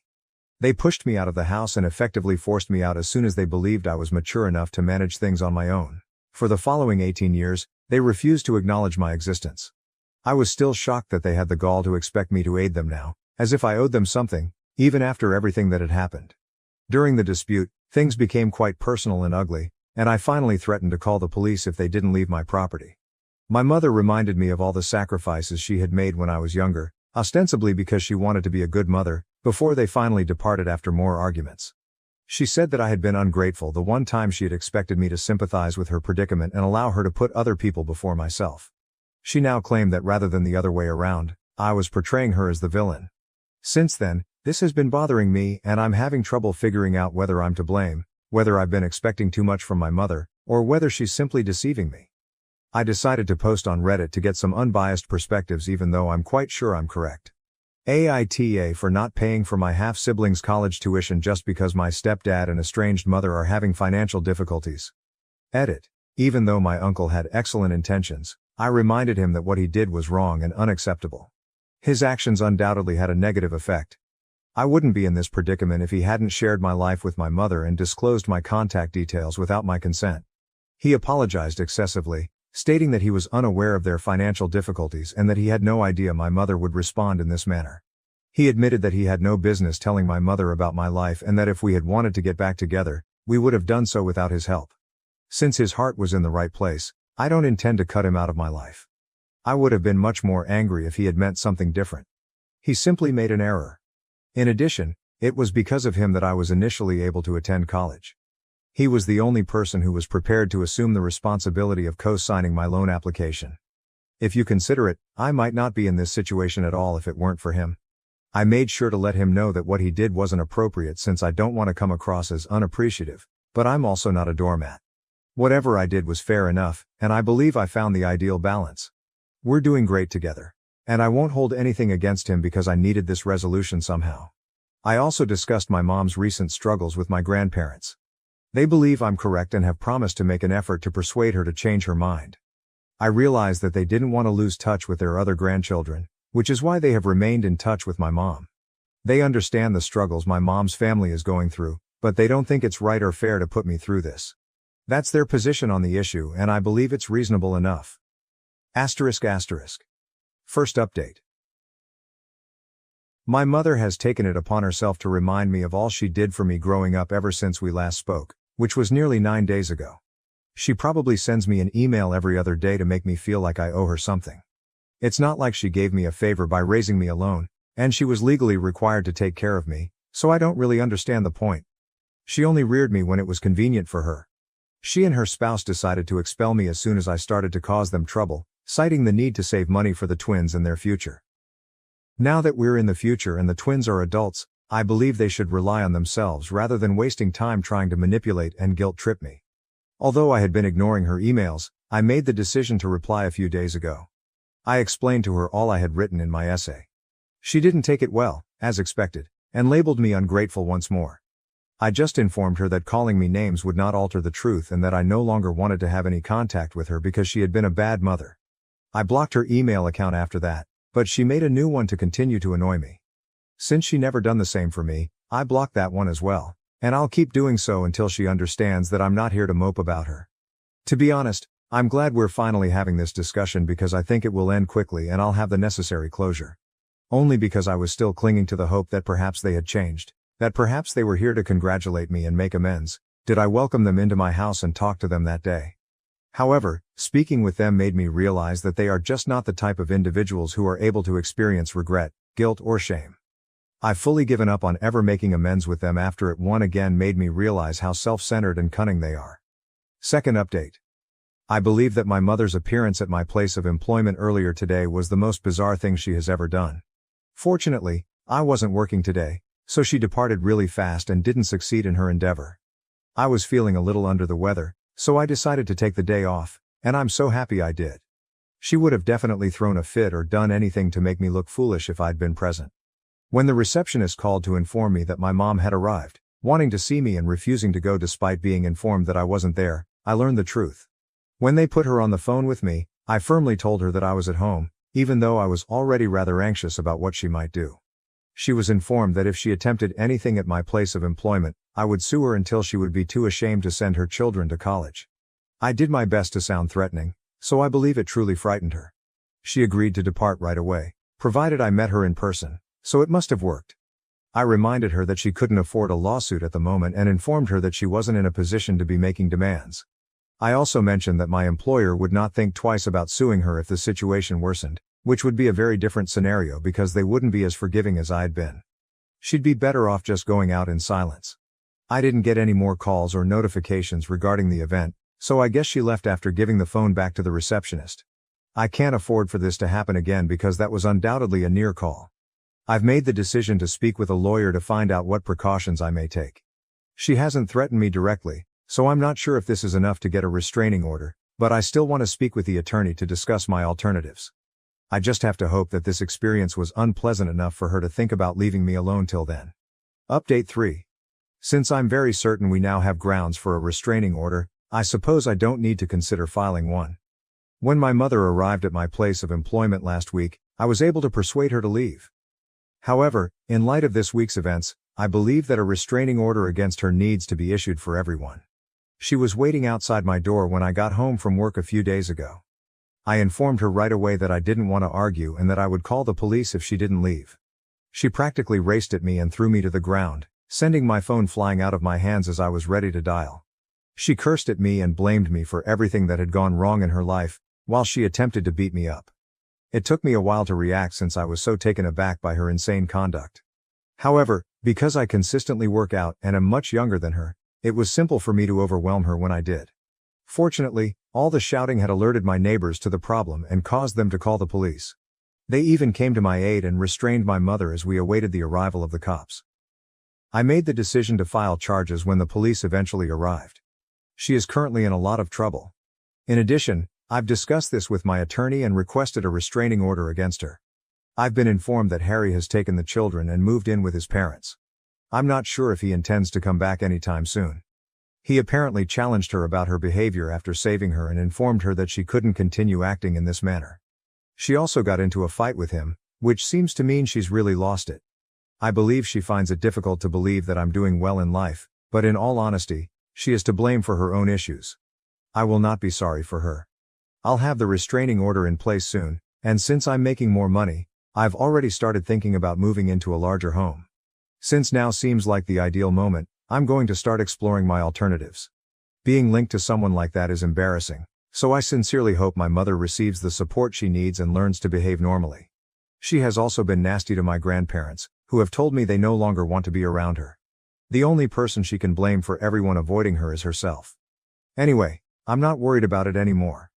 Thank you for watching. If you haven't subscribed yet, please do so and hit the notification bell to stay updated with more shocking real-life stories happening around you. Parents accused me of an affair with my brother-in-law, threw me out, and tried to destroy my career. The shocking truth uncovered. Over the past 6 years, I have established a prosperous career as a senior programmer at a large software business. My parents insist on family values and sticking together, so even though I make more than enough money to live on my own in a wonderful apartment, I've been living with them. Although they have always been domineering, I persuaded myself that it was simply their expression of affection. The environment in our home has always been complicated. This is also where my sister Emily, 32F, and her husband James, 34M, reside. 3 years ago, James obtained a job close by, and our parents were overjoyed, so they moved back. With her ideal life, marriage, and grades, Emily has always been the golden child. The comparison began in our early years and has continued ever since. I love my sister, don't get me wrong, but sharing a home has been difficult. Since I work from home the majority of the time, my folks are always watching me. They keep an eye on who I speak to on video conversations, when I start work, and when I take breaks. They have persuaded themselves that this degree of engagement in my life is both required and typical.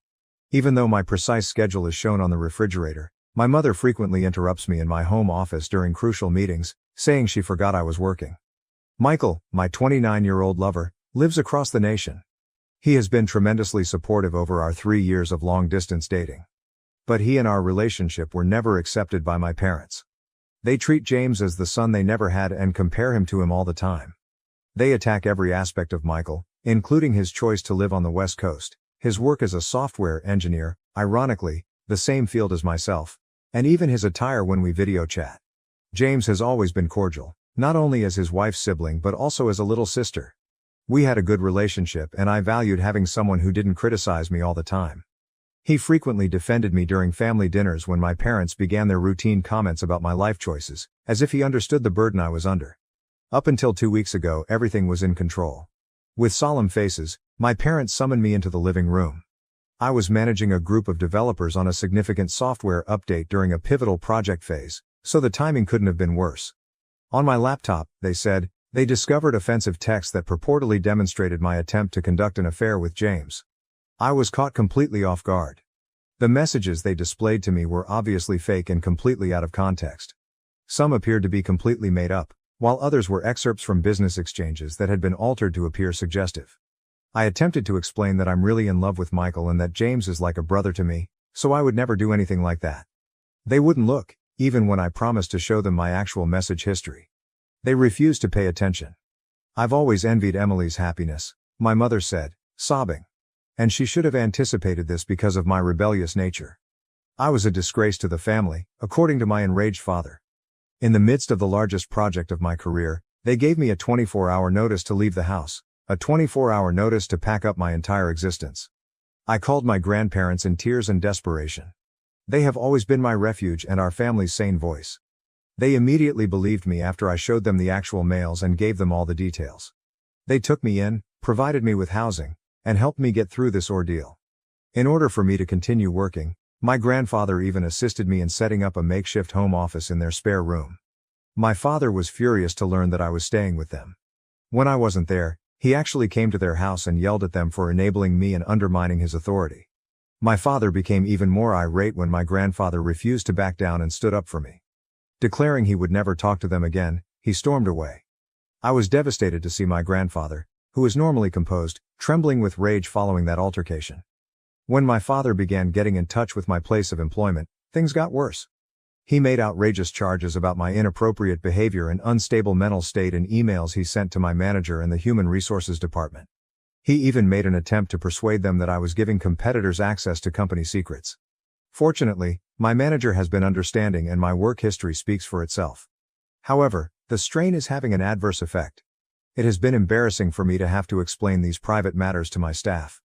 Then my granddad unexpectedly died yesterday. The agony is intolerable. He was more than simply my grandfather. He was also my confidant, my guardian, and the one who always had faith in me. The fact that my parents did not attend the funeral only makes it worse. They had left town. Later, when I was organizing my grandfather's funeral, I discovered through my cousin that they were actually on vacation, sharing photos from a beach resort on Facebook. Every happy picture they shared made my heart ache. Taking an emergency leave of absence from his job, Michael flew in to support me during this trying period. My parents appeared out of nowhere as soon as he got to my grandparents' house. As though Michael's presence was somehow improper, my father icily inquired as to why he was there. I eventually lost my temper at that point. I asked them who they believed had taken care of all the funeral planning, who had supported Grandma during her most trying time, who had stayed up late planning the ceremony, calling family, and interacting with the funeral home while they were taking selfies on the beach. Then, in an unsettling development, my father's entire personality altered. A disturbing peace took the place of the rage in his eyes. He became oddly calm and said he wanted to forgive me for what had happened with James and let the past be the past. He said he would let me stay with Grandma, but only if he got what was rightfully his. I understood exactly what he was after, therefore I was horrified by the abrupt change in his demeanor. My grandfather had been quietly successful with his investments over the last few years.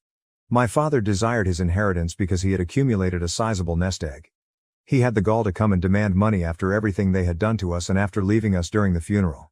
He was unaware, however, that Grandpa had anticipated this. While organizing Grandpa's study the day following the death, we discovered a note hidden in his desk drawer. All it said was, "Call Bob." Bob, who had visited him multiple times over the years, was both his lawyer and an old friend. We found out that Grandpa had left everything to me when we got in touch with him. I now owned every cent of his savings.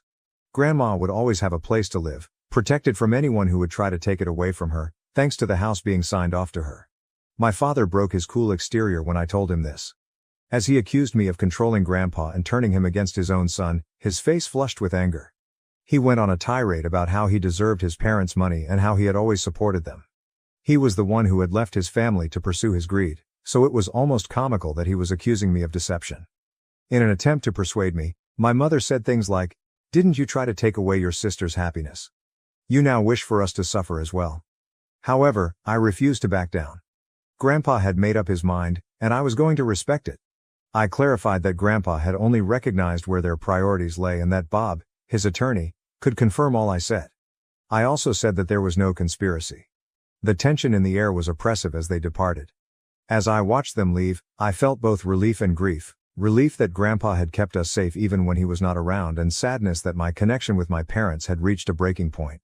I'm now concentrating on reconstructing my life and caring for Grandma. Throughout it all, Michael has been amazing, offering consolation and support when I needed it most. However, I can't help but wonder whether there was anything I could have done differently to avoid all of this suffering. Reddit. I realize this post is lengthy, but I had to get everything out. Everything has become more problematic because of the inheritance situation, and I'm worried that my parents might try something extreme. I would be grateful for any guidance on legal protection. Has anyone else experienced a similar situation? How did you respond to it? Update 1. Things took a turn for the worst a few days after my last update. Apparently not satisfied with simply pestering my workplace, my father has begun reaching out to our company's customers. I learned this when a representative from one of our largest clients pulled me aside in a virtual meeting to voice concerns about upsetting emails they had received about me. These emails were kindly forwarded by them.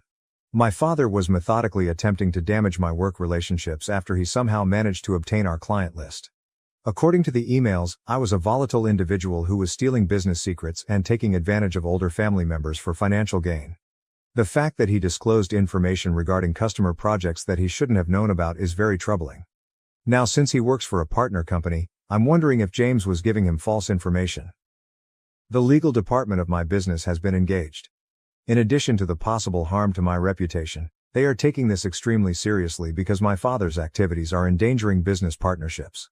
My parents received a cease and desist letter from them, which only appears to have made them more angry. My parents have responded by launching a full-scale campaign against me on social media. In order to disseminate their story, they have made numerous phony personas in addition to publishing on their own ones. The stories they are narrating are getting more complex. They now assert that I have been deliberately deceiving my grandfather for years and that I somehow planned out his whole investing strategy to suit my own interests. They are unaware that I discovered something startling while looking through more of Grandpa's documents. Classic Grandpa, always the meticulous planner, had a secret compartment in his desk drawer that held a USB drive and a pile of papers. Along with comprehensive documentation of what seems to be systematic tax fraud and money laundering through my father's real estate business, the USB drive included years' worth of email correspondence between him and multiple offshore accounts. I informed Grandpa's attorney, Bob, about these results right away. He wasn't surprised, which was an odd response. Grandpa had apparently been gathering this information for years, recording each dubious business transaction and suspicious activity. Even photos of meetings with well-known dishonest business people were included in the folder. Bob clarified that Grandpa had been assembling evidence but was holding off on taking action until the perfect time. A set of emails revealing that my father had been embezzling money from his own parents' accounts for years was the most upsetting finding. Probably thinking they wouldn't notice, He had managed to get access to their financial portfolio and had started taking little amounts out. Grandpa did notice though, and instead of confronting him right away, he decided to record everything. To examine all the evidence, Bob is currently collaborating with a group of forensic accountants. According to him, we have more than enough to possibly file criminal charges in addition to defending against any legal claims my parents might make. I have mixed feelings about this. While I desire justice, I still find it difficult to imagine my own father being charged with a crime. James's eagerness to return to my parents' house is further clarified by the evidence. He and my father exchange a number of emails about business prospects that seem eerily similar to Ponzi scams. I'm beginning to question whether the entire charge that I attempted to woo James was a preemptive move, meant to discredit me should I ever find out what they were doing. In the meantime, my mother has started calling my grandmother every day, alternating between threatening her and guilt-tripping her. The most recent strategy is asserting that my father's health is suffering due to the stress of my betrayal, and that I will be held accountable if anything were to happen to him. On Bob's recommendation, my grandmother, God bless her, has begun recording these calls. We've put in new cybersecurity procedures and placed security cameras throughout the house to keep ourselves safe. Bob suggested that I freeze my credit and assisted me in securing all of my accounts. When my parents see their intimidation strategies aren't working, he fears they may attempt a financial retaliation. My job has been suffering due to the stress, but in a surprising turn of events, this has improved my standing inside the organization. My manager has been tremendously supportive after seeing the proof of my father's harassment campaign. My application for a completely remote job has been expedited, so I won't ever have to worry about working from my parents' house again. Throughout it all, Michael has been my pillar of support. In a spare room at my grandmother's house, he has assisted me in setting up a safe home office with backup systems and secured communications. We're also talking seriously about his moving to a job nearer to me, but I'm concerned that this would make my parents even more of a target. To help me cope with everything, I've started going to a therapist. She is assisting me in realizing that I am not to blame for anything and that it is acceptable to feel both love and resentment for my parents. Processing the knowledge that the folks who raised you are not who you believed them to be is a difficult process. We are currently awaiting the completion of the forensic accountant's analysis. Within a few weeks, Bob continues, we should have a good picture of the scope of my father's financial crimes. I'm getting ready for whatever might happen next. My parents, who know me well, will not tolerate this. I appreciate your prior support, Reddit. I never thought my family's drama would reveal something so significant. Has anybody else learned that their parents committed financial crimes? How did you decide whether or not to report them? I'd really appreciate some advice on this. Update 2. Emily arrived at our home this morning without warning. As I prepared myself for another altercation, I saw a broken lady instead of rage. Her normally flawless appearance was unkempt, and her eyes were red and puffy. She broke down in tears before I could even inquire what was wrong. She sobbed and told what had transpired. James had been in Chicago on a purported work trip. Emily had flown out to his hotel in order to surprise him. She believed a romantic gesture may help ease her feelings of insecurity over their relationship. Rather, she entered his room and found him with another lady. It wasn't the worst part though.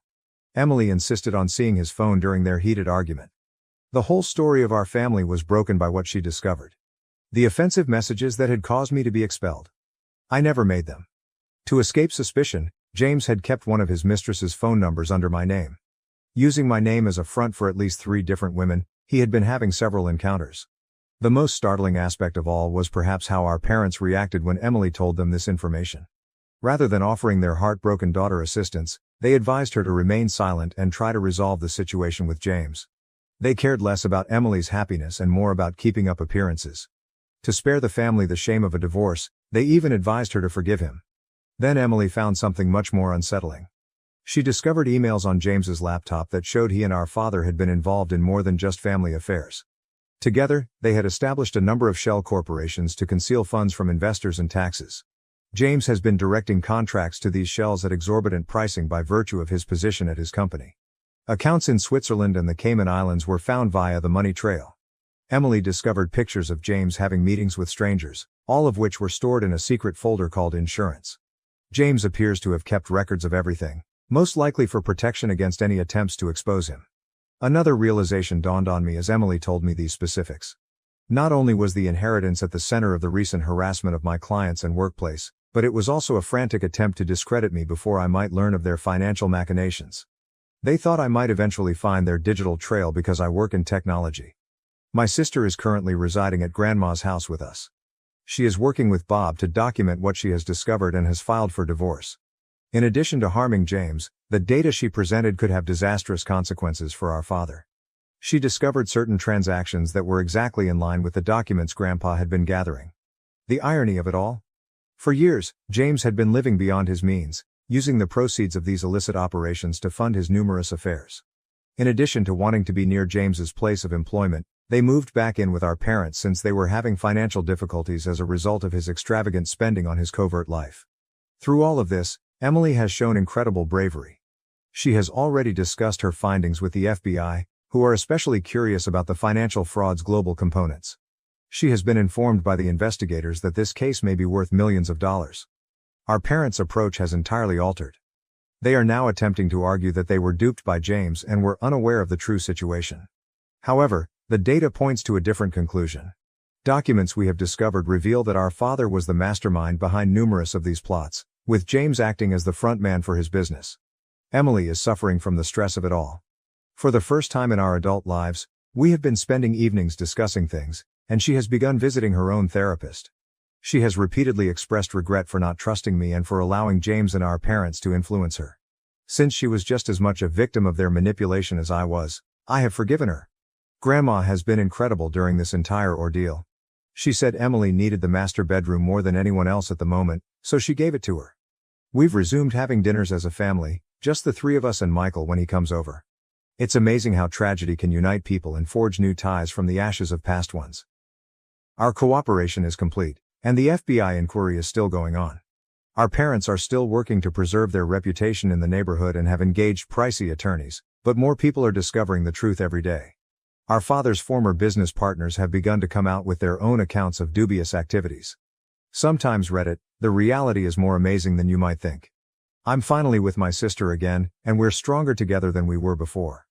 We're getting ready for what is probably going to be a protracted court struggle, but at least we're doing it together as a family.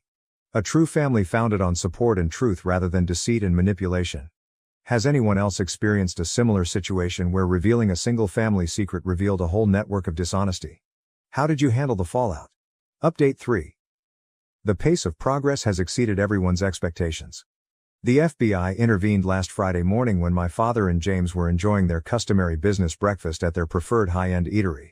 I will never forget the expressions on their faces as they were carried out in handcuffs, directly in front of the city's most affluent business community. In an instant, their meticulously constructed image of prosperous business people fell apart. Teams attacked their offices, our parents' home and a number of storage units we were unaware existed as part of the coordinated raid that took place in numerous locations at once. They discovered proof of a 3-continent money laundering scheme, offshore account details, and decades worth of fake documents. Over $50 million is the preliminary estimate of the whole scam.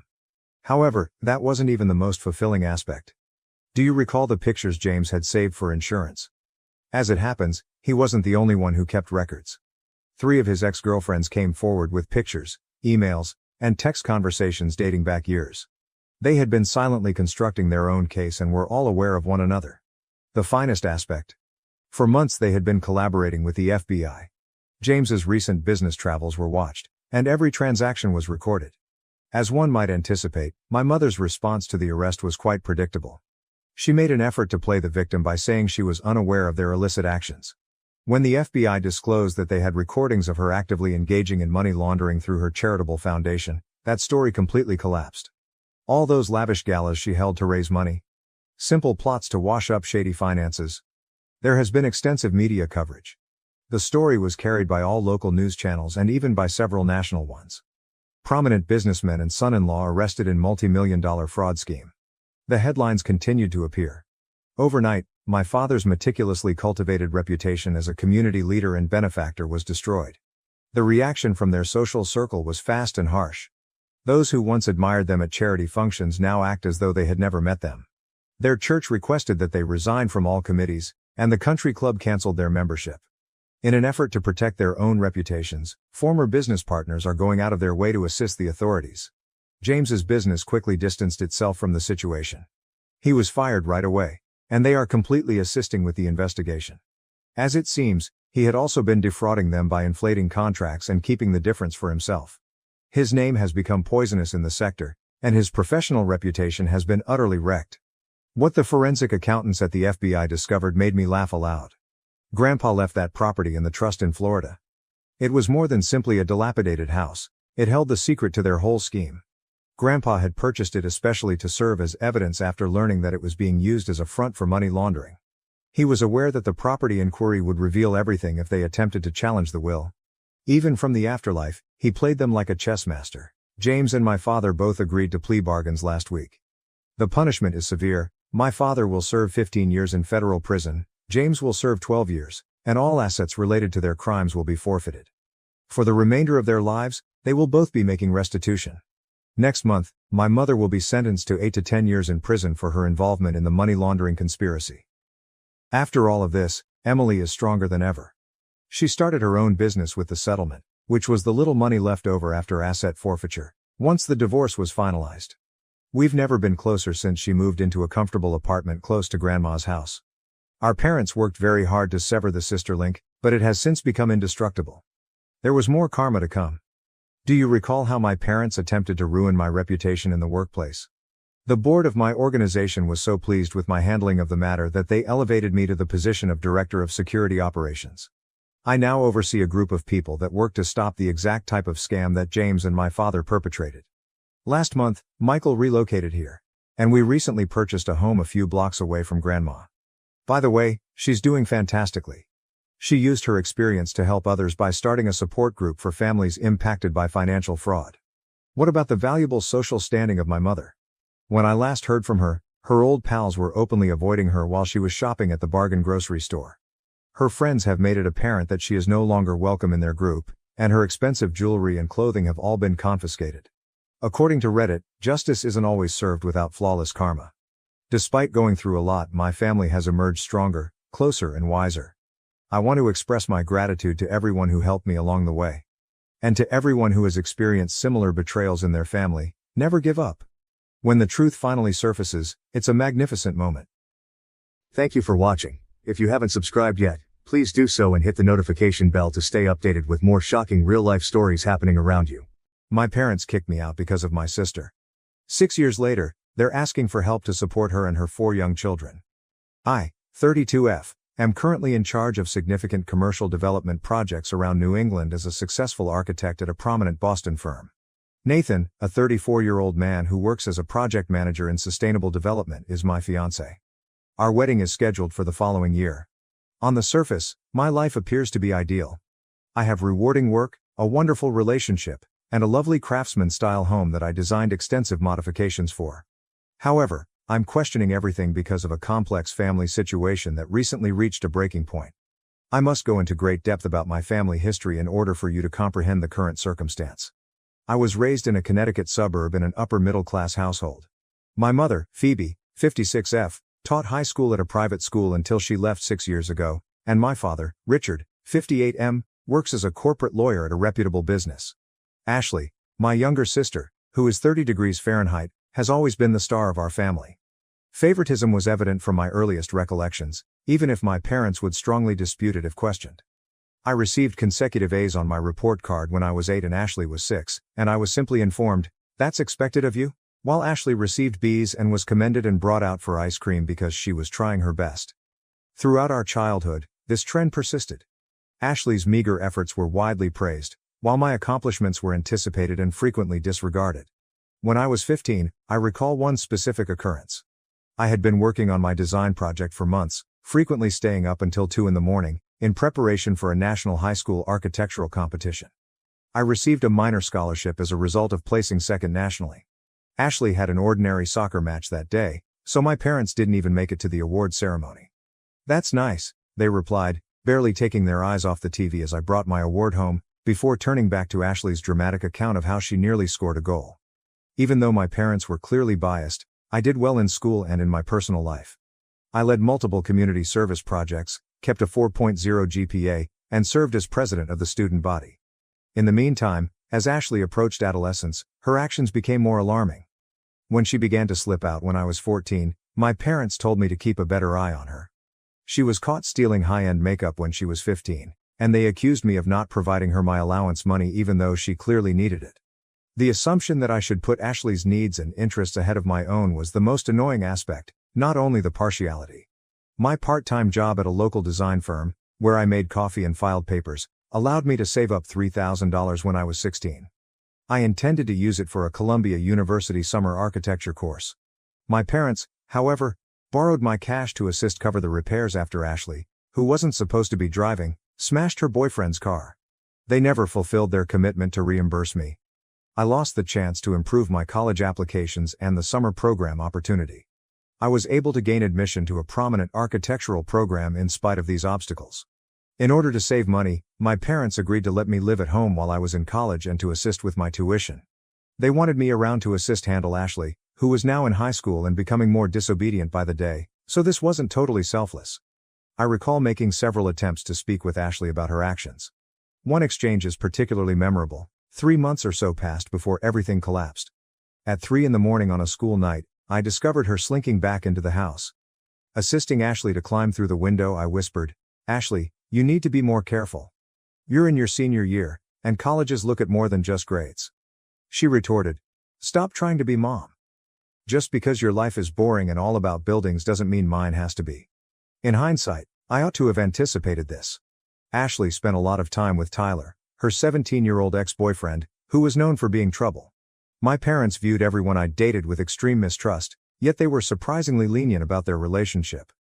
My mother accused me of being envious of Ashley's vibrant social life when I attempted to voice my concerns about Tyler. 6 years ago, everything drastically altered. One day, Ashley, a senior in high school at the time, came home and declared she was expecting a child. The father was Tyler. I can still clearly recall that night. Ashley sitting on the couch with a look of fear and defiance on her face, my father pacing the living room, and my mother sobbing uncontrollably. In the confusion that ensued, my parents somehow twisted the facts to accuse me of failing to keep a closer eye on her. My mother arrived in my room the following day with news that would forever alter my course in life. Without even looking at him, she stated, "You have to move out by the end of the week." I couldn't understand. What? Why? With Tyler moving in and a baby on the way, the house isn't large enough for all of us. Ashley needs your space. One approach to support your sister at this trying period would be to move out. I made an effort to reason with her. During my 3rd year of college, I worked part-time at a nearby architecture business and maintained a 3.9 GPA. She insisted on finding me a cheap apartment close to university, even though I just requested for a few months. The worst thing was when my father summoned me to his home office the next day. He delivered another hit while seated behind his enormous oak desk, which he had always used to frighten clients. "We won't be able to continue paying your tuition," he stated in a cold, clinical tone. "That money is necessary for Ashley and the child. You'll figure something out since you're intelligent." I stood there looking at the man who had always emphasized the value of education and accountability, suddenly severing his daughter's ties after she had done everything correctly. The irony hurt. I packed my things that evening. My father stopped me in the driveway as I was packing the final box into my car. I briefly believed that he might reconsider. Rather, he gave me a piece of paper with a list of local women's shelters on it. He said, "Just in case," and went back inside. The next phase of my life was the darkest. For 4 months, I lived in my car and, for safety, parked every night in a different Walmart lot. In the architecture firm where I worked part-time, I would change in public toilets, take a shower in the campus gym, and keep my business attire in my locker. I took a second job working as a late-night barista, frequently juggling multiple jobs while attending classes. I asked a few family members for assistance, but they all turned me down. My 53-year-old Aunt Susan, who had always expressed her pride in my accomplishments, informed me that she didn't want to become embroiled in family strife. According to my grandparents, they were too old to handle the matter. I occasionally went days without eating a decent meal, barely making it on protein bars and coffee. I frequently slept off at my desk while working on my homework in the college library, which was open 24 hours a day. I kept my GPA the same in spite of everything. My escape was architecture. I put all of my suffering and willpower into my designs. My parents never once called to see whether I was still alive during this time. Ashley didn't either. After learning that she had given birth to a boy, I made one phone call, but it was awkward and short. After that, there was no communication for 6 years. I had to start over in my life throughout those 6 years. Despite working 60-hour weeks and living in my car and then a small room in a dubious area of town, I finished with honors. A famous Boston business was interested in my final thesis project, which was a design for a sustainable community center with transitional housing that received multiple prizes. Living in a small studio apartment and trying to save as much money as I could, I began my career as an entry-level architect. Every advancement was a triumph over my past. I was managing my own projects for 4 years. My area of expertise was sustainable commercial development, and I gained recognition for my creative ideas that put the needs of people and the environment first. 3 years ago, Nathan and I met at a seminar on sustainable development. During the Q&A portion of his presentation on green construction projects, I disputed one of his claims. He invited me to continue the conversation over coffee rather than becoming defensive. Dinner evolved from that coffee into the most wholesome and encouraging relationship I've ever experienced. Nathan is well aware of my background. He was present when I purchased my first home after getting expelled. When I signed the paperwork and broke down because I was so overcome by the fact that I finally had a place where no one could make me leave, he held me. He supported my idea to refurbish it and make it an environment that reflected all of my accomplishments over the years. Through mutual contacts, I occasionally learned tidbits about Ashley's life. Shortly after the birth of their baby, she wed Tyler, but the two of them split up after 6 months. By that time, she was expecting her second kid, but the father had entirely vanished after learning of the pregnancy. She had another kid with Marcus, the man she married 2 years later, but their marriage failed when she had an affair. She is now pregnant once more and doesn't seem to know who the father is. I got a call yesterday from an unidentified number right before bed. After 6 years of stillness, my mother called. She initially pretended nothing had happened, inquiring about my life and showing interest in my accomplishments. I briefly felt like that young child again, excited to tell my mother about my achievements. I even began to tell her about my recent promotion to senior architect and my engagement. Then she revealed the true reason she had called. In order to assist Ashley and her kids, my parents want me to return to Connecticut. They say they're too old to care for 4 small children, and my father will shortly be retiring. They even had the gall to claim that, as the successful sister, it is my duty to support the family. My mother said, "You've always been the responsible one," with that cunning tone I so vividly remembered in her voice. Now more than ever, Ashley needs her big sister. Family must remain united. A chilly chuckle erupted within me. Family have to stick together? I said it again. When I was sleeping in my car, where was this family? When I was barely eating and working 2 jobs? When there was nobody for me to turn to? I went on despite my mother's attempt to stop me. You absolutely abandoned me, kicked me out, and stopped paying for my schooling in order to help Ashley.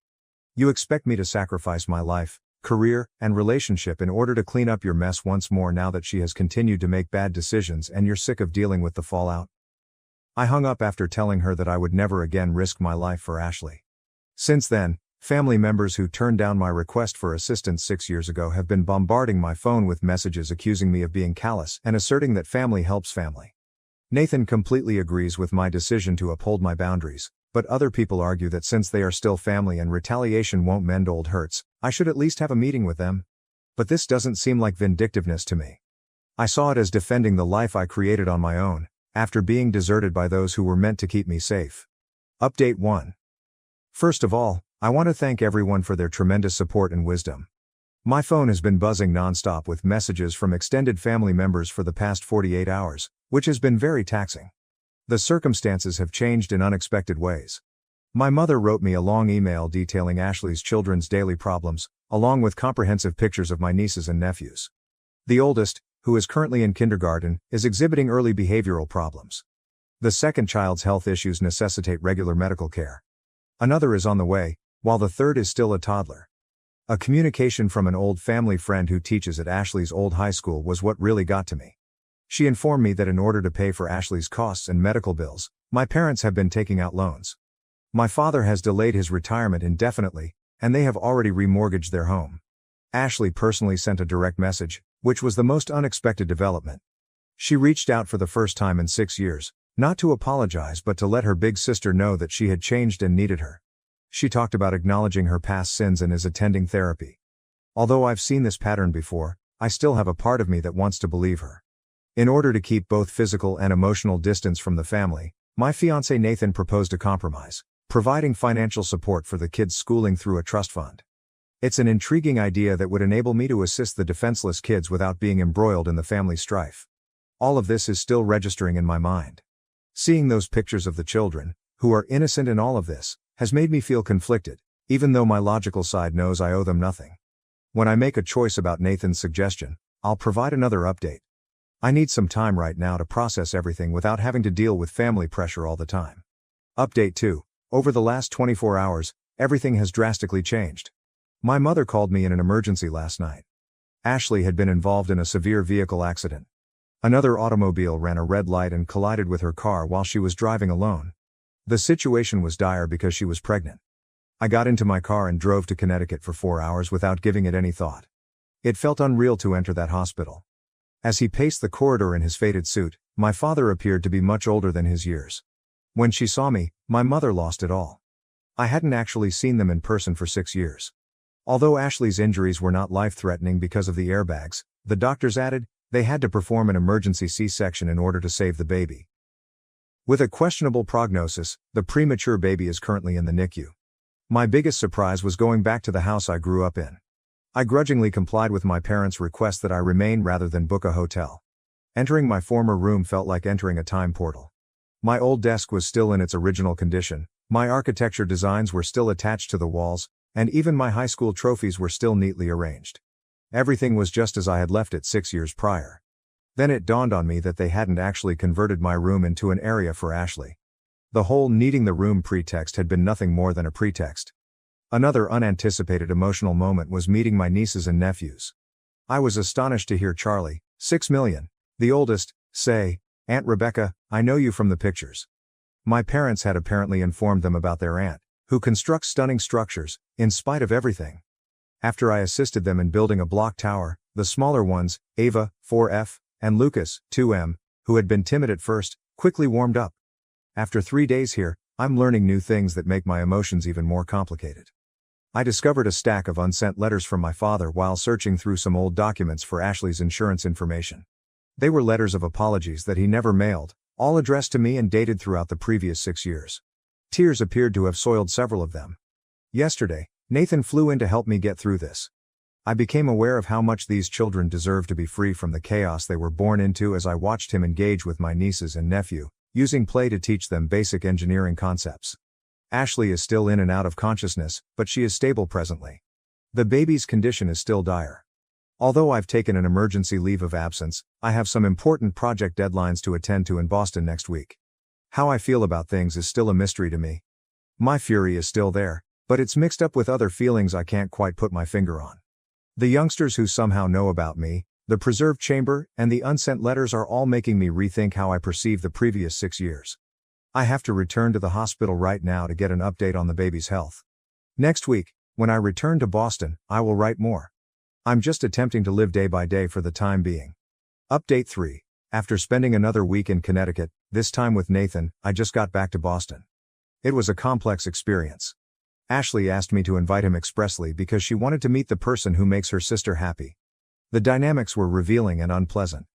I made a startling discovery while we were there. I discovered years' worth of Ashley's treatment records while assisting my mother with organizing some medical paperwork. My parents never disclosed to me that she had been dealing with bipolar disorder since she was in her teens. Manic episodes occurred at the same time as the numerous pregnancies and relationship problems. This information adds another level of complexity to the process, but it does not justify the way they treated me. The most pivotal event occurred when I spoke with Ashley privately in her hospital room. She was more lucid than I had seen her in years, most likely as a result of taking her medications as prescribed following the accident. She acknowledged that, even in high school, she had envied my success and security. "You made everything look so easy," she stated. And I felt like the family disappointment in comparison. Neither of us missed the irony. Nathan's presence proved to be quite important. I was too deeply invested to notice what he saw. One evening at supper, he pointed out that my father was unable to look me in the eye, displaying signals of intense embarrassment instead of the apathy I had always imagined. Additionally, he saw my mother's tense tendency to begin statements and then stop them quickly, seemingly out of fear of saying the wrong thing. The children now play a big role in my emotional equation. Charlie, 6 million, my oldest nephew, showed me his architectural drawings, which were sloppy but sincere attempts to replicate images of my work that my parents must have shown him. When the younger ones, Ava, 4F, and Lucas, 2M, begin referring to Nathan as uncle, it has a deeper impact on him than he anticipated. The infant will need to remain in the NICU for at least another month, although her condition has stabilized. My parents have been sleeping in the waiting area on shifts, refusing to leave their grandchildren alone, according to a nurse who spoke to us during one of our hospital stays. They appear emotionally and physically worn out. I've made some sensible choices. A family therapist with expertise in intergenerational trauma is what I'm setting up. I've also discussed working remotely for a few days every month with my company. I haven't changed my mind about returning to Connecticut though. I now live and work in Boston. On the way back to Boston, Nathan and I had a lengthy conversation. His statement, "Sometimes the hardest part of healing isn't forgiving others. It's forgiving yourself for still caring," really resonated with me. I've been feeling bad about not being able to control my rage in its purest, protective form, so this really spoke to me. I have a crucial client meeting tomorrow, so I must concentrate. Strangely, at the moment, routine work duties feel both anchoring and inconsequential. After our first family therapy appointment, which is set for next week, I'll provide another update. Update 4, something important happened during my parents' trip to Boston last weekend, so I had to write this update. You read correctly. They traveled to Boston ostensibly to talk about important issues pertaining to the family situation. I initially consented to meet them in a neutral setting, a peaceful cafe close to the public garden. But they persisted in touring my residence because they claimed to be interested in learning more about my life. I reluctantly consented after speaking with Nathan and establishing explicit guidelines on the length of their stay. It was surprising how they responded to my house. Normally stoic, my father broke down when he saw my architecture awards in my home office. However, their true purpose caught me completely off guard. They produced paperwork that demonstrated they had been covertly putting money aside for me ever since they expelled me. I've never witnessed my father sobbing so much in my life. He clarified that for 6 years, they had established a different savings account and contributed the amount equal to my college tuition each month. It has grown to a significant amount with interest. Their justification? They intended to leave it in their will because they were too embarrassed to deal with me personally. A fierce confrontation resulted from this revelation. I let out years' worth of suppressed rage because I could no longer contain it. "Do you think money can fix what you did?" I yelled. "I lived in my vehicle. I didn't eat. I tried to keep up my grades by working till I was worn out." My father then made a statement that really stopped me cold. "We don't expect forgiveness," he stated. "We just want you to know that your suffering has haunted us every single day." He then showed me his diary, which detailed all of my accomplishments that he had followed over the years via social media and professional networks. He mentioned my advancements, my first significant project, and even the Sustainable Design Prize I received the previous year. After sobbing quietly, my mother finally opened out about Ashley's past mental health issues. Evidently, they had observed similar behavioral tendencies in Ashley's early years but disregarded the warning signs in favor of managing me as the stable child. She acknowledged that their parenting style had been completely incorrect. When they mentioned their most recent worries, the topic of conversation changed. They disclosed that Marcus, Ashley's ex-husband, is attempting to obtain full custody of their child by using the accident and Ashley's history of mental illness. Just as she is beginning to stabilize with her new medicine regimen, they are concerned that this could lead to another breakdown. This is when the situation becomes complex. I'm no longer being asked to relocate back. Rather, they are asking me to assist them in locating a reputable mental health center in Boston for Ashley and the child after she is discharged from the NICU. In order to assist with the other children while Ashley receives the care she needs, they wish to sell their Connecticut home and relocate closer. Nathan, who remained close by to provide assistance if necessary, subsequently made a significant observation. They're finally acknowledging their mistakes and trying to find actual solutions instead of just dumping responsibilities on you. I'm still taking it all in. Although the money they save doesn't change the past, their persistent covert efforts at making amends reveal a level of regret I hadn't previously thought of. My father's journal seems like a heartbreaking reminder of what might have been, a father who was proud of his daughter's accomplishments but was too embarrassed to say so out loud. To learn more about Ashley's custody dispute and what part, if any, I should play in it, I'm meeting with a family law lawyer tomorrow. Additionally, I'm looking into psychiatric hospitals that focus in postpartum mental health treatment. Regarding my assistance with Ashley's treatment plans, I have not responded to them. Although I have a strong desire to uphold rigid limits, I also acknowledge that this could be an opportunity for genuine, structural change in our family's dynamic. This time, with the right boundaries and expert assistance, things could be different. Once I've decided how I want to participate in these new developments, I'll provide another update. Update 5. I've made some decisions regarding my relationship with my family going forward after giving it a lot of thought and attending multiple family therapy sessions. Initially, In response to my parents' inquiry concerning Ashley's care, I assisted them in locating a respectable mental health and postpartum care center in Boston. I did, however, clarify that my participation would be strictly limited and professional. Although I will not be personally involved in Ashley's daily care, I was able to connect them with the resources they needed through my professional network. My parents' savings account has been transformed into a trust fund, of which I am the trustee, for Ashley's children's education. This arrangement guarantees that the funds will be utilized suitably while upholding professional boundaries. Nathan used his financial planning and contacts to assist put things up. I never imagined how my relationship with my family would change over time. I've developed a methodical approach to keeping in touch that safeguards my personal well-being, even if I won't be returning to Connecticut or taking on any caregiving duties. We've decided to continue family therapy sessions and have frequent video chats with the kids, with Ashley being contacted directly only in case of emergencies. Even though my mother still calls a lot, I've seen a big shift in the way she handles things.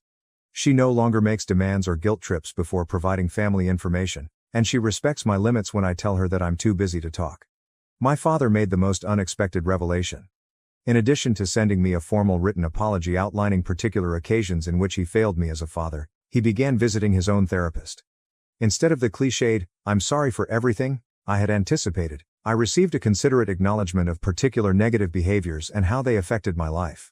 After being admitted to the treatment center, Ashley is beginning to show recovery. At last, the infant is well and no longer in the NICU.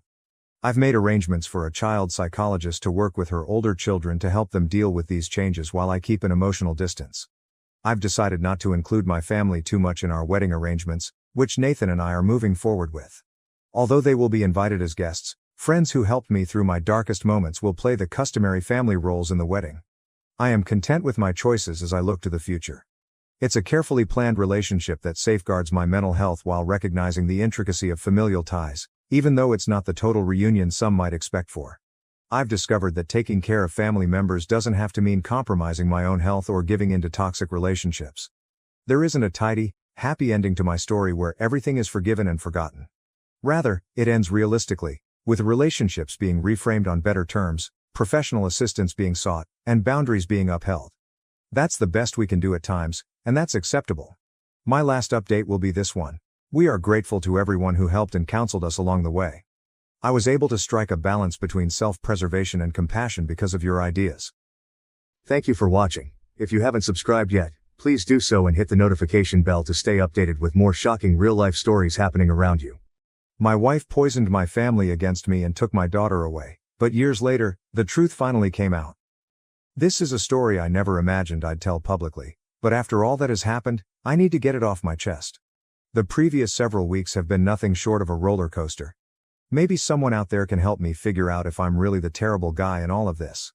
I, 48 million, have experienced a tornado of emotions and experiences over the last decade, and it has all come to a climax in unexpected ways. It all began many years ago, when I married Laura, the mother of my daughter Emily. Laura and I were high school sweethearts, and at first, our bond appeared impenetrable. We were young, full of dreams, and eager to face the world together.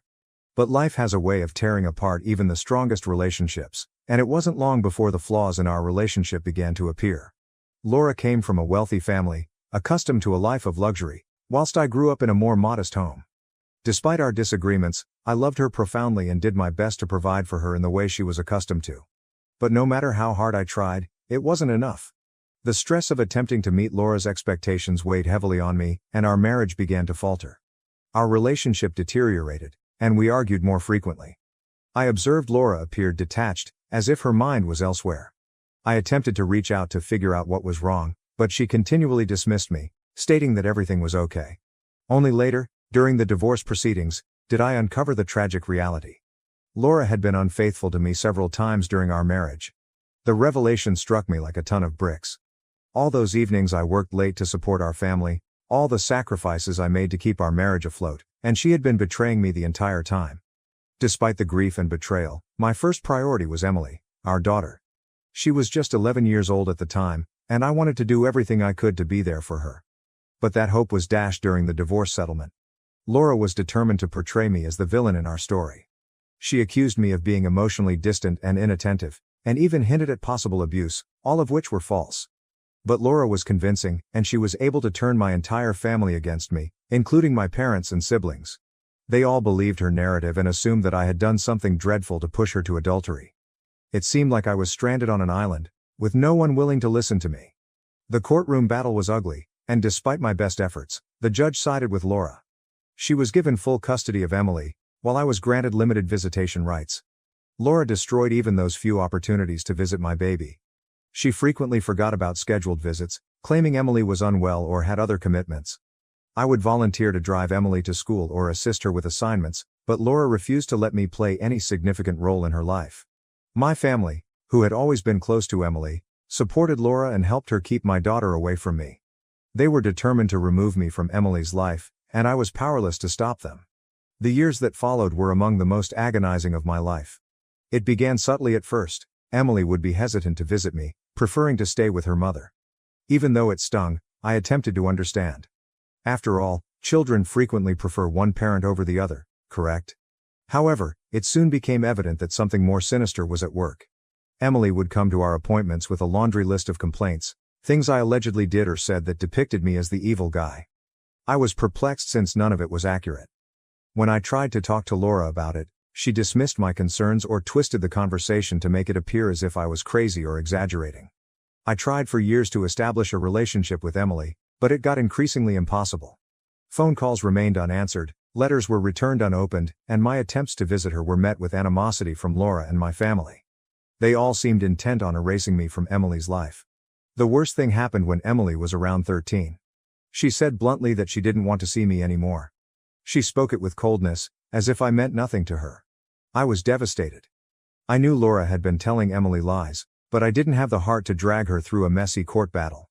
After all, she wanted to stay with her mother, and separating her from her mother would only exacerbate the situation. I didn't want to be the source of further trouble in her life, so I reluctantly decided to pull back. It was one of the most difficult decisions I'd ever made. I hoped that one day she'd grasp the truth and return to me, but that didn't happen for a long time. Years later, I gradually but steadily moved past that horrific moment in my life. I met Megan, and there was an instant connection between us. Because of my previous experiences, we took our time getting to know each other before getting married. Megan had 2 children of her own, so the majority of my time was spent with them, and we established a life together. While I adored my new family, there was always a part of me that wondered about Emily. How was she doing? What had she become? I contacted Laura several times over the years to inquire about Emily, but she never replied. I tried to convince myself that Emily was better off without me, but I couldn't get rid of the sense that I had abandoned her. Then, unexpectedly, Emily contacted me. She was 20 years old now, and her message was brief and straightforward. She wanted to meet and chat. She stated she needed to know more about our family, including why I wasn't there for her. My heart skipped a beat as I read her message. The prospect of seeing her after all this time made me nervous, but I was not going to pass up the opportunity to see my kid. I was scared but excited. Perhaps this was the moment I had been waiting for all these years. We planned to meet in a quiet cafe. I was nervous as I waited for her to arrive. When she eventually walked in, I barely recognized her. She had matured into a beautiful young woman, but the wrath and sadness in her eyes were undeniable. She had clearly been carrying a lot of anguish for quite some time. We sat across from each other, and the tension was evident. Emily didn't spend time getting to the subject. She needed answers. Answers I knew would be difficult to hear. I took a big breath and started telling her the truth. I did not hold back. I told her everything. How her mother and family had deliberately poisoned her against me, how they had twisted every scenario to make me look terrible, and how I had worked so hard to be a part of her life despite everything. I told her about Laura's infidelity and the lies she told during the divorce. I spent the next 3 hours laying out the facts of what had happened. I had brought up previous court records, text messages, and emails that corroborated my story. I wanted Emily to know that I understood what she had been taught about me over the years, and that I wasn't the monster she had been led to believe. Emily sat startled as I explained what had transpired. She grew up believing that I was the one who had abandoned her, that I didn't care enough to be a part of her life. She found it overwhelming to learn the truth. I could see she was absorbing everything, so I didn't press her to react. I knew that was a lot for her to take in. When she finally spoke, her voice trembled. She questioned me why I never fought back, why I didn't do more to stay in her life. That question crushed me. I had to explain that I did not want to place her in the center of a court dispute and that I believed standing back was the best way to protect her. I wanted her to have a good upbringing, even if it meant she despised me for a while. But the truth was that I regretted not battling harder. I regretted allowing Laura and her family to control the story. Emily appeared to be gaining a better understanding of what had happened. She was outraged, partly at me, but largely at her mother. She couldn't believe Laura had gone to such efforts to make herself look like the better parent. Emily realized she had to take action. She stated that she wanted to confront her mother and lay everything out for everyone. I was astonished, but also proud of her for advocating for herself. Emily wasn't the young kid I knew a decade ago. She was a strong lady capable of self-defense. At the same time, I was concerned about the impact this would have on her. I breathed a sigh of relief when she said she wasn't sure how to go with our connection because she'd grown accustomed to having an absent father, but she'd love to meet and talk more. Laura bombarded me with angry phone calls and text messages 2 days later. Emily apparently challenged her with the information I shared. Laura was outraged, accusing me of turning Emily against her and ruining their friendship. I didn't expect Emily's next action. She called me yesterday to say she's going to take Laura to court for parental alienation. She intends to sue for the emotional harm caused by years of lies and manipulation. Laura still calls me constantly now. She is between demanding that I talk Emily out of the lawsuit and threatening. My family is also getting in touch, suddenly wanting to straighten things out and reconnect. I'm at a loss. One could say that Emily's at last knowing the truth relieves some guilt. Conversely, I never meant for things to get this far. Along with Emily, I also have Megan and her children to look for at this point in my life.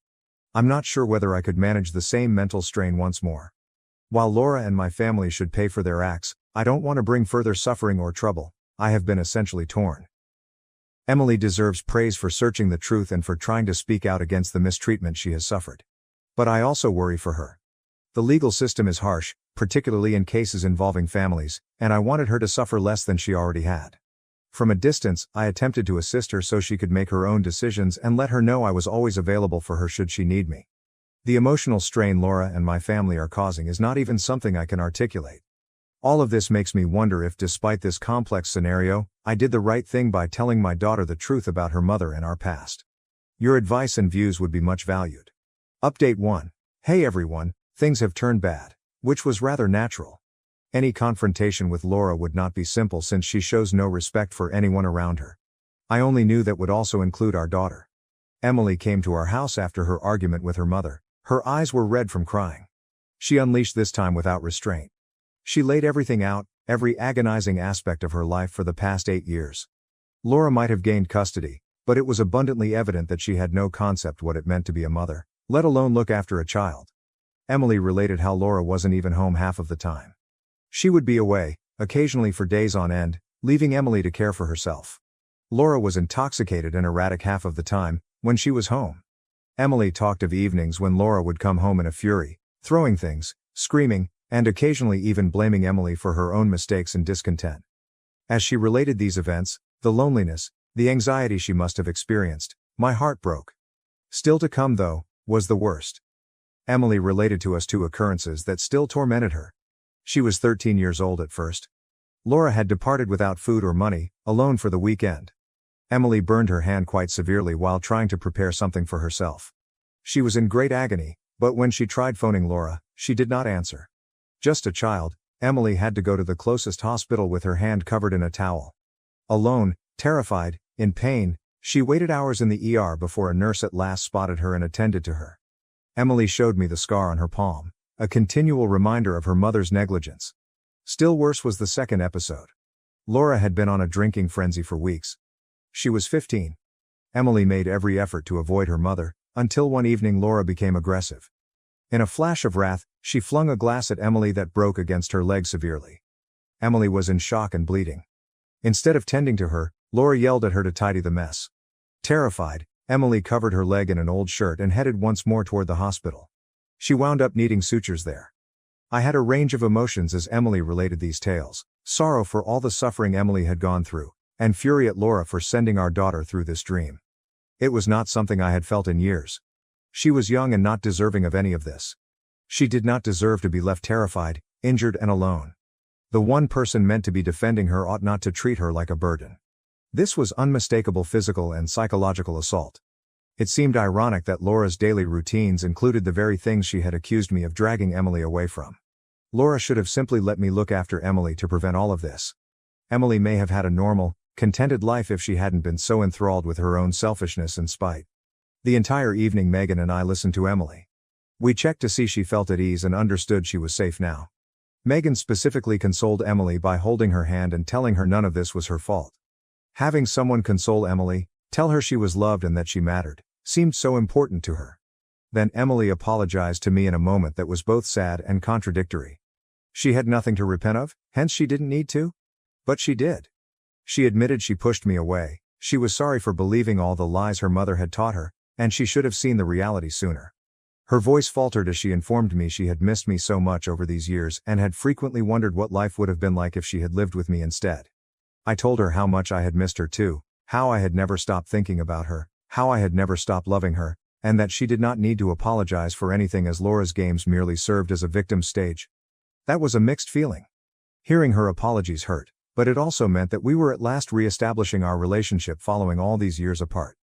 I also came to see that I was done running from family strife and playing it safe. Though it meant facing legal conflict with my ex-wife, my daughter's well-being was at risk and I was determined to receive the apology and reparations she deserved. After a restless night of consoling and chatting, Emily and I hatched a strategy early the next morning. We were going to face my family about everything. Every lie, every act of neglect, everything Emily had gone through. I was done with them acting as though they were the ideal family while Laura had helped Emily to ruin her early years. The medical records, text messages, and even some old Laura voicemails Emily had preserved provided the evidence we needed. It was time to tell them just exactly what their complicity had cost. It was time to reveal the truth. Emily seemed anxious, but I could also detect a resolution in her eyes not previously seen. I was going to be right there beside her. She was ready to meet them and defend herself. At last, we would be getting the justice we both deserved, and I knew that whatever happened would be shared by us. Whatever transpires, you folks will be the first to know. It means a lot to have you understand my circumstances and provide constructive remarks. This is absolutely not the end, hence I will come returning with updates. Update 2. Hi everybody, hope everyone is doing fantastic? Think back to the family confrontation Emily and I had scheduled. Well, it happened and it was most certainly memorable. I agreed to pay a surprise visit together with my daughter. I saw the amazement on their faces as soon as we entered the door. They seemed unable to really handle seeing us together, united after all these years. They had never imagined that the years of isolation, manipulation, and deceit could be quickly reversed. Here we were nevertheless, poised side by side ready to face them. The first shock passed swiftly, and they hurried to present their customary worried front. The first person to talk was my mother, whose voice was tinged with phony anxiety as she asked Emily whether I had offended her or harmed her. The implication stung, not because I cared what others thought of Laura, but rather because it demonstrated how firmly they had embraced her story. Though it was a horrible idea, one they appeared to hold without doubt was that I would hurt my own daughter. Perhaps because it would help them to defend their own behavior, they were fast to accept the worst of me. But Emily was no more the terrified, bewildered child Laura knew, and I was not Laura. Emily stepped forward before I could answer. Her voice was firm, full of a quiet strength that made me proud. She urged them to abandon the act, to stop acting as though they cared when throughout the years they had done nothing to support her. Her statements were neither wavering or hesitant. She called them out for their indifference, for standing by while Laura ignored and mistreated her, and for helping to bring about the ruin of her early years. I observed as my siblings and parents struggled to hide their uneasiness. Their looks changed from pretended concern to something more like irritation. They disliked being challenged, particularly not by Emily, who they still considered as a child, someone who ought to be appreciative of whatever sloppiness of attention they had given her. But Emily was no child anymore, and she showed no interest in their empty apologies or explanations. Some of you have inquired how Laura simply set my own family against me. Our relationship has always been complex, underlying animosity and years of unresolved problems entangling it. My siblings and I had never been close. There was always a sense of one-upmanship, of competitiveness, that corroded any possibility of a real bond. Rather than encouraging harmony, my parents had sided with whichever child would have the greatest benefit for them at the time. Laura came to them intending to divorce me, and they saw it as a chance to vent their residual animosity at me. They had not given Emily or me any thought about how it would affect us. Their interests were more in seeing me pushed down a peg than in clearing past records. Emily gave out everything that had happened, How Laura had deserted her, how she had experienced trauma and injuries while they turned a blind eye, and I could see the anxiety rising on their faces. Particularly not by someone they had undervalued for so long. They were not used to being questioned in this manner. It was not only the words that stung, it was Emily's holding of them responsible, refusing to let their typical platitudes absolve them. Of course, we withheld some of what we had. Showing all of our cards at once was not necessary. We had text messages, hospital records, and other data readily able to undermine their well-crafted story. For now, though, we kept most of it under wraps, simply showing enough to make it abundantly evident we were serious.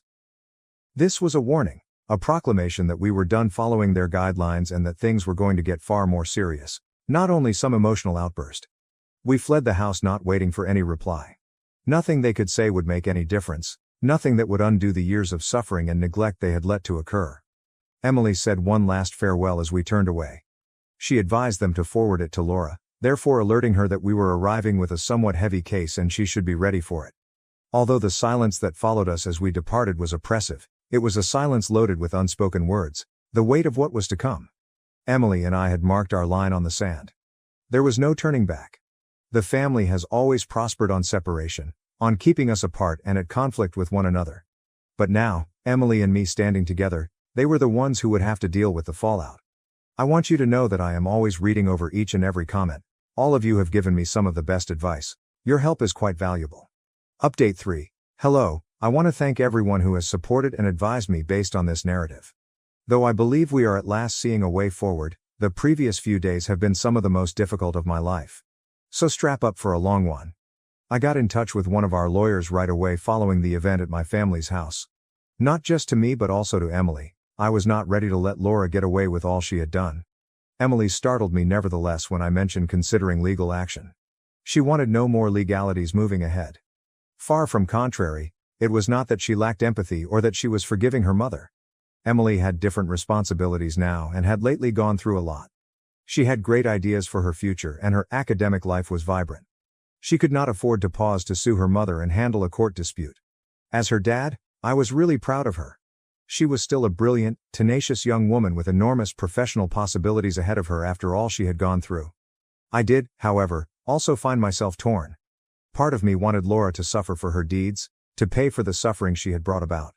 One thing I did wrong was ruin my life. Nevertheless, I found unforgivable damage done to Emily, that of robbing her of a normal, happy childhood. I did, however, honor Emily's desires. Unlike her mother's, her view counted here, and it was something I would constantly keep in mind while deciding what to do. Another thing occurred when we were negotiating all of this. 2 days later, Laura's neighbor walked up to our door bearing an envelope. The neighbor said Laura had asked her to bring the mail to us as she was temporarily leaving town. Though I had no idea what to expect, I accepted the envelope and thanked the neighbor. Within the envelope Laura had a note, long and full of apologies and explanations. It sought to defend her behavior. She talked about losing her job, how she grew quite alone when I left, and how events descended from there. She finally landed another job, but it paid little, and she descended into more misery. Drinking became her coping mechanism. She said she never intended to hurt Emily, that she was simply so lost and overwhelmed by her own suffering. Laura continued to go into great detail about more of her challenges, seeking to depict a lady driven to the brink by events beyond her reach. But reading made me focus only on how hollow everything sounded. Laura was obviously trying to justify her actions and project an impression of victimization from her own experiences. But no degree of difficulty could excuse her treatment of Emily. She begged us not to go to legal war at the end of the letter. As a show of kindness, she pledged to avoid Emily. She also offered to pay whatever we felt was appropriate as reparations for the damage she had done. Emily's eyes showed grief as soon as I turned over the letter to her. She had not sought this apology, and it most definitely was not the resolution she was due. What kind of mother leaves her child like this and subsequently believes that money could possibly offset all the years of suffering and neglect? For Emily, it was a terrible insight. I knew she needed time to get through it. Emily needed space as she would reach out to Megan or me when she was ready. For Emily, someone she could confide in without judgment, my wife Megan had become fast a comfort. Soon Emily became like family to all of us, developing a close relationship with Megan's kids. Although I wanted to assist, I knew Emily would gain more from Megan's support and viewpoint to help her to organize everything. Eventually Emily came to me with her choice. She refused to go after a legal lawsuit. She wanted not to drag things out anymore or become mired in a nasty court struggle. Freed from the shadows of the past, she wanted to start anew and concentrate on her and her future. Emily was ready to go on, and I knew this was the right decision even if I wanted justice for her. She had lived under the weight of her mother's errors for sufficient time. She was ready to live her life on her terms. Emily's choice sent us into a fresh chapter. She began concentrating more on her academics, directing her efforts toward her objectives and dreams. As Megan negotiated this new stage of her life, Megan and I kept helping her in all possible respects, providing direction and encouragement. Regarding myself, this seems like a dream. Things cannot have concluded on a better note. I have 3 children and an incredible wife at my side. Though the trip had been protracted and agonizing, at last we had returned to one another. More than all, that was the real success in all of this. Once more, I appreciate all of your support. Though it's been an incredible journey, I believe we are at last headed toward recovery. Thank you for watching. If you haven't subscribed yet, please do so and hit the notification bell to stay updated with more shocking real-life stories happening around you. My sister got my wife fired, but karma struck when her $2.5 million fraud scheme was exposed, leading to her downfall. Thelma, 35F, my sister, who is 32M, has always been fiercely competitive with everyone, particularly when it comes to professional accomplishments. Since she was a straight-A student who was accepted into a prominent college and immediately after graduation found a distinguished career, Thelma was always our parents' golden child. Thelma never forgot that I was a more typical student who took a few years to figure out what I wanted to do. Being the successful member of our family has become Thelma's entire identity. She is a senior manager at one of the leading IT businesses in our city. Her accomplishments are continuously praised by our parents, who also use her as an example for the rest of us to follow. She lives in a fancy home in the greatest area of town and earns a very decent living. Every family get-together becomes an opportunity to highlight her most recent bonus or promotion. 3 years ago, while both of us were speaking at a tech conference, I met my wife, Libby, 30F. Libby had the most amazing work ethic I had ever seen, and she was intelligent and motivated. She was from a very different family than ours. When she was 6 years old, her parents left Vietnam and took on several professions to support themselves. While maintaining stellar marks and eventually receiving her degree in computer technology, Libby had to work during high school and college to support her family. The thing that truly appealed to me about Libby was her humility in spite of her success. She never disparaged others or boasted about her achievements. Rather, she was constantly attempting to guide younger developers and make others successful. We bonded right away since we both enjoy coding and solving problems, and last year, after 2 years of dating, we were married in a modest ceremony. Thelma had never been fond of Libby. I initially assumed it was simply her customary aloofness toward strangers, but it soon became apparent that Thelma viewed Libby as a danger. Thelma would frequently make subtle jabs about how Libby was squandering her skills at a smaller company, despite the fact that she was leading the engineering department at her startup and producing creative work. That's cute, but at a real tech company like mine, or you should apply for a junior position at my company if you want to do actual important work, were some of the remarks she would make to break up Libby's employment stories. Our parents never mentioned Thelma's actions, and when I attempted to confront her about it, they blamed me of being overly sensitive and said that Thelma was only attempting to support Libby in her professional endeavors. Libby never took the bait or got into a fight with Thelma, and she always responded to her remarks with elegance. To Thelma's seeming annoyance, she would simply smile and shift the topic. When Libby received an amazing job offer from the same business where Thelma works, but in a different department, 6 months ago everything truly came to a head. Better income, more responsibility, and the opportunity to oversee significant initiatives that could significantly impact the industry made it Libby's ideal position. She would be in charge of financial technology integration across several divisions, which was Libby's area of expertise at her firm. Thelma usually dominated the conversation. So when we broke the news to her during a family dinner, she became extremely silent. Our parents were ecstatic, discussing how the sisters-in-law could get together for lunch and how wonderful it would be to have both of their daughters working for the same esteemed organization. Thelma merely shoved food around her plate and said something ambiguous about how hiring practices must be evolving.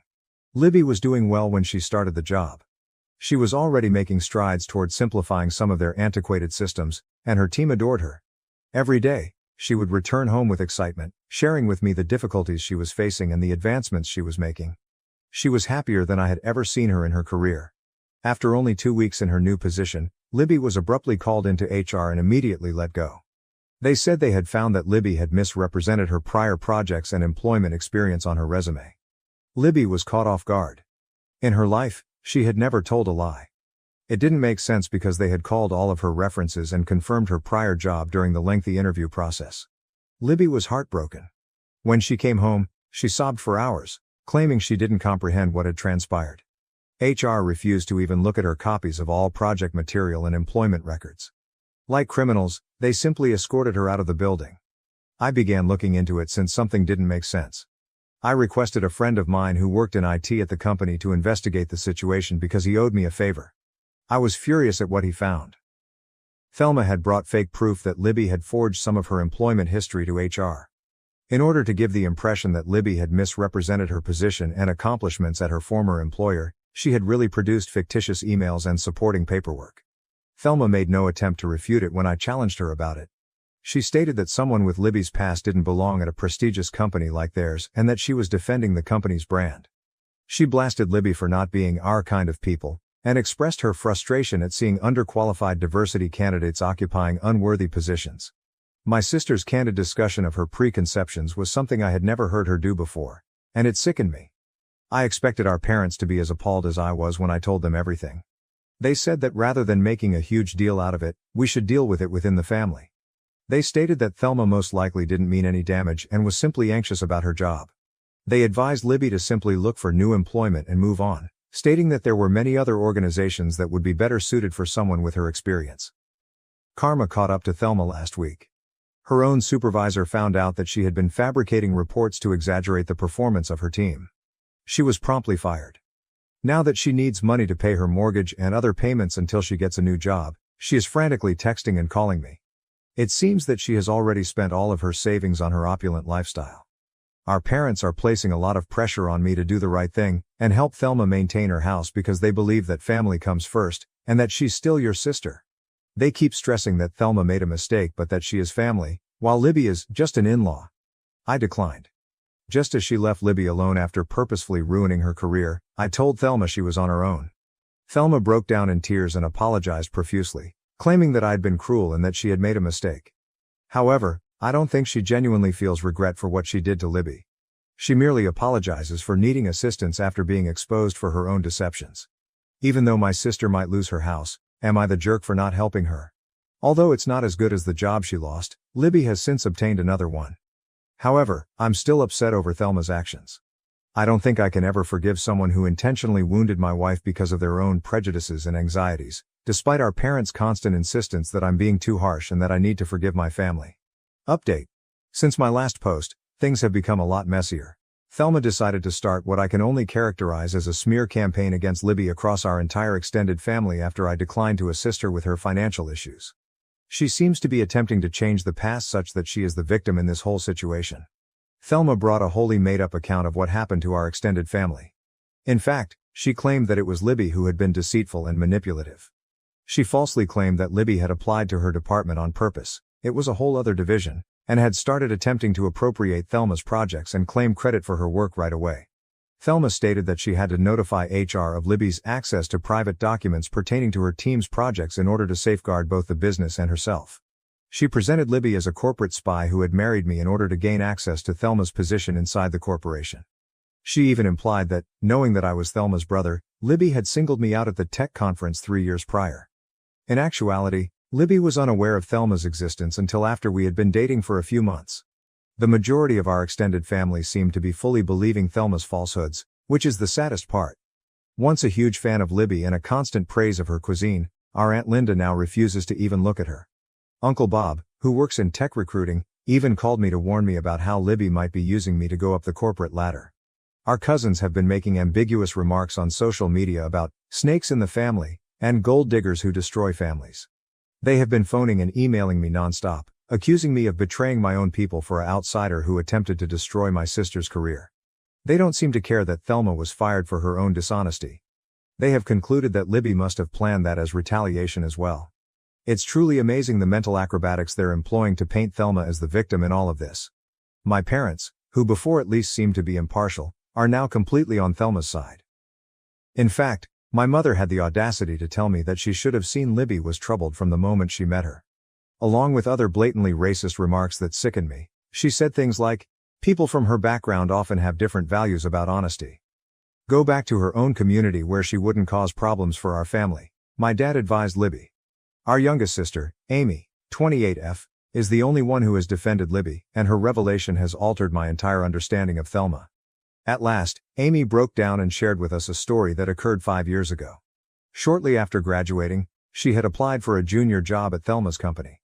She aced every interview and had outstanding credentials. Her application was abruptly denied because of character issues, even though the team wanted to recruit her. Amy learned that Thelma had also gone to HR at the time with unfounded claims that Amy had cheated in college. It seems that Thelma had fabricated emails from Amy's college to bolster her allegations. Thelma had threatened to use her connections to blacklist Amy in the industry if she ever told anyone, so even though Amy was distraught, she kept silent about it. Amy was so disturbed by the incident that she ultimately accepted a job in a totally other industry. Thelma lost all control when Amy told her account in our family group chat and included screenshots of Thelma's threatening communications from that time. At 11 p.m., she stormed into Amy's flat, banging on the door and yelling that Amy was a traitor who was attempting to ruin her life. Amy claims she had no idea what secrets Thelma was referring to, but she was threatening to reveal all of her secrets. Additionally, Thelma promised to ensure Amy never again worked in the city. Amy had to call the police to get Thelma off the property because she was so scared. It's terrifying to hear my sister sound so insane after she captured a portion of Thelma's breakdown on her phone. Thelma was even more incensed after the cops warned her about harassment. Our family is now utterly divided. Our parents continue to support Thelma, claiming that Amy must have misinterpreted what transpired 5 years ago and that she is merely envious of Thelma's accomplishments. In an attempt to portray Amy and I as permanently jealous troublemakers, who are just out to harm poor, successful Thelma, they are accusing us of being disloyal and ungrateful for banding together against our sister when she is already down. They have even begun bringing up all of our childhood transgressions. I've begun compiling all of the proof of Thelma's behavior, including the police report from her breakdown, the testimonies from coworkers who saw her behavior, the phony emails she made about Libby, and the threatening text she sent to Amy. After reviewing everything, the legal staff at Libby's new workplace believes we have a solid case against Thelma and her old employer for defamation and wrongful termination. However, my parents are now threatening to disown Amy and me if we destroy our sister's life over a misunderstanding. They claim that if we don't drop everything and help Thelma get back on her feet, they will write us both out of their will and that pursuing legal action would demonstrate that we were never truly family. Since she doesn't feel safe in her own apartment, Amy is currently staying with us. Despite her own trauma from everything that has transpired, Libby has been a tremendous support system for her. Even though I'm more convinced than ever that confronting Thelma is the right thing to do, it still hurts to see my family fall apart like this. Numerous unpleasant facts about my family have come to light as a result of the entire scenario, which I suppose I always knew existed but never wanted to confront. I used to believe that Thelma's will to excel and her competitive nature were simply acts of ambition, but now I realize that they are a much more sinister and damaging trait. Update. Everything we believed to be true about Thelma's behavior has been totally disproved. Rachel, a former coworker of Thelma's, contacted Libby via LinkedIn last week. We were all surprised by what Rachel, Thelma's assistant manager for the previous 2 years, disclosed. Although it was undoubtedly a contributing factor, Rachel claims that Thelma's sabotage of Libby was motivated by more than just professional jealousy or prejudice. The true cause was much darker. Libby's new position would have provided her direct access to financial records and system logs, which may have revealed Thelma's years of falsifying the books, despite her best efforts to conceal her own illegal acts at the company. Documentation from Rachel demonstrated that since Thelma was promoted to senior manager, she had been routinely manipulating the performance metrics for her department. To make it appear as though her team was earning millions of dollars in fictitious revenue, she had set up shell businesses, faked contracts, and created phony client accounts. For years, she had been using these fictitious accounts to embezzle company revenue, taking a portion of the phony contracts and transferring it to her personal offshore accounts. Thelma went into a frenzy when Libby started working for the company and was given the responsibility of auditing and integrating all of the financial technology systems. Given her reputation for being meticulous and her experience with system integration, Libby would have unavoidably found out about Thelma's department's anomalies. Thelma fabricated the CV fraud narrative just 2 weeks into Libby's job, which is why she acted so swiftly to fire her. In reality, Rachel had been compiling proof of Thelma's deception for months, but because of Thelma's industry ties, she had been too afraid to come out. Rachel ultimately made the decision to take action after witnessing how Thelma had ruined Libby's career in order to defend herself.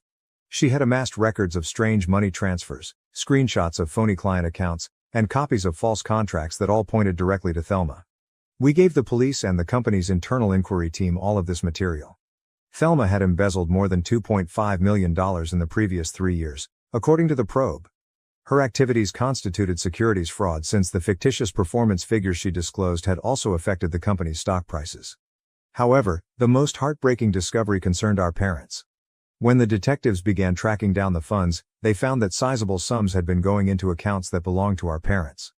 They eventually acknowledged that they had been aware of Thelma's fraudulent conduct over the previous year after being presented with this evidence. Not only did they know, but they had been actively assisting her in concealing the funds. They had established offshore accounts and produced a paper trail that made the stolen money appear to be genuine investments by using their legal connections. They asserted that since Thelma was the one who stole the money, they had not technically committed any crimes and were only defending their daughter. I was disgusted by their attitude when I questioned them about their involvement in all of this.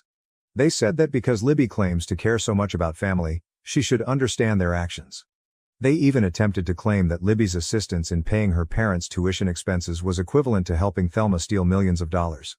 They didn't seem to see the difference between assisting to cover up enormous fraud and working honest jobs to support your family. Their attitude was the worst. They were just sorry they were found, not sorry for what they had done. In fact, according to my mother, none of this would have surfaced if Libby had been more understanding about her place and had discreetly departed the company when Thelma requested it. They continue to blame Libby for everything, claiming that her rigid job choices pushed them to take extreme steps. The involvement of our parents has upset Amy. She had always believed that our parents were simply too forgiving of Thelma and that she was the only toxic member of the family. Amy's entire opinion of our family has been completely destroyed by learning that they were complicit in her misdeeds. She can hardly sleep and has been experiencing anxiety episodes. Thelma is currently facing criminal charges from the firm for fraud and embezzlement.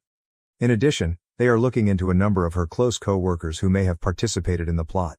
Although our parents are being investigated for their part in concealing the stolen funds, they have not yet been charged. Thelma is no longer there at all. She stopped answering all messages and cleaned out her home in the middle of the night. My parents say they don't know where Thelma might have gone, but the police are searching for her.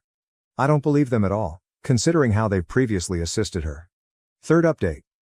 Our family has experienced pain as well as justice in this story's last chapter. 2 weeks ago, Thelma was apprehended for attempting to enter Canada using forged documents. Our parents, as we thought, had assisted her in hiding in several places during her attempt to escape the country. In order to escape a longer term, she ultimately accepted a plea bargain. In addition to 3 years of supervised release, she will spend 2 years in federal prison for embezzlement and securities fraud. Thelma's scam was far more extensive than we first believed, according to the company's inquiry. Since she was initially promoted to management 6 years ago, she had been stealing money and falsifying statistics. In order to hide her tracks, she had also been blackmailing a number of lower-level staff members, threatening to destroy their careers in the same way that she had done to Amy and Libby.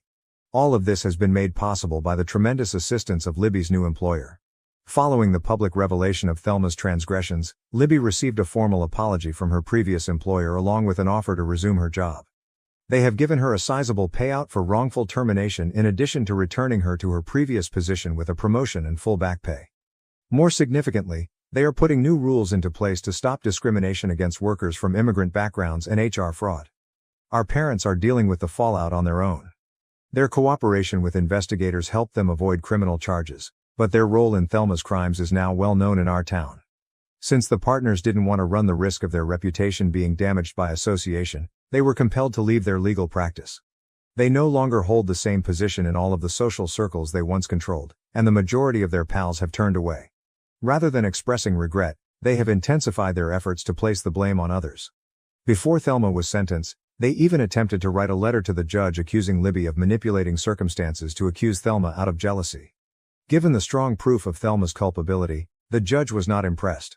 Additionally, they attempted to accuse Amy and I of plotting with Libby to embezzle Thelma's money and blame her, but this desperate attempt clearly failed.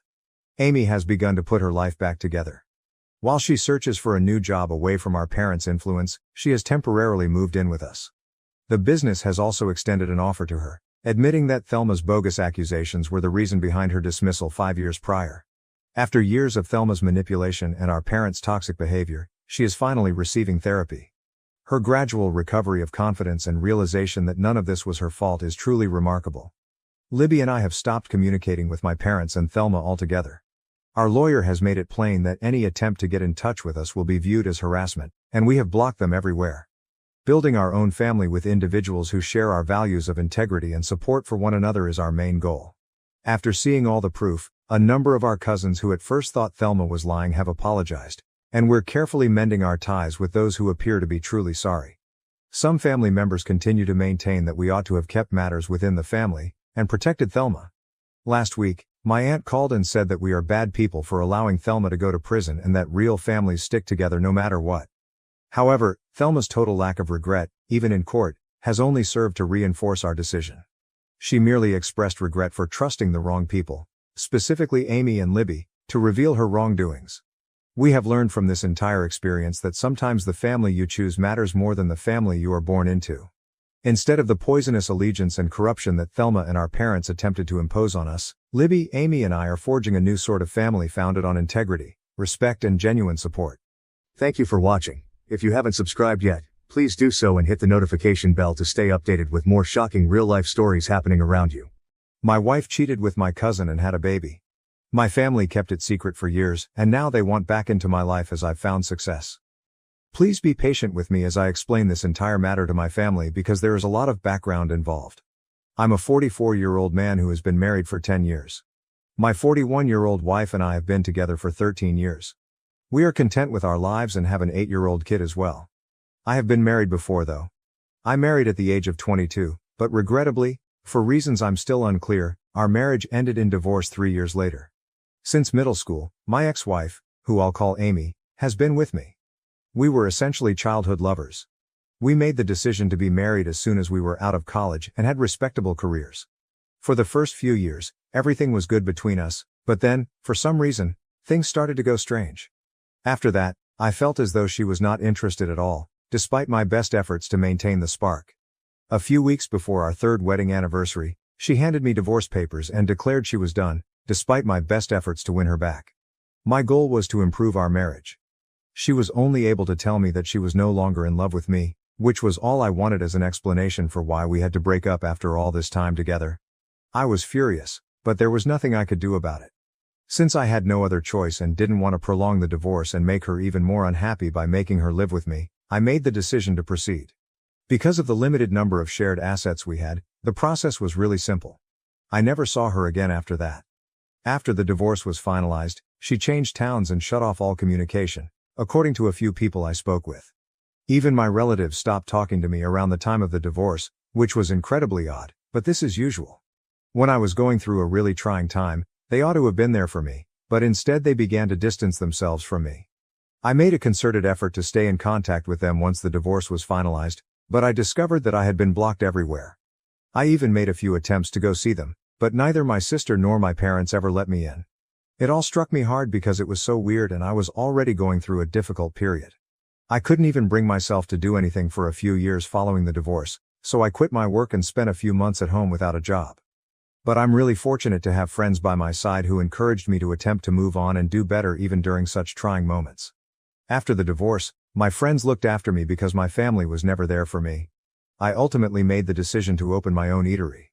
Although it had always been my ambition, I had put it off in order to accumulate sufficient funds because I also needed to consider Amy during our marriage. But because we were divorced, I made the decision to go ahead and do it alone. I also chose to call the restaurant the name my parents had recommended. My buddies helped me approach a few potential investors, secure their support and begin developing a business plan. I opened my own restaurant a few years later. After the divorce, it took me about 4 years to get back on my feet. I met my current wife 2 years later. We started conversing after she told me she loved my restaurant at a function where we met through friends. I asked her to marry me after 3 years of dating because I wanted to give love another try. Here we are with our son 10 years later. My business life has also improved over the past few years, in addition to my personal life. In my career, I've done fairly well. It all began with a restaurant, but because of its success, we gradually started to grow. I am the CEO of my own hospitality firm at the moment, and we operate a chain of hotels and restaurants that are quite well liked. We intend to grow it even further in the hopes of gaining recognition outside of the state. I have put a lot of effort into getting to where I am now, but it has been a difficult journey. Since of this, I recently agreed to an interview since I felt it was an indication that I had truly made it. However, After seeing that interview on the television, my family decided to get in touch with me again, and I honestly had no clue that it would generate such a storm in my life. I didn't really think my family would have watched it because the channel that carried it was a somewhat popular one. Even if they had, I didn't think they would arrive at my workplace. My workplace's location isn't particularly discreet, so they must have had little trouble finding me. Still, it was highly improper of them to arrive at my place of employment and insist on seeing me while I was there. Regretfully, they did precisely that 3 days ago. Seeing them after all this time was really odd. The receptionist told me that my family was waiting outside when they arrived, even though I was working.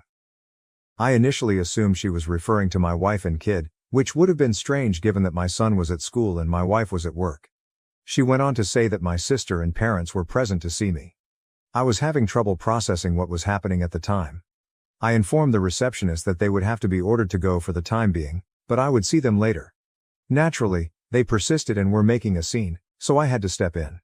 Before I could talk to them and find out what was going on, I didn't want security to eject them from the premises.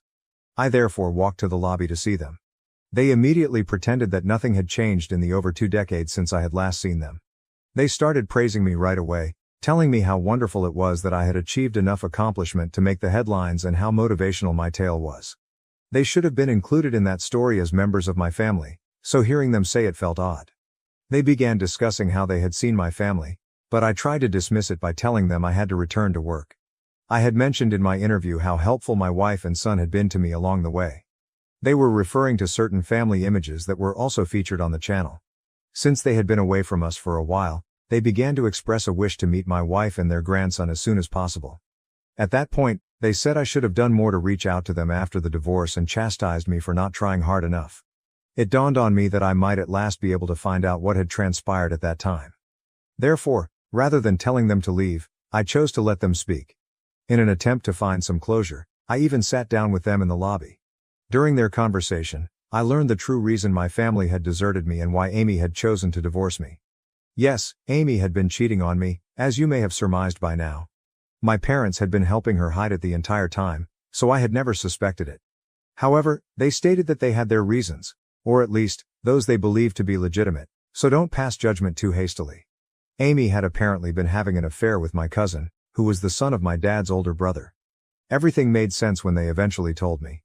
I now saw why they had supported her, why I hadn't received an invitation to any family gatherings for the previous 20 years, and why I had been rejected without any fault of my own. I had never liked my cousin, let's call him Carl, since he was a rude, entitled brat. Unfortunately, his father and the rest of the family felt he should be given a free pass for everything because his mother had died when he was only 6 months old. No one ever told him how to act throughout his life, and he consistently got away with anything. The fact that my uncle, Carl's father, was my dad's supervisor and had founded the family business before my dad joined it didn't help either. When Carl decided he wanted to be with Amy after we were married and she agreed, my family felt compelled to support them. They couldn't take the chance of upsetting my uncle. But apparently it was easy for them to decide to risk their friendship with me. They did precisely that. They also informed me that my uncle made it very apparent during the divorce that he did not want any family members, including my parents and sister, to communicate with me in any way. After Amy said she was expecting my child, they apparently attempted to object. They would have to cut me off if they ever wished to communicate with their grandson. In addition, when Amy filed for divorce, I was never informed that she was expecting a child. I couldn't have predicted because she hadn't been displaying at the time either. She had moved out long before the divorce was finalized, so she hadn't been living with me. Therefore, even before my son was born, I was unaware that I had become a father.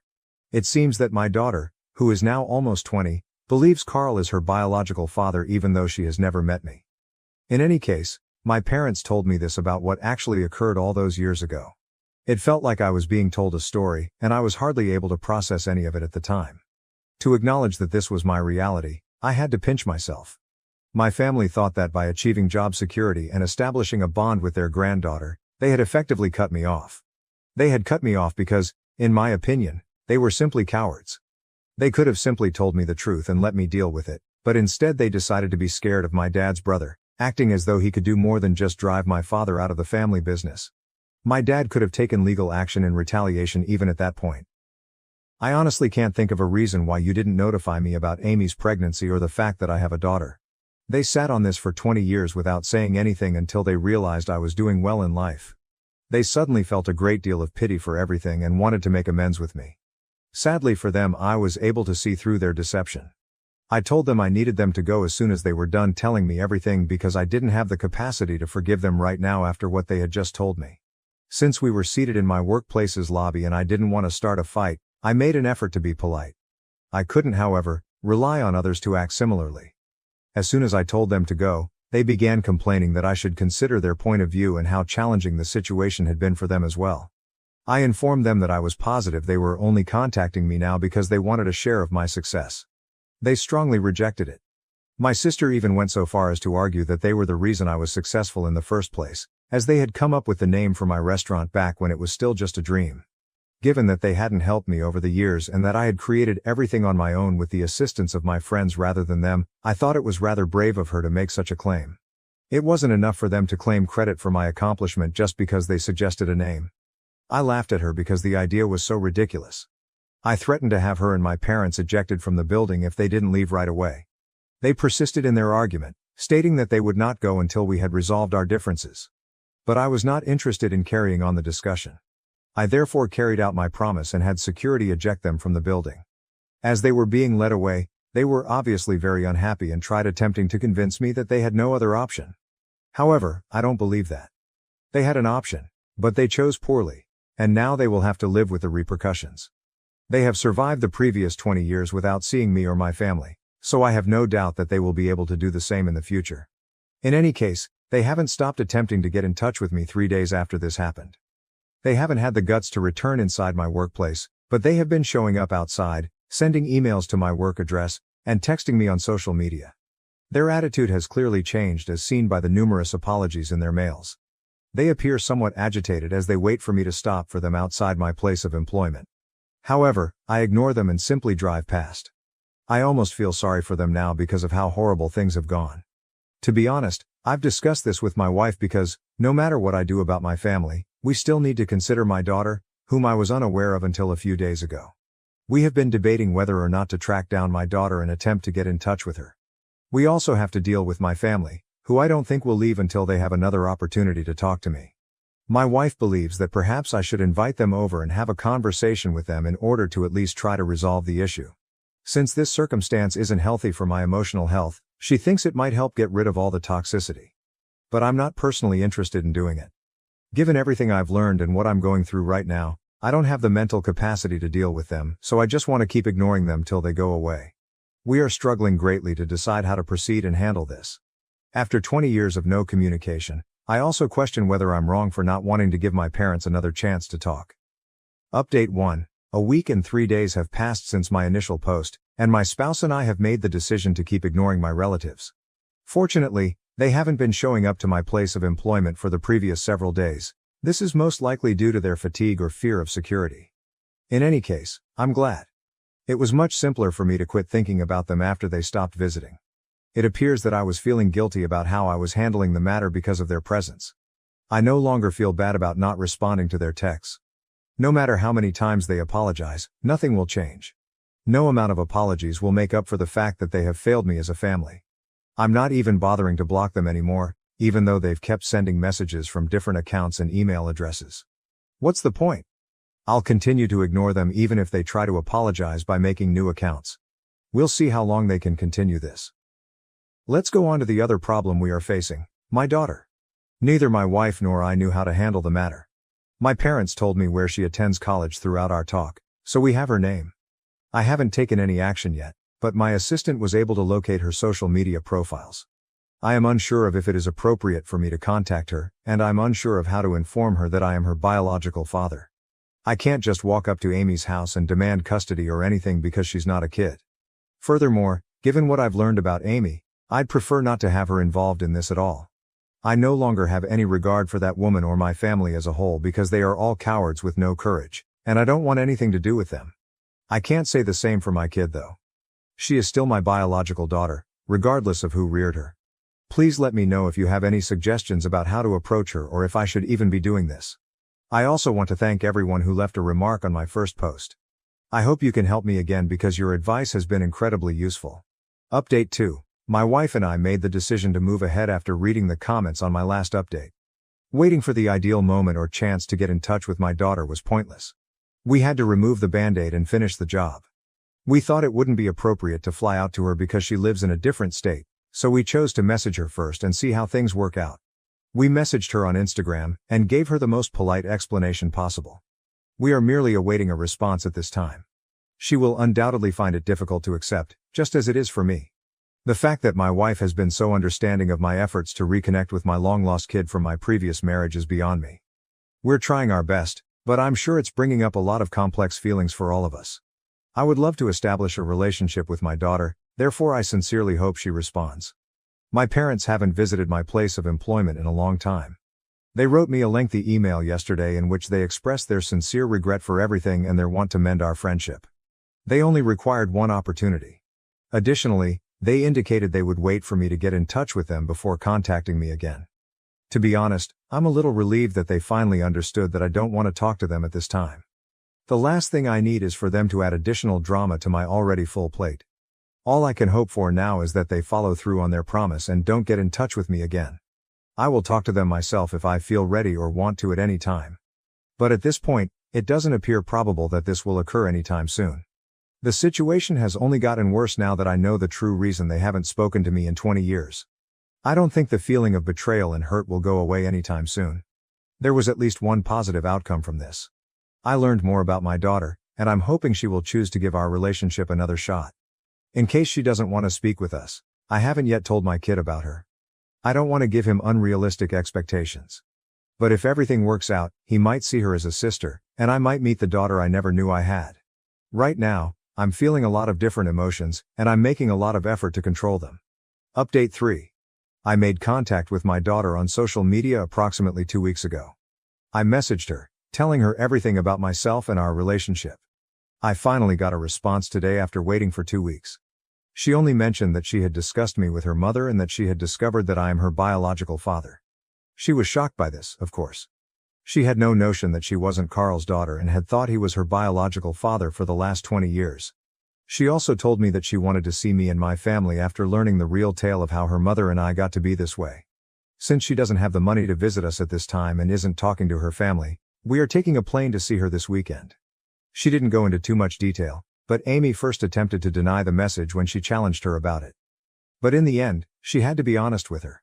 Since I don't want to talk to Amy, I sincerely hope she doesn't get in touch with me. I haven't heard from her yet. When my family learned that I had contacted my daughter, they promptly betrayed their word and began attempting to speak with me. My uncle was obviously upset that I found out, and rightfully so, as they had worked for 20 years to make sure I never found out so that their lives wouldn't be disturbed. I've learned that my uncle is blaming my parents. My dad still fears his older brother, despite the fact that he no longer works for him and owns his own company. He has been pleading with me to explain that neither Carl nor my uncle were involved in my discovery, but I fail to understand the purpose. They are the only ones who could have maintained such a secret, so even if I did, I doubt anyone would believe me. The majority of my family has never been close to me, and they haven't bothered to talk to me in 20 years. It's amusing how frantic they are right now to keep their friendship with my uncle intact. But to be honest, I don't give a damn. I lost out on 20 years of a relationship with my daughter because of them. This, I believe, is the least I can do. Update 4. I finally got to meet my kid today with my family. It was initially uncomfortable, then moved, but overall it was simply lovely. Despite having grown up with two of the worst people I've ever met, she seems to be a decent and caring person. She is a very mature and clever young woman, whether it is due to her natural disposition or to the fact that they raised her well. During our lengthy talk, we discussed Amy and Carl's situation. She told me that she didn't care that they didn't approve of her meeting us. She doesn't care what her folks think now that she knows the truth. She doesn't intend to eliminate Amy and Carl from her life entirely because they don't have any other children but her, but she will undoubtedly put them out of her life for a while as she tries to come to terms with everything. She informed me that she also needed time to begin developing a relationship with me. I completely understand that she's in a really strange mental state at the moment. She seemed to get along well with my wife and her half-brother, and we had a great day overall. During supper, we discovered that my parents, who are her grandparents, had maintained communication with her throughout the entire time. Given that they were her grandfather's brother's family rather than her biological grandparents, she always thought it was odd how sentimental they were about her. Now they understand why they were so devoted to her. But now that she has learned all of this, she and I both view them differently. Since I'm a lot older than her, I can probably relate to her feelings, but not totally. Having been deceived by those she thought were closest to her throughout her life, she is just 20 years old and is likely finding it much more difficult to cope. In any case, we will both need to work on this, and maybe things will improve in the future. We're going to make an effort to make it the greatest it can be, so I know it must be. The fact that the meeting went well and that my family and I both seem satisfied after everything makes me very happy. No matter what Carl, Amy, or my family have done, I'm also rather happy with the situation. The important thing is that we finally have an opportunity to put things right after all these years, and I'm going to take advantage of it. Thank you for watching. If you haven't subscribed yet, please do so and hit the notification bell to stay updated with more shocking real-life stories happening around you. My stepmom left my dad after I refused to let her walk me down the aisle, and now he has a shocking confession before my wedding. I'm Lily, a 28-year-old woman who will marry her fiancé Richard, a 30-year-old man, in 3 months. To comprehend my current circumstances, I must return to my childhood. My parents, Claire, 53F, and Tom, 55M, met at college and married young. They had me when they were both 25, and for the first 10 years of my existence, we seemed like the ideal family. I remember spending weekends at my grandparents' lake house, where Dad taught me how to fish while Mom made lunches. Every Friday, we had family game night, and my parents took turns reading me bedtime stories. It wasn't perfect, they argued like any couple, but I always felt loved and secure. Everything changed when I was 10. Dad began working late more frequently, and Mom appeared increasingly tense and sad. I overheard arguments about someone named Tanya, but I had no idea what was going on. Then, one day, I returned home from school to find Mom crying in the kitchen. She sat me down and told me that Dad had an affair with his coworker, Tanya, 48F, and they were getting divorced. The following few months were a jumble of tears, conflicts, and bewilderment. Dad moved out and I remember being furious with him for hurting Mom and splitting up our family. The divorce was messy and traumatic. There were intense debates over custody and property partition. I recall sitting outside the courtroom during one of their sessions, feeling disoriented and terrified. In the end, Mom received primary custody, with Dad receiving visits every other weekend. At first I was hesitant to spend time with Dad. I was angry and sad and I did not want to leave Mom alone. Mom, despite her own anguish, pushed me to give Dad another chance. She informed me, "Your father made a mistake, but he still loves you. It's fine to adore him too." Gradually, I began to like spending weekends with Dad. He'd take me to the movies, show me how to cook, badly, and we'd have lengthy discussions about school and my friends. Things became more problematic when Dad declared 2 years after the divorce that he was marrying Tanya. Tanya and I met for the first time at a dinner Dad had arranged. She appeared pleasant enough, bringing me a gift, a diary with my name embossed on it, and inquiring about my interests. But I couldn't get rid of the idea that she was the reason my family had come apart. Tanya worked hard to establish a bond with me after Dad and Tanya married. She was constantly buying me gifts, clothes, books, art supplies, and recommending mother-daughter activities such as spa days or cooking classes. However, her efforts felt forced to me, and I was never comfortable around her. Part of it was out of loyalty to my mother, and part of it was because Tanya appeared to be attempting to replace her. As I approached adolescence, my connection with Dad and Tanya deteriorated. They would frequently make disparaging remarks about Mom, such as, "It's a shame your mother is so bitter," or, "If only your mother could move on like we have." These statements bothered me because I understood how hard Mom worked to co-parent harmoniously. My mother, on the other hand, never spoke negatively about Dad or Tanya in front of me. She listened to my complaints but always pushed me to give them another shot. "They're not perfect," she'd continue, "but they try. It's acceptable to have many relationships with different people in your life." Tanya became pregnant when I was 16 years old. Dad was overjoyed, continually mentioning how happy he was to have a real family, now. Those words struck deep because they made me feel like I wasn't enough for him. Like I was a relic of his past rather than an important part of his new existence. Tanya had a miscarriage at 20 weeks. It was a tough time for them, and I recall feeling a combination of anguish for their loss and guilty relief that I would not be replaced by a new baby. Dad informed me that Tanya would require additional love and support from me, which put a lot of strain on me at a time when I was already dealing with usual teenage concerns and the lingering consequences from the divorce. Tanya's attachment to me grew stronger following the miscarriage. She began introducing me to everyone as her daughter, which made me very uncomfortable. She also started urging me to call her Mom, something I flatly refused to do. This resulted in several arguments, with Dad always siding with Tanya and accusing me of being insensitive to her feelings. During this time, my relationship with my mother remained solid. She was my rock, always willing to listen without judgment and provide support without pressuring. She encouraged me to pursue my interests, which led to me joining the school newspaper and later studying journalism in college. I met Richard in college. We were both writing for the campus paper and bonded over our shared interest in investigative reporting. Richard's family was much easier than mine. His parents were still happily married and he had 2 younger siblings. I was initially cautious to let him inside my delicate family relationships, but his tolerance and understanding allowed me to open up. All of these previous concerns have finally come to a head as we prepare our wedding. I have chosen to ask my mother to walk me down the aisle. She's been my steadfast supporter, role model and greatest friend. When I told Dad and Tanya about my decision, Tanya fell into tears and Dad became enraged. They told me I was being selfish and that Tanya should also lead me down the aisle because she had been in my life for so long. I refused, stating that my mother is my soul mother and the person I want at my side on my wedding day.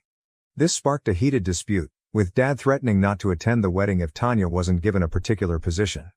He mentioned all the times Tanya tried to be there for me, the presents she bought, the activities she planned, but to me, such things pale in contrast to my mother's unwavering love and support. Tanya blamed me of never giving her a chance and claimed that after all these years, she considered me her own daughter. She brought up her miscarriage again, expressing how difficult it had been to lose a baby and then have her stepdaughter reject her. I understand that the miscarriage was difficult for her, but I don't think it's appropriate to use it as emotional leverage against me. I'm sticking to my decision, but now I'm wondering if I'm being too severe. Richard fully supports me, saying that it is our wedding and we should do whatever feels right to us. However, some of my extended family members believe I should make a compromise to keep the peace. Part of me feels bad for hurting Tanya's feelings, but a larger part of me is upset that Dad and Tanya are attempting to make my wedding about them.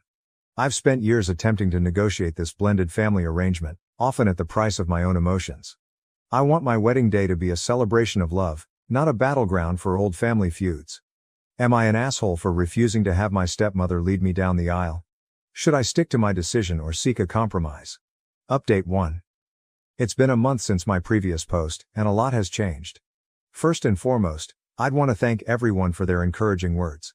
They greatly increased my confidence in my decision. After the wedding quarrel, my father and Tanya stopped communicating to me for a few weeks. It was a stressful situation, and I found myself continually checking my phone, half expecting and half fearing a message from them. Richard was quite helpful at this time, telling me that it was acceptable to prioritize my own sentiments and that I was not responsible for controlling their emotions. Tanya called me unexpectedly, weeping. She apologized for pressing me throughout the years and stated that she simply wanted to be close to me. Her voice sounded truly sorry, and for a little time, I felt a ray of optimism that we might be able to go forward. She asked if we could meet for coffee to talk things over, and after some hesitation, I accepted, thinking it would be a good opportunity to clear the air before the wedding. We met in a neighborhood cafe that I used to frequent in college. It was weird to be seated across from Tanya in a setting that brought back memories of study sessions with friends and early dates with Richard. At first, everything appeared to be going well. Tanya was surprisingly sympathetic, even saying she accepted my choice to have my mother follow me down the aisle.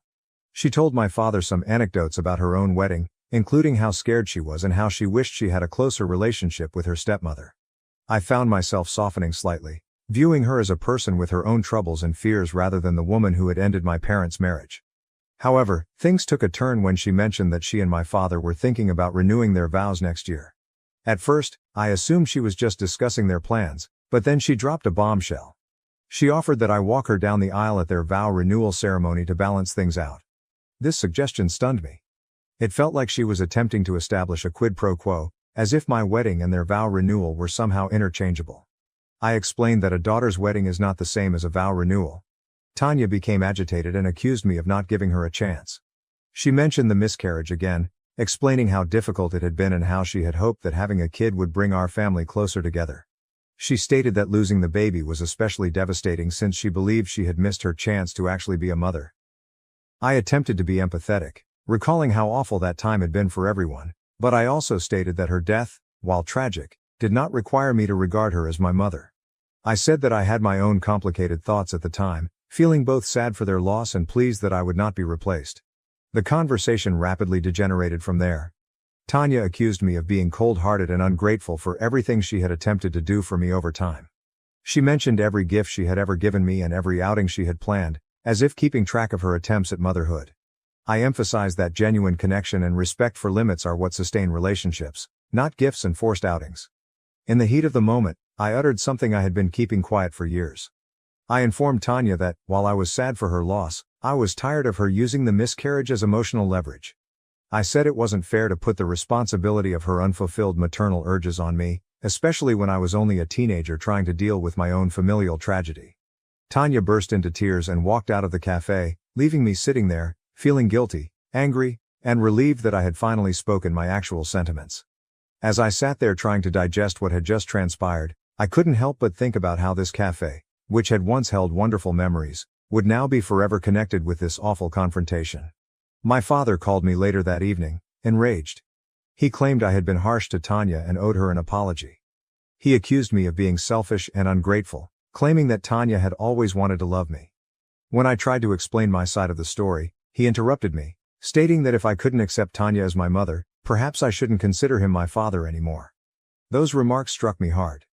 Despite our disagreements throughout the years, I never questioned that my father loved me. But in that moment it felt like he was choosing Tanya above me, just like he had done years before when he abandoned our family for her. I am hurt and outraged, but I am also more certain than ever in my decision. Richard has been wonderfully supportive throughout this process, hugging me when I cry and assuring me that I have every right to set boundaries. We're going forward with our wedding plans, aiming to create a day that celebrates our love and the family we're starting together. My mother has also been fantastic. When I told her what had happened, she listened without judgment and offered consolation without attempting to influence my decision. She reminded me that family connections are complex and that it is acceptable to prioritize my own emotional well-being. After a few days of thought, I've decided to send my father and Tanya a farewell message. In it, I intend to express my emotions and boundaries clearly. I want to make it clear that, while I am open to having a connection with them, it must be on terms that respect my sentiments and my relationship with my mother. I'll tell them that if they can't accept it, they won't be invited to the wedding. As I sit here writing this message, I can't help but feel a mixture of loss and relief. It isn't the relationship I hope I could have with my father and stepmother, but it's the healthiest I can provide right now. Am I doing the right thing, or am I being overly harsh and potentially excluding them from this key day in my life? Update 2. Another month has passed, and things have only gotten more confusing. After I wrote a message to my father and Tanya describing my feelings and boundaries, I didn't hear from them for a few weeks. The silence provided both relief and anxiety. I tried to concentrate on wedding planning, finalizing the menu, having clothing fittings with my mother and working on our vows with Richard, but the unresolved problem with my father and Tanya remained in the back of my mind. Then, last Saturday, my father arrived to my flat unannounced. I was in the process of addressing invitations with Richard when the doorbell rang. When I opened the door, I was surprised to see my father standing there, fatigued and upset. I invited him in, more by surprise than anything else. Richard, sensing the tension, excused himself to give us some peace, but not before gently caressing my hand. When we were alone, Dad broke down. He informed me that Tanya had left him. Tanya apparently had a breakdown following our disagreement at the coffee shop and my message. She informed my father she couldn't take the rejection longer and needed to find herself. She packed her luggage and left to reside with her sister in another state. As I listened to my father pour out his heart, I was overcome with emotion. Part of me felt justified. Hadn't I been warning Tanya for years that her relationship to me was unhealthy? But another part of me felt guilty. Had my inability to accept her as a mother figure truly caused so much pain? Dad was a mess, alternately apologizing to me and blaming me for Tanya's departure. He explained that he didn't know how to solve things and asked if I would try family therapy with him and Tanya. The concept made me uncomfortable. I told him I wasn't prepared for that, especially since Tanya had left him and I wasn't sure where we all stood. Then my father revealed another bombshell. He admitted that years ago, when Tanya miscarried, they had been trying for a baby because Tanya believed it would help me accept her as a mother figure. He admitted that they were wrong to try to replace me or push a mother-daughter bond. This information surprised me. It explained a lot about their behavior over the years, including the increased pressure to bond with Tanya, the continuous comparisons to a real family, and the guilt-tripping following the miscarriage. However, it also made me angry. I felt manipulated, like my feelings had been ignored in their effort to build their ideal family. I told my father I needed time to comprehend everything and begged him to go. I was overwhelmed as I closed the door behind him. I contacted my mom because I needed her calm presence and smart guidance. She listened attentively as I explained everything, then suggested that I take some time to seriously consider what I want my relationship with my father and Tanya to look like in the future. Now I'm feeling conflicted. On the one hand, I feel vindicated in my decision to maintain boundaries with Tanya. Her leaving my father appears to demonstrate that her attachment to me was motivated more by her selfish desires than real concern for me. On the other side, I feel horrible for my father, who appears truly sorry and bewildered. Richard believes I should keep my boundaries, but be open to repairing a connection with my father over time. He pointed out that, while my father's confession regarding the pregnancy attempt was hard to hear, it was also a step forward in honesty that we had not experienced previously. My mother, when I told her what had transpired, was surprisingly sympathetic to my father. She believes that when individuals are thirsty for affection and acceptance, they can make serious blunders. She reminded me of how young my father was when they had me, and how he may have been attempting to recreate the family life he believed he had lost. The wedding is now only a month away, and I'm not sure what to do about my father's invitation. Should I still invite him, giving him the opportunity to be a part of this special day? Should I contact Tanya now that I understand her motivations? Should I focus on my own happiness while they deal with their problems? As I sit here, staring at the stack of unsent invites, I understand that this decision is about more than the wedding. It's about the future relationship I desire with my father and whether Tanya has a role in my life. It's about striking a balance between compassion and self-protection, as well as determining what forgiveness looks like in a circumstance where the wounds are deep. Update 3. The wedding was last weekend, and I wanted to provide a last update on how everything worked out. After considerable thought and several long conversations with Richard and my mother, I decided to keep my father's invitation to the wedding open, but I made it plain that it was only for him and not Tanya. I sent him a long email explaining my decision. I informed him that I was willing to work on our relationship, but it would take time, and that he needed to respect my boundaries. I also conveyed my wish that he would attend the wedding to celebrate this special day in my life, but I understood if he felt unable to attend without Tanya. To my amazement, my father accepted these terms. He responded to my email again, apologizing for everything and expressing his want to be present on my wedding day.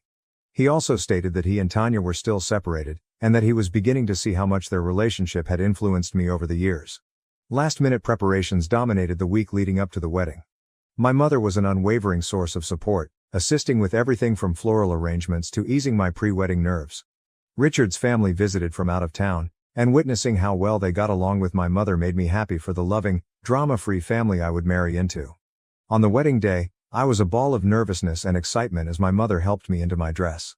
We both shed tears as she told me how proud she was of the lady I'd become and how glad she was that Richard and I had met. It was a memory I'll keep forever. The ceremony was amazing. Walking down the aisle with my mother by my side felt just beautiful. I noticed my father seated in one of the front rows, appearing distraught yet smiling when our gazes met. Richard's reaction when he saw me go down the aisle was all I had hoped for and more. During the reception, I was busy welcoming visitors and enjoying the festivities with Richard, but I noticed my father looking sad and lonely at moments. He put on a brave face whenever he noticed me gazing. To my amazement, he had a cordial chat with my mother at one point. They were never going to be friends, but the fact that they could be in the same room without causing tension was a relief. After the wedding, after things had settled down a little, my father and I had a long conversation. He apologized once more for everything and promised to try harder to be a good father. He recognized that he had made numerous mistakes, particularly in attempting to force a connection between Tanya and myself. He also informed me that Tanya had decided to stay with her sister indefinitely, and they were discussing a trial separation. I'm cautiously enthusiastic about mending my relationship with my father. We've decided to start with monthly dinners for just the two of us to reconnect without pressure. It won't be easy, and there'll be a lot of pain to deal with, but I'm willing to try. I chose not to contact Tanya right now. I believe we both require time and space to recover and move forward. Maybe eventually we'll be able to talk about everything that happened, but for now, I'm focused on my new life with Richard and mending my relationship with my father. This entire experience has been a roller coaster, but I'm glad I held my ground. I'm starting my married life with a better awareness of my family dynamics and more firm limits. The wedding proved to be more than simply a celebration of my love for Richard. It also marked a fresh beginning in my relationship with my parents. Richard and I are finally settling into married life, and it feels great to face the future together, knowing we can deal with anything that comes our way. We are planning a belated honeymoon to Japan next month, which we are both looking forward to. Thank you to everyone who helped me on this journey. Your guidance and encouragement helped me get through this terrible situation and begin this new chapter in my life on a positive note. It won't be easy, and there'll be a lot of pain to deal with, but I'm willing to try. Thank you for watching. If you haven't subscribed yet, please do so and hit the notification bell to stay updated with more shocking real-life stories happening around you.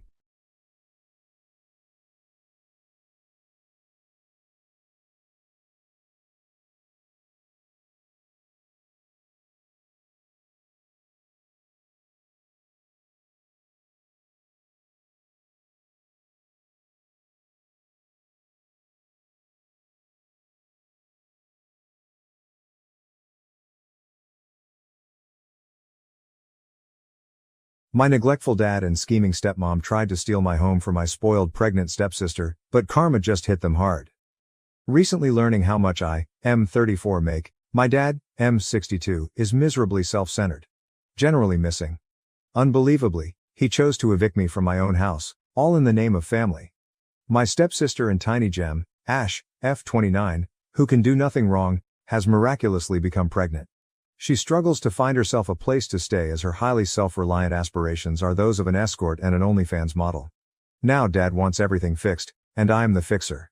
I regretfully had to part from my house and my hard-earned money with this woman since she made all the wrong decisions. The man my dad openly turned off as a duty several times is me.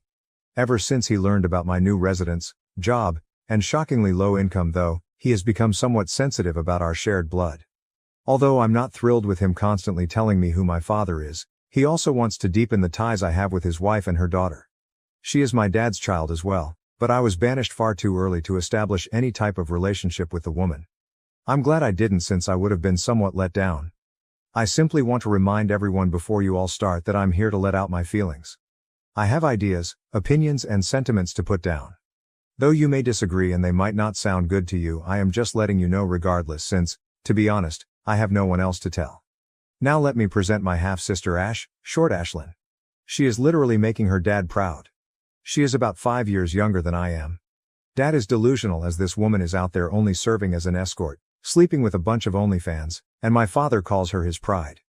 You did really read correctly. I suppose he is not familiar with the major deal. Someone is going to tell him. Though I'm not too conservative, I try to concentrate on my morals and profession. When I have the time to get to know them better, I court women. There is occasionally a spark, but other elements also play a role, including vast distance and availability problems. Other times, one finds absolutely no understanding. I try not to spend random nights sleeping with anyone. I ought to wait for the proper woman. I get sick looking at a large body count. Guys displaying it like a medal is repulsive. I'm not sure why. Still, this is what I live by in my own life. Unfortunately, my sister holds the reverse view. She most certainly no longer counts her physical partners. She is now an escort, which personally repels me. Moreover, it is quite harmful as well. Certain guys enjoy performing odd activities for escorts. I have no idea how someone would view working like that as being acceptable. She then posts indecent movies and pictures of herself on the internet in order to profit from it, but she finds little success there. She most likely lacks knowledge on how to start the traffic, but for whatever reason it is a flop. From what sources am I aware of this? Here is an awkward story. My friend mentioned it to me. Ash asked him if he wanted to have fun after texting him once following their drink meeting. Hearing the narrative, I had already warmed up a little when the man left with my sister, but, he said it was only after he realized she was my sister. He told me she had emailed him the URL to her page, and he showed me too. I'm not sure whether he is speaking the truth. She breaks constantly and begs dad for money, hence I believe she isn't doing very well. I never told dad either. I couldn't even bring myself to question her about it straight. I observed her answering a call, then seated in the car with an old man another time. He left her flowers and headed off. She would sneak back into the house at strange hours through the window. This became evident when I used to return home over holidays from college. Though I'm not sure if she is still at it, I do not want to be involved in any of it. I'm glad about having a respectable post where I work. At last, I haven't lived much with the new family since my dad was disturbed enough to send me away any opportunity he could have. But I have seen Ash close enough to claim she follows her mother, Marissa, F58. Marissa thought she was really the icon in her heyday. She was really beautiful to men like my dad and used to be a flight attendant. If you know what I mean, she is now a regular botched face Karen. She runs the sort of neighborhood childcare and has hands like those of a claw, nails longer than her lipstick. Odd how parents would leave their children with someone like that. She could point out a child's eye with such long nails. She is, nevertheless, exactly as pokey as her nails. She loves to create trouble in other people's life and opinions about anything. She has more plastic in her body than the sea and a quite terrible voice. She is as real as phony leather. She affects Dad for the worst.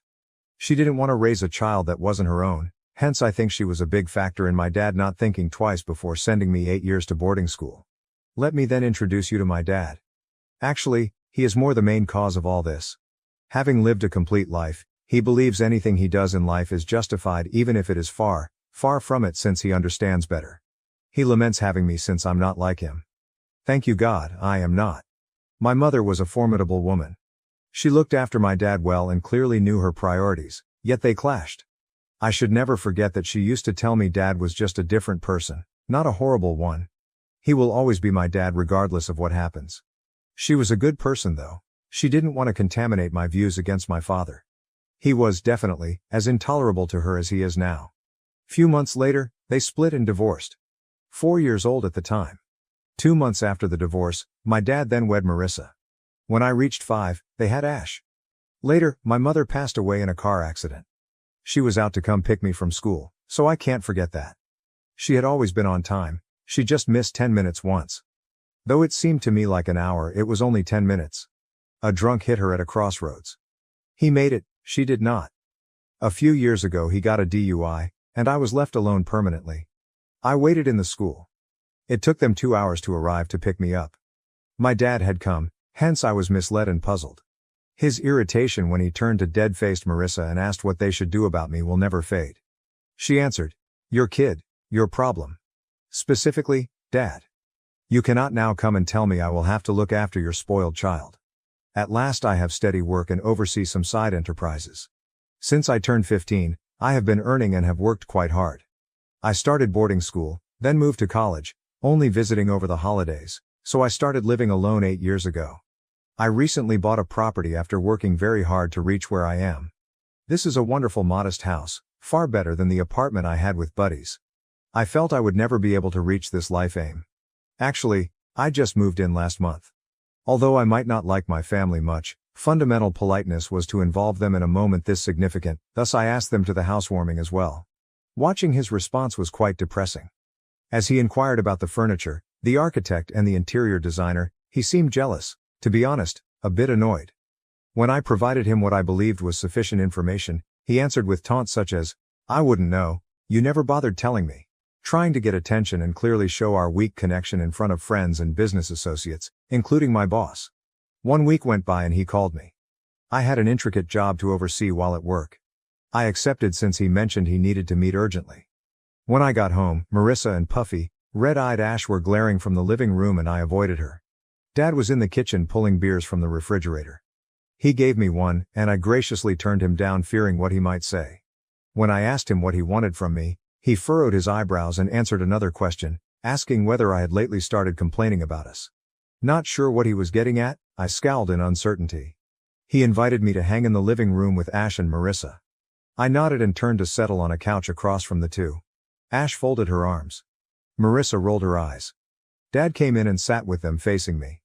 Leaving his beer bottle on the sofa table, he leaned back. Then he wanted to know whether I was blind. There was a pause, probably bewilderment on my end and rage on theirs. He said before I could reply that I either choose not to notice things that ought to be seen or I am blind. He stated I had most likely become somewhat proud ever since I bought a property and avoided looking at the individuals who really mean something to me. I groaned and asked him what he meant by all of that, wanting that he would be more explicit. He blew sarcastically, then informed me I wasn't disturbed by the dire circumstances in the room. He stated I had elected not to offer or be of any kind of assistance and that I had chosen not to notice the family was in risk. I obviously asked him what risk he meant.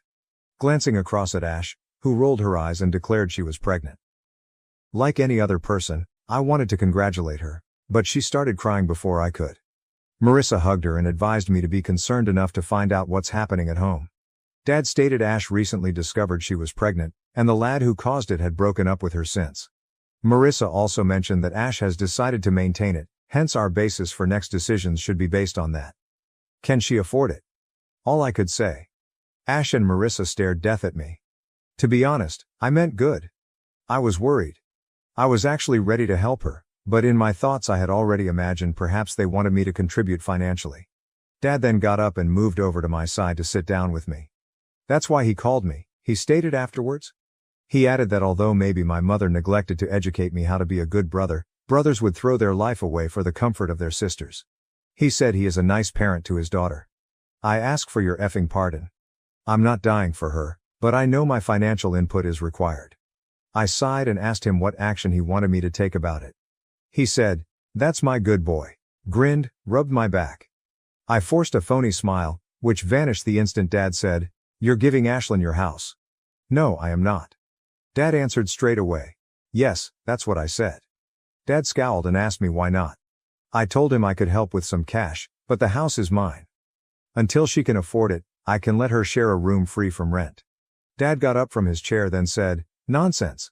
Dad, it makes perfect sense to me." He insisted nevertheless, that I not only offer her the house but also move out and buy another for myself. I contended that if Ash is unemployed and expecting a kid, she cannot even afford to run the house or pay the expenses. Those, Dad informed me, would also be my obligations. Apologize to me?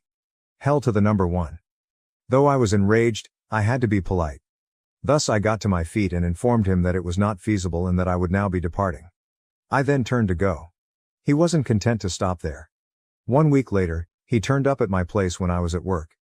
I'm not sure how he entered or where he picked the keys from, but when I returned home I observed men loading boxes loaded with my belongings outside the house. Hurrying inside, I asked them what they were doing and they informed me the house owner had told them to toss the goods. I said that they should go right away and that I owned the house, they should get my belongings back inside. I lost my composure. Coming home, this was the last thing I would have predicted seeing. When I went inside to see Dad and Ash, they still stood there insisting I follow what brothers ought to do.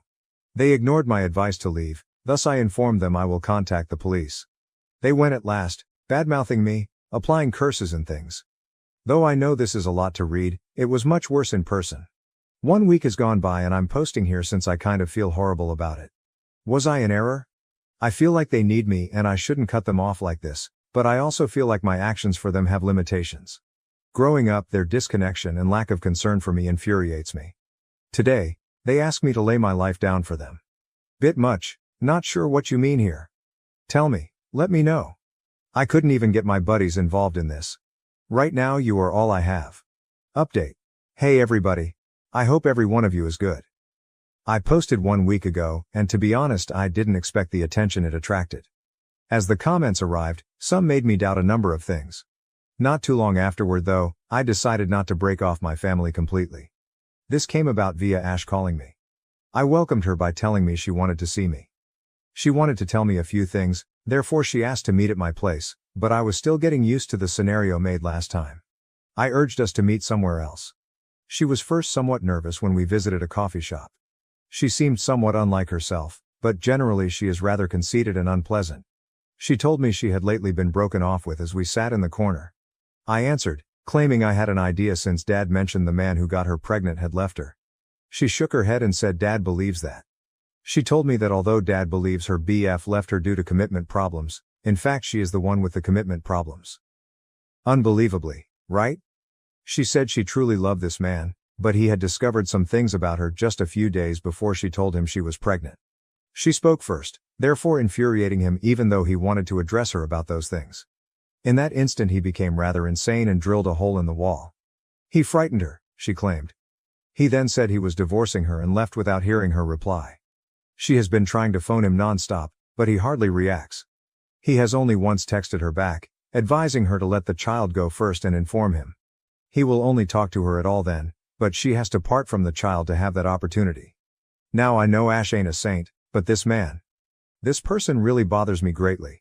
She remarked it would be strange to tell a brother about the topics I just questioned her about. I shrugged and stated that it's okay if she doesn't want to tell me since I kind of realized she was most likely referring to the OnlyFans and escorting. She pulled in a great breath and let it out before I could ask her what she wanted to meet for. She then told me she had been engaged in dubious activities. Though I truly wanted to hear validation of all my doubts, I was concerned. She told me she wanted to paint and be an artist, But Marissa informed her she wouldn't get a decent life or income from it. Ash was advised she had to start looking for a man right now. She first felt disgusted as she soon enough began attracting the attention of elderly guys. She told Ash that it was a good thing when she informed Marissa about it. That is, the older males making any money at all, knowing what to do with their money. At the time Ash was just 19, and Marissa informed her college she would not or could not provide a decent, pleasant living. Ash had youth. Many would have paid for it. Ash resolved she wanted to be a model. She tried several modeling agencies but none seemed to be interested in her. She then ran into a man in his 40s claiming he could land her a job. He purchased her pricey outfits and jewels for the functions and drove her to gatherings. She was content till her first gig was mentioned. She turned out was selling her time to a man in order to pay for a modeling contract.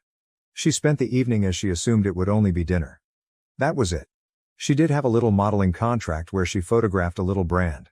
A few more men used her while she was hoping for a gig in exchange, but she was informed they chose not her. She then discovered that the man making investments in her was actually profiteering off of her. She was terrified he would have her killed, hence she considered it foolish to face him. She then informed him she was fine with low pay and that she no longer wanted to pursue modeling. He fortunately let her depart without any problems. She then attempted to wait tables in bars, and it proved rather difficult for her. Ash, hard-earned money is exactly what that is. Still, she also mentioned that Marissa would make fun of her for opting for those little tasks. Marissa would explain that women should be taken good care of. They are the beauty of this planet and should just be there to shine and smile like a showpiece, etc. Ash thus began to go out with men just for supper, but she charged for it. She claimed that although many loners out there simply wanted interaction, too many ended up with stalkers and obsessive males believing they were owed more than what they had paid for. She started escorting when she realized that interacting with men and having them feel close to her caused more trouble than sleeping with them. It worked great until a friend mentioned OnlyFans. She tried to get it rolling, but her editing and camera handling were not particularly strong. She wasn't social enough, thus that didn't work either. It takes a lot of effort. She next ran across her lover, BF, an ex-coworker. He returned often because he worked as a barista. Though he was too clingy, she really liked him. He also lacked trust in her and was a bit possessive. Given that she was indeed still on OnlyFans and an escort under his unaware knowledge, he had every reason to question her. Her BF started looking after her with the meager income she made when she stopped escorting and left OnlyFans totally. She seemed good with it, Marissa wasn't. She then fell pregnant, and her boyfriend discovered everything. She mentioned that a couple of the individuals on the list might be possible fathers. Every one of them donated money to help the child and her. One of them had even proposed to her, but she knows all of them are doing since they believe they are the only ones there, which is silly given she is an escort. She does not, however, tell them straight out that she pays her expenses and most likely helps with the kid. She said she decided to tell me all this since she couldn't tell Dad. Dad believes she has only been modeling here and there, makes little money, and that she had one man in her life who left her. Marissa mostly understands when he should have stayed. She advises Ash to wed the man who proposed and let him believe he is the father. Ash doesn't know, though, what to tell Dad. She also doesn't want to let anyone believe a lie and wants not to wed the guy since he is strange and ancient. She mentioned that some financial support would be great and that she wanted me to make up with Dad. I asked her what she wanted me to help with. She advised me to consent to what Dad asked and then spend some time away. I could then return when things are less contentious. How then is that a solution? I politely turned down her offer and informed her I could only provide some money. Nevertheless, I wasn't comfortable leaving my own residence. She then informed me I lacked the least bit of decency to assist her out, that she exposed her entire existence to me and that I was selfish thinking like way. She stated, even then, Dad was correct about me and I deserved to be sent to an orphanage instead of taken in when I needed somewhere to live. She stood up and stamped off. Though I believe my response was not too severe, is it selfish? Actually, what do you believe her side of the tale tells? Does it support her expectations? Should I trust her? She seemed to be speaking the truth, but does it follow that I should follow her advice? Tell me, everyone. Update. Right now, this is what is picking at my brain. A few things have transpired after another week. I assumed I would hit the keys and notify you all about it. I appreciate your help on my earlier update, gentlemen. Having folks back up my ideas for once is rather relieving. Still, Dad called me once I met Ash. He wanted to meet with me at the pub to sort out a few things. Interested, I agreed and went to see him. He mentioned he knew how much I was making as we sat at the counter. When I questioned him about why it mattered, He stated he knew I could afford to buy another property in a few years. I shrugged and said I already had a house, thus this conversation ought to be quite over. He maintained that since I didn't yet have a family and that single women find it more difficult to raise a child. That child needed a safe place he could call home. I reminded Dad then that Ash had been living with them long enough and that nothing seemed to be an issue. A small child won't harm. I also asked him what she would do, pregnant, living alone in a big house. She needs to be surrounded by others so that she could be looked after, I remarked. Dad surprised me once again at that point. He said Marissa and he would move in with Ash into my house. My hearing let me realize something. The bartender laughed sarcastically before I could react to that. Dad objected and inquired about what he found so humorous. He said Ash. She uses everyone, he remarked, then tosses them away. He nodded, declaring he was her lover when my dad questioned him about who he was referring to. My eyes opened, so this was the man. Dad balled his fists and asked the man why he felt it was acceptable to establish a family he couldn't sustain. He spoke angrily. Holding his hands up, the man informed Dad he had no bearing on the family and issue. He also showed no desire in rearing a child not of his own. Dad pushed him to say why he felt that. He grinned and explained that although Ash still got pregnant, he had a vasectomy last year since he didn't want any children. He also discovered her driving off with several males following her lies on her whereabouts. Then he learned she had an OnlyFans page. He found none of it believable. That was the last straw for him when Ash at last told him they were expecting. He couldn't have a child, hence it verified everything. Knowing this, he told Ash she had been cheating on him all through. She let the truth fly free. While my ears were focused on Dad's voice, all I could see was his face moving from wrath to disbelief to disappointment. He shrugged and informed us she owed Ash money, time, honesty, at least love. He owed nothing else. He stated he was unsure whether Dad knew any of it, but he knew no dad would be ashamed of a child like that. Dad stiffened his lip, got off the stool silently, and turned away. He texted me later that evening, saying he had to go get Marissa from her yoga session. I'm not sure what happened after that, but I'm sure it was something as Ash was at my door sobbing the very following day. I wrecked everything, she informed me. To stifle a scene, I drew her inside and calmed her down. I told her I told Dad nothing. It was her boyfriend, the bartender Dad and I had visited. Then she told me Dad advised her to stay at home and stop everything. He claimed he never expected she would turn to such methods and felt disgusted by her. He advised her to pick a decent man and straighten her behavior. He also noted that these days her chances of meeting decent men were somewhat limited. I hugged her and listened to her. Dad had just returned from seeing me when he confronted her, so she stated she was sorry believing it was me. I forgave her, then she returned home. She added that Marissa was really quiet when Dad was discussing wonderful women and their loyalty, like she couldn't say anything, while she was raging and telling me how terrible she felt. Ash stated it's among the topics Marissa avoids talking about. She answered that Marissa couldn't have an opinion since she is yoga, so I asked her what she meant by that. I could only grimace in perplexity before Ash carried on crying as she related what else had transpired. Yoga, said stayed with me. Actually, what do you suppose happened? Will Ash still be Dad's pride source? Nobody has approached me ever since. Still, I will see and let you all know. I know y'all probably didn't expect me to get back to you so soon, but I couldn't help it. Update. 2 days after my last upload, and I am here for the ones inquiring. Although Ash's ex's name is not important, we may call him Bob. This is the fresh bit. I saw Dad the day before yesterday. I informed him I had some decisions made. I said I was ready to let Ash use a room and I wanted to assist raise her child. I would be fine paying for the diapers and other supplies, but she needs to start working right away. Dad informed me then that nobody would be with the kid, hence I advised her to attempt working from home or freelancing. This time, Dad wasn't his usual nasty self. He stopped and then let out a sigh.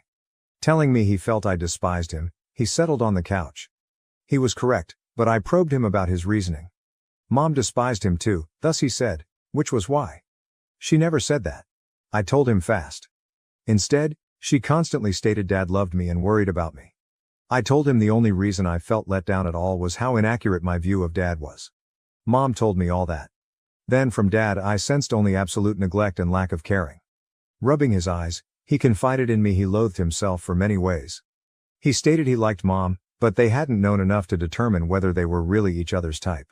He sighed and added he had to marry her since he got her pregnant. Though he never felt the spark between them, she was a good wife to him. He next crossed paths with Marissa. I could feel my insides tingling at that. I remained motionless. None of this was known to me. Dad told me Marissa sparked a flame in him he never knew he possessed. He caught emotions before he knew it. He was quite delighted with her. Marissa became pregnant too before he could negotiate his way through rights and obligations. She was pregnant, therefore it was too late even if he informed her it was bad. He urged her to wait. He wanted to tell Mom first, but Marissa came to our house feeling nervous. She reported everything to Mom. She explained everything to Mom. Dad took it when Mom challenged him. Mom was really hurt in this quite unpleasant episode, yet even then she remained courteous and requested Dad for a divorce. My parents separated. Y'all, Dad had an affair with my stepmom and got her pregnant.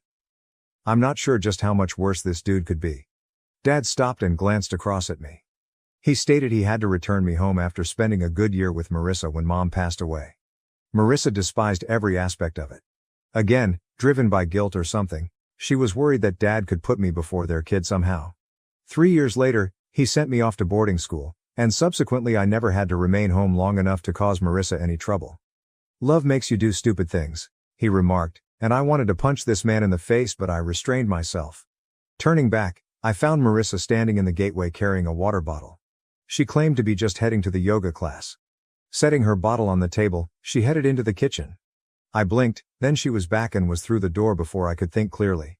Numb, hence I followed her out. I grabbed her water bottle to give back to her. She had already got in her car and was leaving when I came out. To help me to relax, I silently sat in my car and gently drove after her. She pulled out from parking outside a yoga club. She turned to glance around her and then began down an alley. She once more turned around and climbed into another car. She kissed and hugged the driver and they headed off. I was hardly able to blink. I locked my jaw, parked, got out, and entered the yoga club. When I asked them about Marissa checking in, they denied providing personal information. I insisted I was at least told if she were there, saying I was frightened about her. They informed me they had no customers under that name. I returned to my car and waited. I have no idea what came over me, but I started filming when the second car rolled in. Then slapped her butt as she happily headed to the parking lot when a man got out and opened her door for her, hugged her and kissed her. For yoga, Marissa, so much is different. I left before she arrived at the parking lot. My dad cheated on my mother, thus he is currently being cheated on as well. Karma is. Dad has phoned me several times, but I didn't answer. All I want right now is go and question Marissa about it, so I'm going to see what happens. Should I change? Hello y'all, I believe this to be most likely the last update. And I know it's a week late, y'all anticipated it to be sooner, but so much occurred this week. I first managed to man up and approach Marissa. I went when Ash was asleep and Dad was not home. Was she scheduled for yoga that day? She claimed to have it every day, on Sundays included. Cooking spaghetti in the kitchen, who was her yoga teacher? I asked her. She chose a name at random. Was that a guy? I asked her. Saying no, she chuckled and asked, why would I take a boy? She had a female instructor at the club she visited, so I told her it was odd since none of the other clubs had female instructors. She corrected me, but her voice startled me and her hands were no longer swirling the pasta sauce. They told me I had joined the club yesterday. I told her that. How could I know where her club was? She asked. I informed her I visited last time following her. She let go of a spoon. I grabbed it, and she spun around. What are you getting at? She asked. I then informed her what I observed. She disputed it as was natural. I mentioned I saw it with my own eyes. She shrugged and said Dad would never accept me. At least he would believe his own eyes, I told her after pulling out my phone and running through the footage. She stood stunned and spent a minute not speaking.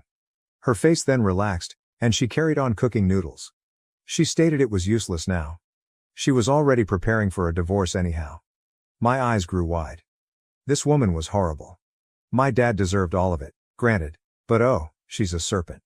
She informed me that her sweetheart of 3 years ago is the man she visits at the club. When it was safe to do so, they resurrected their passion. She stated they had fallen in love long ago, but at the time he was wed to another woman whose father had employed him for his business. Though there was a lot at risk, Marissa and her boyfriend decided he should keep his marriage intact and handle his money. He would then split from his wife and live with Marissa. But Marissa became pregnant and, as women should, she was trying to pin a man down for support. She made that decision to hang around Dad. They were seeing one another on and off, but Marissa chose Dad and told him he had to act when she met her boyfriend and got pregnant. She had to handle things herself since he developed cold feet, and that's when she spoke with Mom. She's good right now. Her partner is a widower and has a business. She said women should do what they can, kid, and turned around smiling. Her smile stopped though, as she peered over my shoulder. The next instant her smile vanished. I turned back to see Dad in the gateway with flaming eyes and clenched hands. He was shaking. Dad awakened Ash then and carried her to the kitchen. Who was her father? He asked. She shook her head and glanced across at Marissa. She assured him she always recognized him to be her dad, thus she didn't give Blood any thought. Pacing the floor, he ran his fingers through his hair. Marissa and Ash were instructed to leave his house 2 days later. The divorce is underway. At a shelter are Ash and Marissa. Dad has requested me to locate him as a therapist, and he has been rather quiet since. I pardon him every single time. Regarding Marissa, her boyfriend didn't bring her in. He disputes having ever spoken with her. Marissa has begged me for the proof, I have it. She even begged me to consider Ash through her pregnancy. And what can I say, Marissa? Your child, your challenge? From what standpoint should I act? Either destroy the footage or hand it up. I'll let others know in the comments soon later. I appreciate you joining me and for your ideas and encouragement. It means a great deal. Thank you for watching. If you haven't subscribed yet, please do so and hit the notification bell to stay updated with more shocking real-life stories happening around you. My mom and sister spent years trying to push me back into my ex's arms, but I married someone else, and now we're expecting a baby. When I was 16, I started seeing my best friend. Together until I graduated from high school, he proposed and I turned him down. My family asked me to rethink as we may have a lengthy engagement or pledge to reunite, and there was much turmoil with them. For a while, my relationship with my 36-year-old brother weakened. The one with my sister, who is 32, never recovered. She got intolerable when she started dating my ex's brother as she was confident my ex was the ideal fit for me. My siblings invited my ex everywhere, including several family holidays, but I said nothing since he was their friend as well. That is until my sister started advocating for our reunion. No matter the circumstance, my sister tried everything from try to arrange for us to share a room during holidays to setting us on blind dates. One invited my ex to it. I had enough after a time and urged my parents to step in. They stopped inviting my ex to events or letting him tag along so much and were upfront with my siblings. It was only marginally better, but while my brother withdrew, my sister did not. It all came crashing when I ran across my husband on a semester abroad. We simply clicked even though he attended another university but from a different nation. For me, it was fantastic. We started dating a year ago. Except for my sister, my family was really glad for me. She persisted in saying I would grow out of the honeymoon phase. I obviously didn't, and I would quit talking to her if she pulled anything else after many battles and tried to get me back with my ex. After that caution, what does she do? She appoints one of her friends as my husband's date, asks me to spend all my time with the bridal party, aka my ex, and makes me her maid of honor. The poor girl tried to pass at my husband, and we didn't know until we were at the reception. Since we are not married, my sister stated it was acceptable to explore things with others. I left the celebration, and the next day I chatted with my brother and parents. I said that although I won't force them to make decisions, I will not interact with my sister ever again and will cut off all communication with them should they try to mend things between us. While my dad and brother indicated they would support my choice, my mom was distraught and sought to compromise. Apart from 2 tries from my mother, over 6 years I haven't spoken, written, or anything with my sister. From gifts to tantrums, my sister has tried everything to mend with me, but I hardly interact with her at all. If we're at a family dinner or gathering, I just pretend she doesn't exist. She tried to generate drama or made snide remarks at first, but she gave up when nobody supported her. She would not be involved in any planning even though she did have a meltdown upon learning she was invited to my wedding. According to my brother, his relationship with my ex has worsened subsequently and he feels bad for continuing along for so long. Though they are not as close now, they still talk. The problem? I finally said we are having our first child. My mom's birthday was several weeks ago. Though my first granddaughter, this is not the first grandchild. Except my sister, everyone was really delighted. My mother observed that and asked me for tea one other day. Though my sixth sense warned me not to attend, I wanted to be optimistic. When I arrived, my sister's automobile caught my first attention. Then there was my sister, her husband, my ex, and his lunch as I walked in the door. Since my childish approach has lasted for so long, they wanted to intervene. My ex said he was merely trying to be romantic, but he realizes I wouldn't value it. His mother apologized already. I should forgive her since I was only hurting his sister for wanting the best for me. I was just texting my dad, brother, hubby, and looking at my mom incredulously. My brother-in-law had the guts to tell me I was a nasty person and I should learn how to act like an adult since I am now pregnant. My mother then started reading a letter about how hurt her daughters weren't close, how my sister was wrong but she was well-intentioned, etc. My sister then read her letter, started to cry and told me essentially another form of what the others did. I sat there until my brother showed up. I said nothing to anybody. Beyond anything I have ever seen, he was furious. He took my items and informed them all he was truly disgusted and disappointed. We left and remained in his car until my dad and husband showed up. By then I was just crying and he kept apologizing. I'm not sure what occurred there, but I emailed everyone except mom, including my lawyer's contact details attached, and said I never want to be bothered by any of them ever again. Should they, I will report it to the police. Nobody has got in touch, but my dad told me from experience that my mother and sister are hysterical. They assured him they hope to fix things and for my sister to be in my baby's life, maybe even acting as a godmother. Right now my dad is living with my brother. While some family members don't, others help me. Since my sister is now following the narrative that my husband is keeping me away from my family, I have even had mutual acquaintances phone me concerned about her well-being and asking me what happened. Although I detest having my business open to the public, I did follow the public path and shared a lengthy Facebook post about everything that happened. Though it wasn't exactly planned, I believe my sister, brother-in-law, and ex are deserving of dragging. Now my mother has been inconsolable, which makes me uncomfortable, but not as horrible as she made me feel with her little intervention. A few days ago, I agreed to meet with her and set the ground rules for any future contact, including therapy, family therapy, explicit boundaries, no sharing of information about me with my sister, and separate holidays. Above all, she will definitely be cut off should she ever do anything similar once more. She is ready to do it even though she feels this is excessive. She believed it meant instant access to baby news and that it was all fixed, but I explained to her it is a process and she has to show she has changed. My dad and brother continuously apologizing for not halting their refusal to interact with my sister earlier. Since they were able to go on and flourish, we have forgiven them. Though my MIL is dubious if cutting my mom's access to her grandchild is the best course of action, my husband supports whatever I decide upon. She feels it is finally my choice. About what to do with my mom, I'm conflicted. Commenter. What is their rationale now that you are expecting? Should you quit acting out make-believe with your husband and come to see your happily ever after resides with your ex? Regarding your child, what? Will your ex and his family welcome her? Oop. Although my sister says she is not trying to bring us together anymore, I cannot take away her opportunity to be an aunt. She stated I'm a poor sister since I spend so much time with my fantastic sisters-in-law. Of course, I disagree with her. My problem is knowing what to do with mom. Commenter. She wouldn't be your best friend without you dating your ex. OOP stands for, though I wish I could tell you, I have no idea her mental process is. My spouse believes she is simply psychologically sick. The ex, he still owns the mixtapes and CDs I created for us while we were dating, which is the most ludicrous and terrifying thing. He still finds great value in those objects, which are roughly 20 years old. Commenter. I'm kind of amazed your stalker ex, and yes, I will call him that, is still in your brother's life. Said another way, hold strong with your mother. No deadlines, she must prove she can follow your guidelines. Your sister has to live with the results of her deeds. OOP. To be fair to my brother, he did start to cut him off when I informed my parents I was somewhat uncomfortable with my ex always there. I lived away for college but would see my family on breaks.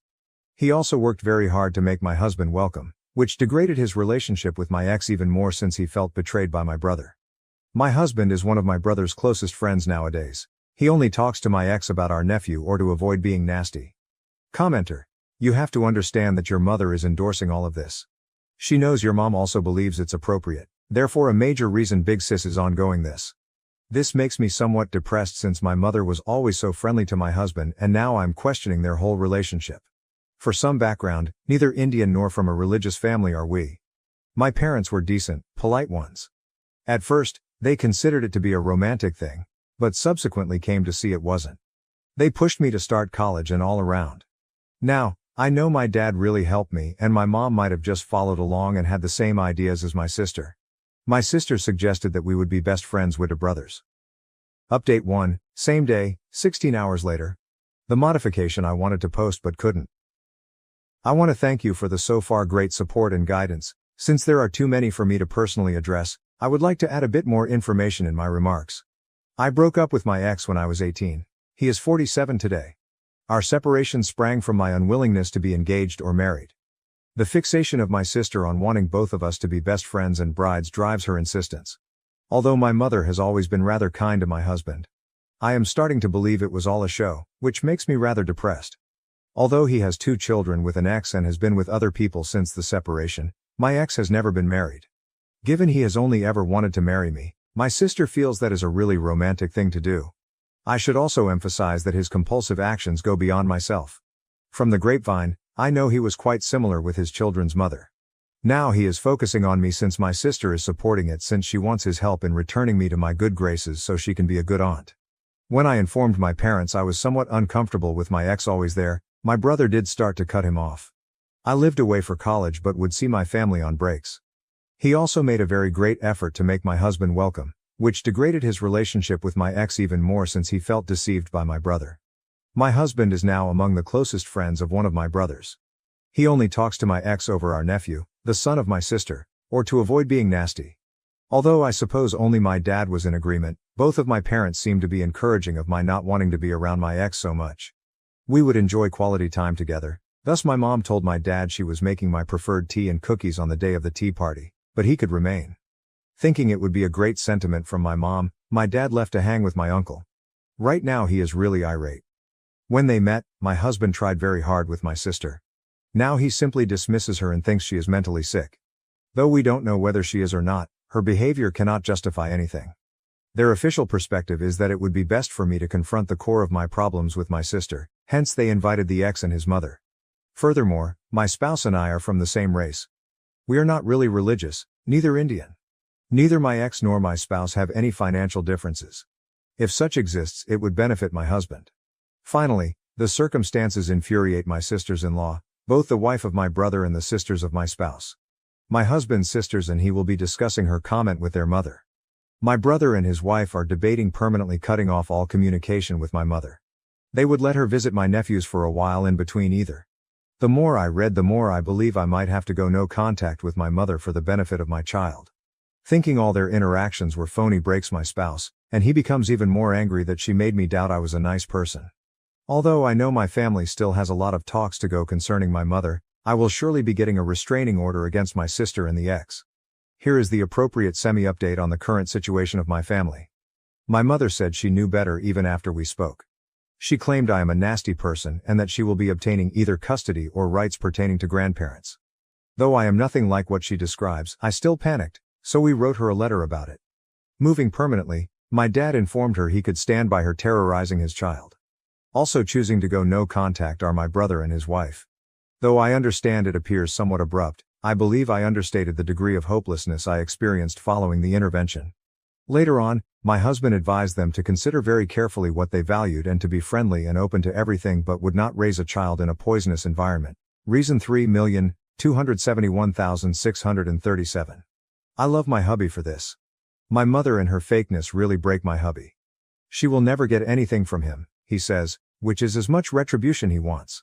My MAL was informed about her comment by my husband and sisters, who also helped her to see why it was rather out of line. She is, as many of you would guess, a very devoted mother from a lovely family. My dad and brother keep atoning for any part they contributed to this. It astounds my dad that we have reached this position. For him, he claims, everything is still strange. Still, they claim they are ready to assist me in battling any foolish struggle my mother or sister might muster and back me no matter what. Update 2. I would like to thank you for the nice words and encouragement. I chose to publish it here so it wouldn't be removed as the original was. Though they are both wonderful and terrible at the same time, I am trying to keep upbeat about everything. Sitting my nephews down, my brother and his wife told them Grandma was sick and tried to hurt Auntie Diamond and the tiny cousin. Grandma might not be living with them anymore, they said, but that does not mean she loves them less. Though the kids are smart, it was really difficult. Although Auntie is no longer in their life, they do not care as they hate her, not because of me alone, but rather because she is not exactly great with them either. When she was told, my mother lost it and began asserting she had rights and she would be able to visit her grandkids. Mostly because of my brother's MIL coming to visit, my dad is looking for a permanent apartment but will stay with us until January. We have the space. He is quite depressed. He has contacted divorce attorneys, moved bank records, etc. already. My mother has been sending him innumerable emails, messages and calls, but he responds to nothing. He was advised not to block her right now by the lawyer. He thought about maybe forgiving her, but a few days after my last post here I had a significant increase in blood pressure since she chose to visit my house with his sister. Though my mom knew I didn't want her there and my sister had never visited my house, I suppose that doesn't matter now. Knowing my mom, the cleaning girl let them in. I haven't had time to let her know she was not allowed to enter anymore. I observed the automobile, while I was returning from some errands. I skipped this time as well. I phoned every relative, and my husband's sister, was the one closest by. She challenged them and warned them either they left or I would call the cops on them for trespassing. They went and I started to feel ill. When we visited the doctor, they advised me that all the excitement was not good and that I should start unwinding or else the baby would suffer. Along with my brother, uncle, and husband, my dad headed home carrying every single item he could have thought of. According to my husband, my sister was also present and kept yelling at him that he wrecked her family. My dad told my mother and sister they nearly killed the infant and he also wants not to interact with any of them once more. Though it is not happening, my sister kept messaging my brother begging for aid. Since his mother has some crazy beliefs, my nephew is losing so much of his family. Hence, I am devastated and somewhat sad for him, but it is what it is. Regarding the custody and grandparent rights my mother wishes to exercise so much, my attorney wrote her a letter declaring she harmed the kid and my health and declaring, should she continue to harass me, it will become official legal business. Using her harassing of me as justification, my brother also sent her a letter. My mother and sister have both turned down attending treatment. Although they may be mentally sick, given all of this comes to light, it is clear they have long-standing agreement. Spending holidays with my family, maintaining health, and attending therapy will be my main priorities. Update 3. Hi, I figured it would be a good fit as I had some time and had several requests for an update. From the bottom of my heart, I want to thank you for your comments, letters, and every piece of advice since we owe you for making us even more cautious than we were. A few asked me what process we utilized to find the baby's gender. After 20 weeks, I announced it. We wanted to be sure and feel comfortable about the announcement, hence we waited so long because we had experienced a loss in the past and we were ready to share it. We were also stupid enough to believe it would be especially meaningful for my mother. I sent it to my husband after publishing, and he spent a few days reading your comments, mails and advice. We cleaned the house and fortunately discovered nothing, but we still felt somewhat vulnerable and so visited a motel with my dad. Then we discovered a tracker on the vest of my fur baby. He has a humorous vest since he is a pretty small dog and gets cold a lot. I never would have considered checking there, but we found the tracker when my dad took him around the hotel grounds. My sister approached him about me and reconciliation. We moved since I was somewhat offended. We are fortunately able to afford it. Not merely empty, we are renting our former house as well as right now. That house used to be my favorite, but today I feel it's destroyed and contaminated in some sort. Sadly, not just me but also my brother, spouse, dad, and even the family of my husband feels the same about their residence. We changed our numbers, acquired new devices, and let friends, companies, and the police know. We began family and therapeutic sessions as well. Nevertheless, I have really forgiven my dad and brother, they still feel great shame about the circumstances. We are healing as a family nevertheless. Mom and sister argue they don't need therapy and they are not wrong. My dad created a new will whereby my sister's son receives a trust fund and some inheritance but my sister receives a nominal sum. He really is done with her. Though I felt awful for her, I resolved to concentrate on my baby. She is here, we are blessed. Since my mother is no longer with me, this is not the experience I considered. Yet many friends and relatives have really surprised us. Eventually, we were so worried that we began testing some people we knew nothing about by telling them I was about to go into labor. It worked like magic. We cut off those who were still providing information to my mother and sister. When we clarified the thinking, the rest made sense. We have been having a torrid affair because of my undying love for the baby, thus my ex, who my friends now call Bates, went around stating the baby was his. Nobody believes him now, but it caused my husband to call Bates's company and inform him of all the madness. Long story short, Bates was suspended while internal review was under progress. Given their requests for more and more information and their seeming contrition, I nearly guarantee he will be let go. My mother has searched for us, but none of the people who know of our whereabouts have contacted her either. Her dad's attorney wrote her a letter saying that since she is unstable, all letters will now go via attorneys.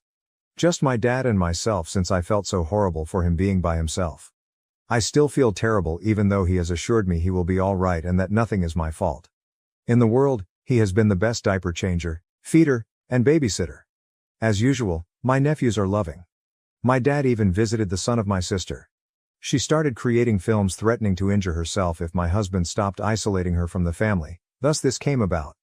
She seems to have stopped it when my dad emailed her regarding visiting her son and advised her he would call the police about her threats. Finally, someone mentioned that I gave Bates false hope. That cannot be more far from reality. I spent years uncomfortable since I assumed he would move on. After I spoke out and saw my husband, I spent a lot of time berating my sister over it. I married after my sister as I had a very long engagement. Though I still love my mother and sister, I put a good life for my family and me over that affection. Over this entire process, I have come across a great deal of compassion, love and loyalty. Strange as it sounds, I feel happy that all of this exploded. Hopefully, it is not too tangy. Many hugs from me. Update 4. My dad moved into the guest house when we formally settled into a new house. We concluded that although it would be great for him to be with us, we all still need our space after many conversations, in and outside of therapy. We will be choosing what to do with the previous place later. We are still renting it now. About 3 times a week now, my dad has grandchildren all gathered around. She refuses to allow him to have the child until she knows where he lives, which, to be fair, is a typical thing. But considering she is insane, we do not want her around. He still needs to see my sister's child separately. Mom objected to the lawyers about how unjust it is. Though little she can do about it, my dad still gets to visit every grandchild. My dad informed me he had a confession around a month ago and dear reader, my stomach started hurting. She still lets him see me since he pays for my nephew's, sister's child, tuition and babysitting. Not wanting to keep secrets, he felt so bad for hiding it. I told him to relax and that there was nothing wrong with it. My dad received an email on Mother's Day with a link to an Instagram account with a somber video on my mother and how most of her family has deserted her, as well as how much of a saint my sister is for being there for her. Though I just forwarded it to the attorney, it was truly pitiful and infuriated me. Dad formally asked for divorce in May, and the procedure is still underway. I believe that's final as my dad said he would sooner drink bleach than go back to her and my mom insists he is mistaken. My dad was given Father's Day by my brother and husband, who had a great time. That day, my sister uploaded a lot of items, but we wanted Dad to enjoy the day, hence we blocked him from ever knowing about it. They also went to a hotel, got a suite, and set up a tent in the middle area for the kids and a little tippy for the infant on a camping trip with them. To be honest, one of the finest things I've ever done is have a baby. Witnessing my husband be the wonderful father I knew would make me very happy. Though it is demanding, we have a lot of help. I have my rocks at my side, thus I am thankful beyond everything. My sisters-in-law and I now have a little calendar for sharing age-appropriate activities for the children. If they so want, we let them know they do not need to hang out with individuals they dislike and that their voices count. We have tiny get-togethers, brunches, etc. Right now, they are all fixated on the infant and claim to be her defenders. To be honest, without my sister present, family time is now a delight rather than a chore. She simply saps the enthusiasm from the room. I know it's awful to say. Along with staying in the guest room roughly once a week, my meal enjoys spending time with the baby. She replied gently that she wanted nothing from the infant for sleepovers or anything. She respects and listens to me and sure, I have broken down occasionally as I miss my mom a lot. I miss the mother I had, or believed I had, not the one who informed me I would be a nasty woman or awful mother. According to my therapist, it's a marathon and to keep the positive first. About good, Bates was let go. Not only that, but his industry's reputation suffered nuclear-level harm as well. So was his brother's, but he still has his job as far as I know since Bill is not in an industry that gives reputation much thought. About his hurt, how I'm denying him what is his, and how my husband is so intimidated by him that he had to go and professionally destroy him since he cannot ruin anything else, Bates sent me a 12-page, double-sided, single-spaced letter. I say seems as my lawyer reviewed it and sent me a synopsis. I did not read it. The grapevine also told me, no, I don't ask anyone, they just tell me since they know he is stalking me, that the mother of his children relocated and he didn't even care and stated it was for the best. This man wants to play family with the baby and me and hardly gives his children any thought. Mommy already let him move back in with her, hence sadly he won't be homeless or anything. I doubt he will learn anything from this. Not the most flashy update, but rather just what is. Oh, and with my dad's okay, my spouse burnt or donated every single item my mom or parents handed him. Even with memories, he believes, life is too short to allow her room in his life. Commenter. I am rather happy you are visiting all that with the intact good portions of your family. I appreciate Bates is a nasty guy, but has he ever done anything relevant or connected to his work? I truly don't see the firing component. OOP. It's a really close-knit one. And when you have a bad reputation, it shocks you. He is not giving up his business. Before this, he was considered as a good but detached feminist single dad. He even informed certain colleagues that I stayed with him for more than our scheduled visit. Commenter. OOP, I have respect and am sorry for what you faced. I am reading your entire story from the best of Reddit from my house in India at 1:30 a.m. As healthy and pleasant as you both are, I hope your child develops to be as well. Also, I hope this whole mess ends soon so you may be back with your mother following the end of her XF dream. Respect you, keep fighting. OOP. That's a great attitude, but I will never chat to my mom once more. I miss her a lot. I shed a lot of tears. The baby deserves the greatest family we can offer, and my mother is not part of it. She is not the person I thought she was. Though I have to safeguard the baby, it hurts. New update. Long time, no saw. Though first I want to thank you for all of your comments and letters. I have some updates for you. I value it greatly as every time I log into this account I am inundated with essentially wonderful stuff. Nobody will probably read this, but for those that want updates, they are mostly decent. Let's get right on with that out of the way. Now, following several arguments and outbursts from my mother, my parents are divorced. That is it, kept the house and received a lump payment. We are all quite thrilled for my dad, who seems like a new man. A little flashback. We didn't terminate our cleaning lady during all the hoopla. This woman had been serving my husband's family for decades, and her absence from work due to what her insane relatives did caused great anxiety in me. We are not slobs either, and she is not kneeling or anything like that polishing floors. In any case, my dad told her she was on paid vacation till we moved into a new house and to kindly wait for us should she wish. She was not fired at all. Her family was likewise really delighted about it. Because they were so appreciative of what he was doing for them, my dad occasionally started gathering food and goods from them. Well, my dad is currently seeing her. Her sister runs her own nail business. She is a really beautiful woman who has grown children, hence she can relate to the dynamics occurring occasionally. She is happy with him as he has been quite clear that he is neither moving or getting married. She values her independence. When her mother learned about his new relationship, she almost passed out. She kept claiming it was a late midlife crisis and he had to turn to be a sugar dad. I obviously heard this since I don't interact with her, but last I heard she is struggling. She depends on my dad and struggles as she was never adept in budgeting. She had to stop making insane purchases. My dad is not assisting my sister with money anymore, hence she is also suffering. You see, he was ready to stay on helping for my nephew's benefit, but then things became very difficult. Starting to nickname my child an affair baby, my nephew said she is not with her own father. Saying they were only he, not my kids' cousins, he pushed one of my nephews on my husband's side during a birthday party, calling my other nephews delusional. The children were bewildered and thus very confused, but they told an adult right away. Dad spoke with him, but he kept repeating it. When he spoke with my sister, she claimed she had no way to stop a child from speaking the truth and that not all children always do. He is severing them, he informs her till something changes. She sobbed and fretted, but she also was really tenacious. My nephew attends public school now since my spouse forced my dad to cut them off. Bates, well, he is still without work. I know I was vague about it, but some of it had to do with stalking, irony much, and he worked in a field connected to vulnerable women. He was therefore sacked for this. The company he worked for didn't want this all over them. He has sent 2 more very long, handwritten, rambling letters. As he only has my lawyer's address, guess who has the honor of reading, compiling and submitting those rams?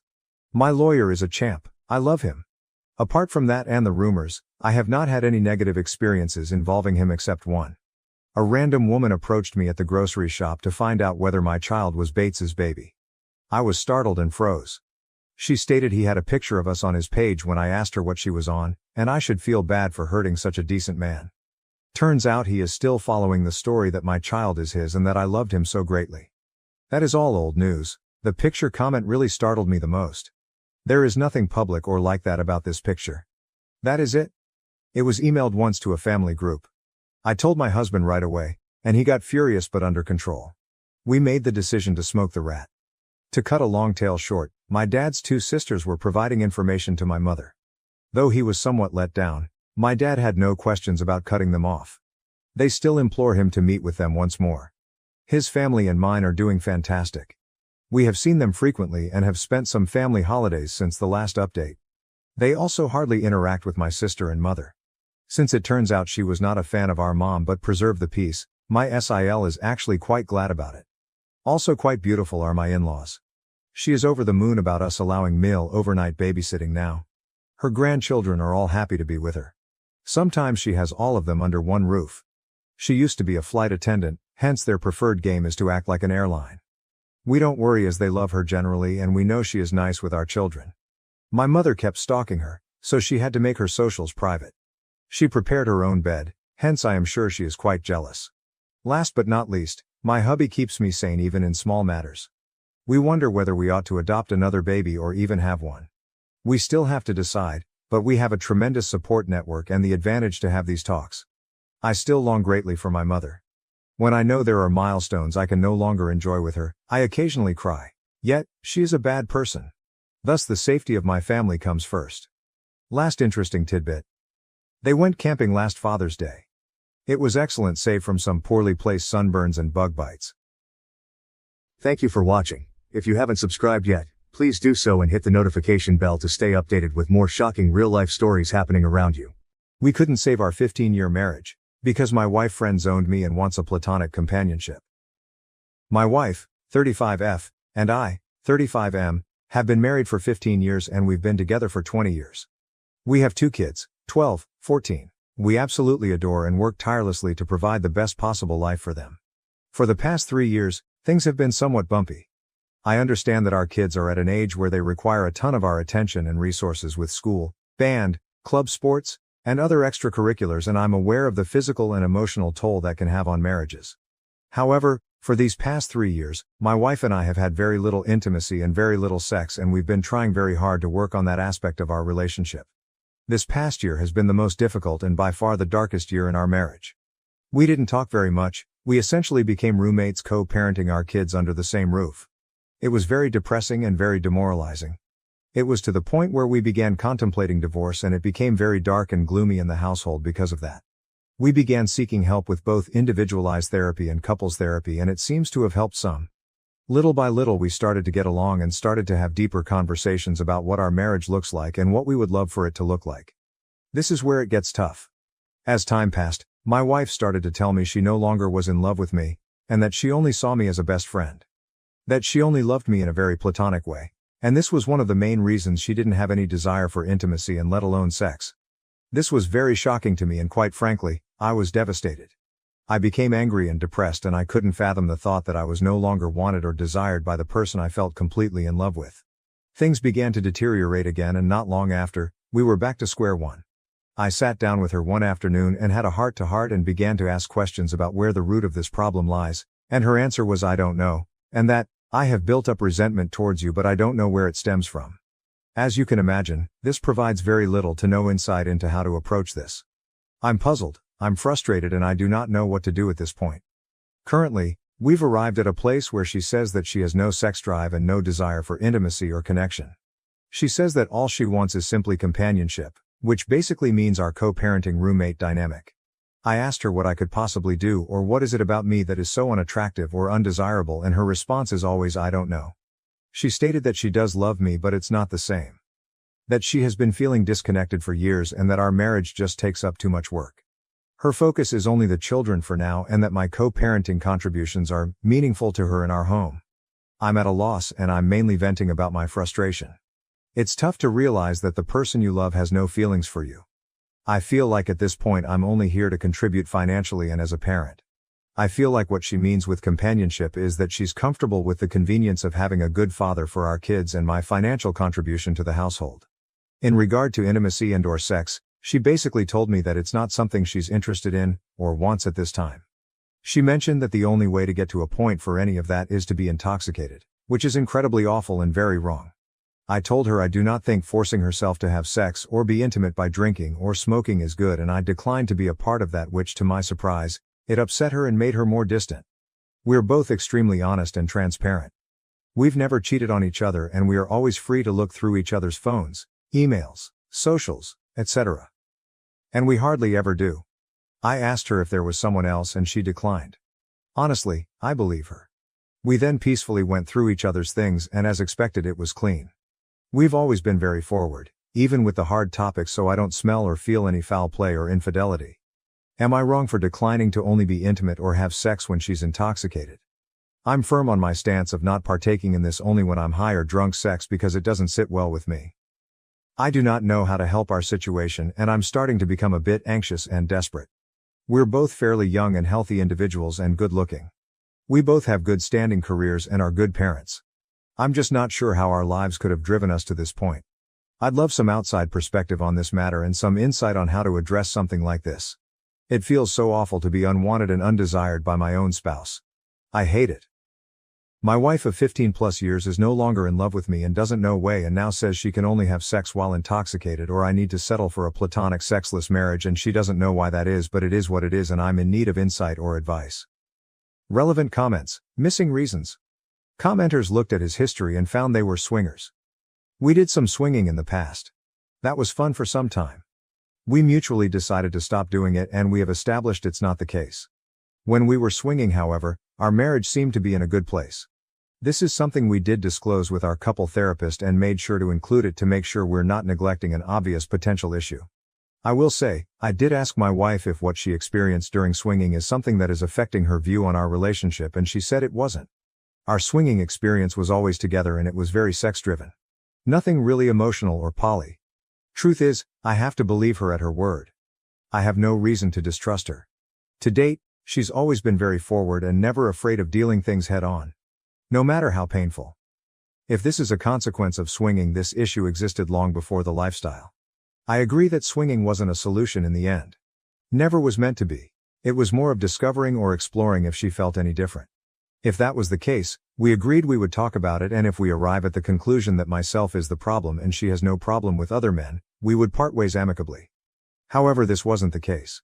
She didn't like sex or intimacy there either. She was very much in control of that whole swinging situation. And yes, I went along with it. What gives? It felt very organic, and it was her effort, if you will, to discover more and learn more about our current issue. I saw it as a means of learning if I'm the problem and was very much ready to accept that. It turns out it wasn't the case. 6 years of misery sound awful. I would very much hate that. OP on if this started when the swinging ended. Finally, a comment on the swinging topic with actual insight. You're absolutely right about the fact that the swinging experience had changes that will impact our marriage and lives forever. For example, the best thing swinging taught us, even above sexual exploration, was the level of transparent and open communication it requires. We would literally have mental orgasms having dialogue with such intentionality. We implemented that in all our lives and areas, including parenting with our children. She even agrees that we're thankful for that takeaway from our swinging. Honestly, I cannot stress it enough with people here. Yes, we explored swinging. However, it was actually a positive experience. When we decided to stop, it was because it felt natural and organic to just do so. In fact, we met with that couple who we meshed super well with the night before. We actually enjoyed the actual friendship and even spent time as vanilla friends. So it wasn't because of something negative. Wife mentioned that it certainly wasn't any better, and since she's not enjoying the sex, we both agreed there's no point to this. I agreed, and we moved on, and we're still friends with those people because it's great. All that said, I know, more often than not, swinging causes massive issues. However, this was something we explored in pursuit of a solution to an issue that was present way before. I think of it as taking a practical approach to trying to solve the problem. Update 1. I wanted to give you guys an update of how the therapy session with my wife went this week. Not sure if this is helpful or not, but I took many of the responses, comments, suggestions from my initial post and put together some things I wanted to discuss with our couples therapist to help us navigate some of the core issues that may be affecting this situation. One of the main things that is the buzzword of this has been the term resentment, and it has been really eating me up inside knowing my wife keeps telling me she doesn't know why she's resentful or doesn't know why this is affecting her emotionally, mentally. I brought this up with our therapist once again and resurfaced the conversation about being married for so long, 15 years, and being together since we were 14 years old. Our long history of growing up and how having children when she was 19 years old, me 20, significantly changed the trajectory of our lives. We experienced severe poverty and many hardships in the process, and we essentially had zero social life for the past 10 years because we were so busy raising babies, 2 kids now ages 12 and 14. She followed up with tons of questions directly. Mostly from my wife about her feelings towards this, and 90% of the responses were very our kids focused. It definitely felt like she was afraid of saying yes it sucked, because she would feel guilt or shame because it would imply she regrets the kids. I mentioned this in the session, and the therapist encouraged her to look at this outside of the lens of being a mother and to try to view it a bit more selfishly and individually, and it was very eye-opening. My wife mentioned that she was very frustrated with the fact that we did miss out on many things in life. She also was very clear in saying, I do not think I missed out on other partners or dating or partying, but I certainly lost all my friends. This was huge because one of the big pieces that has caused a strain in our lives is how siloed and isolated we've been, again busy raising kids.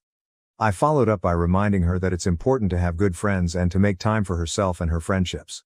For the past 3+ years, we've had multiple conversations about friends and how it is important to have them in life. Especially when you have similar peers that can help in many areas of life that perhaps we have no experience navigating, and even simply for enjoyment.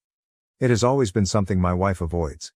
Even though she's always been someone who needs that external stimuli. The main reason for her not investing in friends or even herself has always been the kids. Like I mentioned earlier in this post, 90% of the answers have to relate to the kids to some degree. At this point in our session, I started to feel like there was a common denominator, the kids, in most of the frustrations and problems she was experiencing. So I simply asked her, do you think you may be upset at me because I'm responsible for these kids in the sense that I got you pregnant so young? I wasn't ready, but she said that she was upset at me for that. She also followed up with the fact that she knows that's unreasonable because it takes two to tango. I did feel like it was progress because it kind of gave us something to work on and help alleviate some of these burdens, so we agreed to invest more time in nurturing good friendships both together and individually. Towards the end of the session, we began to discuss what actionable items we would take from this session. At this point, it was still all very ambiguous and blurry as to what the outcomes were. I was very direct and very forward in asking my wife what her plan is moving forward. Note, I had decided prior to the session that should my wife say the same thing about being a co-parenting roommate, that I would take the 180 approach and essentially do me. She started basically saying the same thing, that she doesn't have any desire to be intimate or sexual with me as of now, and that she loves me immensely and she feels bad for not being there for me, as mentioned in my first post. I also brought up the brief swinging that happened, to which for the 50th time said it wasn't a problem. I agree with her on this. This was something that was a mechanical approach for a solution to a problem that was very much in existence when we tried this. We, both, really have no issue with this. We know it happened, we tried it and mutually stopped and turned the page. I also brought up other life events that may cause resentment, and really we ended up not getting anywhere else as far as the root for resentment, which was discouraging. I then basically expressed to my wife that I will not be okay with that arrangement. I told her that I've really done everything I can and that this issue really has reached a point where it has nothing to do with me or requires me to do anything that I'm currently not doing. I was very direct and said that I will not be accepting this dynamic and that I need to be with someone who is actively involved in our marriage, works towards resolutions, and is very much interested in maintaining an active intimacy and sexual relationship. I expressed how I'm not going to be a convenience, and that there was more to life than being roommates and co-parents. I made sure she knows I love her dearly and that I do want this to work for the better. I also told her that I'm fully committed to this marriage so long as she is as well, and that if she wasn't, it's okay. However, I will not be a part of something where these efforts are not reciprocated. I told her I have no plans of leaving, and I do not want a divorce. However, I made it clear that if this dynamic continues, that divorce will be the only outcome. Of course, tears were involved and it was a very bleak and sad ending to the session. Still nothing was said and I walked out very discouraged and very determined to start working on the 180 as soon as we left the room. It's painful and very difficult because much of the 180 requires you to be very short and cold and transactional. The saddest part is realizing, this dynamic already is very cold and transactional. Here's where it gets very interesting. I started working on implementing many of the 180 recommendations that same day. I mentioned to my wife that, hey, things are going to be a bit different moving forward. I'm going to honor her roommate co-parent dynamic without reproach, and that it should be no mistake that I'm not happy here and I am never going to be okay with it, but I am done working on it if she wasn't going to work on it. She agreed and went to bed. I started to build distance and started to basically focus on myself. Very short and transactional. She asked for help on some of her personal things, to which I declined, and it really shocked her. She was upset, saying I was being petulant. I explained to her that she is now fully in charge of her own life and her own issues. We didn't talk all day and we only spoke when necessary. Few days I keep this going and she's very visibly upset and stressed. I typically react to that with gestures of help or nurturing, but I didn't this time.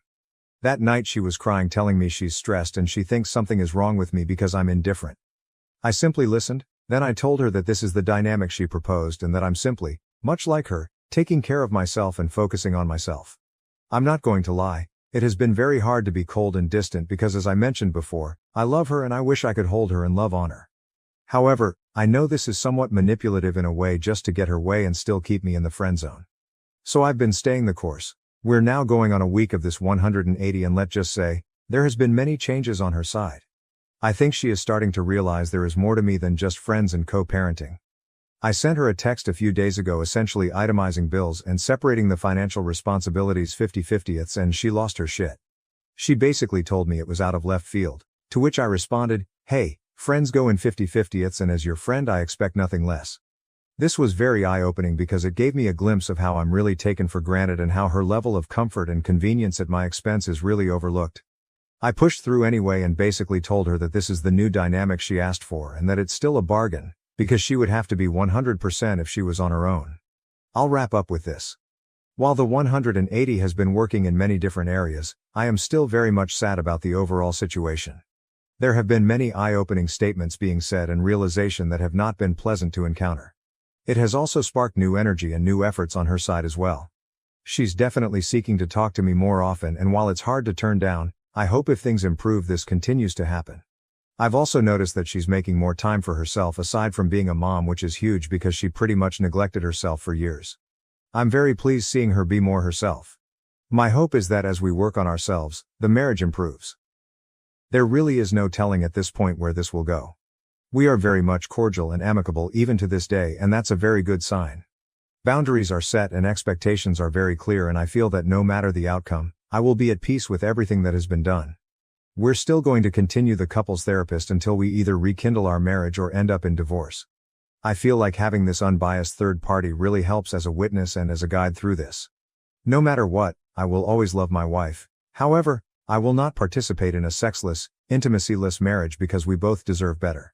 Thank you all for all the kind words and recommendations and feedback. This will be my last post on this topic and I wish you all the best. TLDR.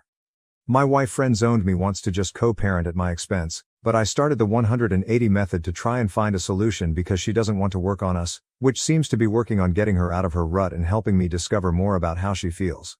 Also, therapy is paramount and highly recommended to all couples. Relevant comments. Comment 1. So, I'm going to assume that your wife has a lucrative job and you are both going 50-50ths on childcare, as you both work and share children. Because otherwise, this approach is just plain financially abusive, and if you're planning on saying I won't pay the bills unless you have sex with me, sexually abusive as well. Assuming that is the case and you aren't a total POS, I'm actually interested in how this works out for you.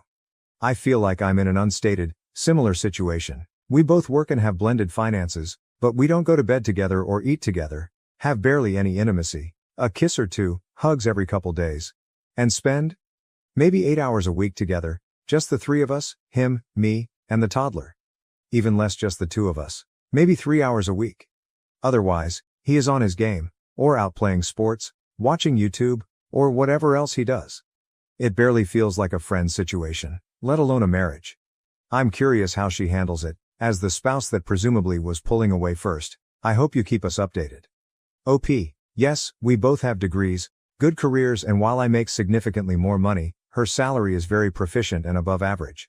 The 50-50ths was not to cripple nor hurt her financially, that is cruel, but mostly to send a message on what a roommate dynamic looks like in the real world.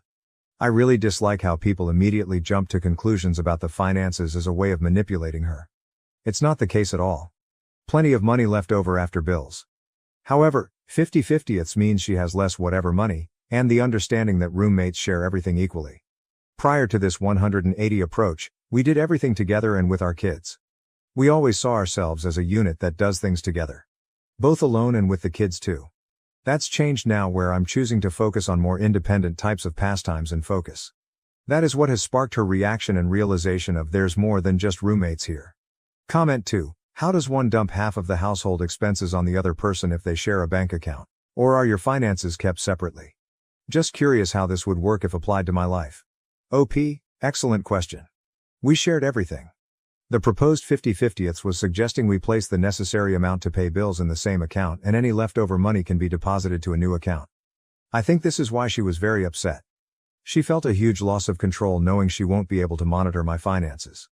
Also, she felt a huge loss in her leftover money with this arrangement and saw that I would keep significantly more of my own. This is still being worked out because I think she is calling my bluff here, but my plan is to notify her next week as I modify my direct deposit and open a new account. It will definitely be more real there. To be clear, for all the trolls here, yes, she will have less leftover money after responsibilities and it's still enough to live on. Example, for reference. Assume I make $3,000 a month, she makes $1,000 a month. Responsibilities are $1,000 a month. So she'd contribute $500 and I would contribute $500. Where before she would contribute only $250. This is the last comment I'll add regarding money and finances. She's fine and she's not hurting. I promise when asked what if she leaves for another man interesting. She has no shortage of men hitting on her and we're by no means jealous people. So I've witnessed this multiple times and her reactions are somewhat indifferent. I will say, if another man for her was the answer, she'd tell me or she'd have some inkling maybe. There's no telling, but I think the problem is deeper than superficial attention from a different person. You might be right, and if this is the case, so be it. However, I'll live with peace knowing I left no stone left unturned. Crazy thought, I know I would be disappointed and saddened if she did leave for another man that would accept the bare minimum. But I'd also feel a peace knowing it's not all my fault. I know I'm responsible in some way to some degree. That's just marriage. I know sadness and depression will creep but we'll both overcome, but if this does happen at least there will be clear reasons and clarity as to why it did. Also, I know for a fact that she wouldn't cheat. We're both very blunt, open and transparent. She would definitely tell me that she wants to step out on our marriage before it actually happens. As would I. We owe ourselves this respect for each other and we actively practice it. New update. I debated for a long time on whether to submit an update on this matter. A few significant changes have taken place and I felt it would be good to not only share with you, but also to allow myself to process all of this in a uniform way. We're now almost 9 weeks in on the 180 method I mentioned I was starting and it started to render some positive reactions from my wife. I explained in the previous post that she started to notice things that she previously took for granted, started to ask more about my whereabouts and also started to notice I would go out with the kids more often without her and she started to invite herself, to which I didn't decline. So much has changed and it has changed for what seems to be for the better. This past Memorial Day weekend, my wife asked me if I wanted to go out for coffee because she wanted to talk to me about something. This was huge, because I can't recall the last time my wife asked to talk to me about something important. I must admit, I was very nervous and worried about what this could be about and my mind was racing with the plethora of scenarios of what it could possibly be. Of course I agreed and we took some time away from the kids to have this conversation at a local coffee shop. The talk was very constructive in nature.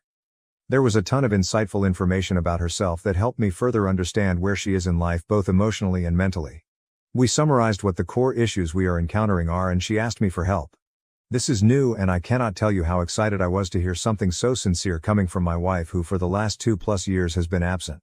So after she was through sharing all her thoughts, I proposed a plan that I felt was right for us. This is something that I had been thinking about these last few weeks and I was planning on bringing this up in a few months if I noticed that things were not changing for the better. This date felt like the right place to share it since it goes hand in hand with what she talked about, and it also relates to the help she was asking me for. I started by first acknowledging her feelings and her concerns. I told her they are valid and how she feels is personal to her and that I care that she feels this way because I don't like the thought of her being sad or depressed. I also told her that my goal still is and will always be for us to reconcile and be the happily ever after we vowed to be for each other and that my love for her is as strong, if not stronger, as it was the day we said I do. I continued the conversation by telling her how I felt about the whole situation, read my previous posts for details, and how it affects me every day. I also clarified some things that she mentioned she was feeling because I have been very distant and monotone, transactional, lately. I explained to her that I was very much trying to protect my feelings and emotions from the rejection and neglect and that it wasn't personal. It was simply me safeguarding myself because I cannot control her, I can only control myself. This was a perfect segue way to the core of this approach, which is focused on self-accountability. I told her that for the longest time I was always working hard to make her happy and do things that I knew she enjoyed or wanted. However, I was always met with rejection and disappointment which caused a load of stress on me. I explained to her that I had to make a change for myself. After all, I can only control myself and make the changes that I want for myself. I mentioned how I was starting to implement new habits and routines that help edify me all while still executing all of our shared responsibilities, including parenting, finances, and daily living activities. I explained that the goal is to continue to improve myself both as a husband and father, learn more, and be healthier, among other things. She was very receptive to this. She told me that she sees what I'm doing and that she is proud of the changes she has seen. She also told me how she's starting to realize that she feels left behind and that much of the things that have affected her negatively are her own fault. Toward the end of the conversation, which was about 3 hours, there was a very high spirit of reconciliation in the room. I told her that my goal is to ultimately make this work. However, I was very clear that I was not going to live under the current circumstances. I told her that my heart wants her to be happy even if it means elsewhere, and that I also deserve to be happy myself. I also explained that I do not want our children to grow up thinking this was okay or normal because they deserve better as well. She told me she doesn't either. She told me she doesn't know what to do, to which I replied, let's set some clear goals. However, the goals will be for ourselves, not for each other. So here is what we established. We are in charge of our own happiness. The key here is that she's not responsible for making me happy, and vice versa. We both need to seek what that personal plan looks like individually. Also, we're both encouraged to include each other in taking those steps if we want, but it is not required. We are in control of our own individual lives and our own journey. This means we're both responsible for finding the resources necessary to grow, change, and heal. We can definitely help one another when help is requested. However, unsolicited advice or help will not be rendered. We are responsible for communicating. This ensures nothing is left unsaid. If it was never brought up or discussed, it never happened. We're not mind readers, and we need to take ownership when we fail to communicate. Make a list of needs and wants. This gives us both clear directions about meeting each other's needs. This also gives us a choice as to what we choose to do, compromise on, or decline to do. This list also will not serve as a checklist for accountability. We made it clear we would not be bringing this list up for the purpose of arguing. And it was up to the other person to use the list as a tool for growth, transparency, or clarification. We concluded that it was up to us to decide if we will be happy doing these things for ourselves because we care, not to simply check a box. This was very important in order to establish long-term habits and not short-term band-aids, because you cannot make someone change or do something they don't believe is important. Established a deadline, Memorial Day 2025. At the end of the conversation, we concluded by setting Memorial Day 2025 as a hard stop to evaluate our lives and our progress. We agreed we would do this with the clear understanding that we will independently decide if we are happy here. If we determine we aren't happy, we will be getting a divorce. We would also both assume full responsibility for what happened should we get divorced. For example, if needs were not met, it would mean my partner chose not to meet them.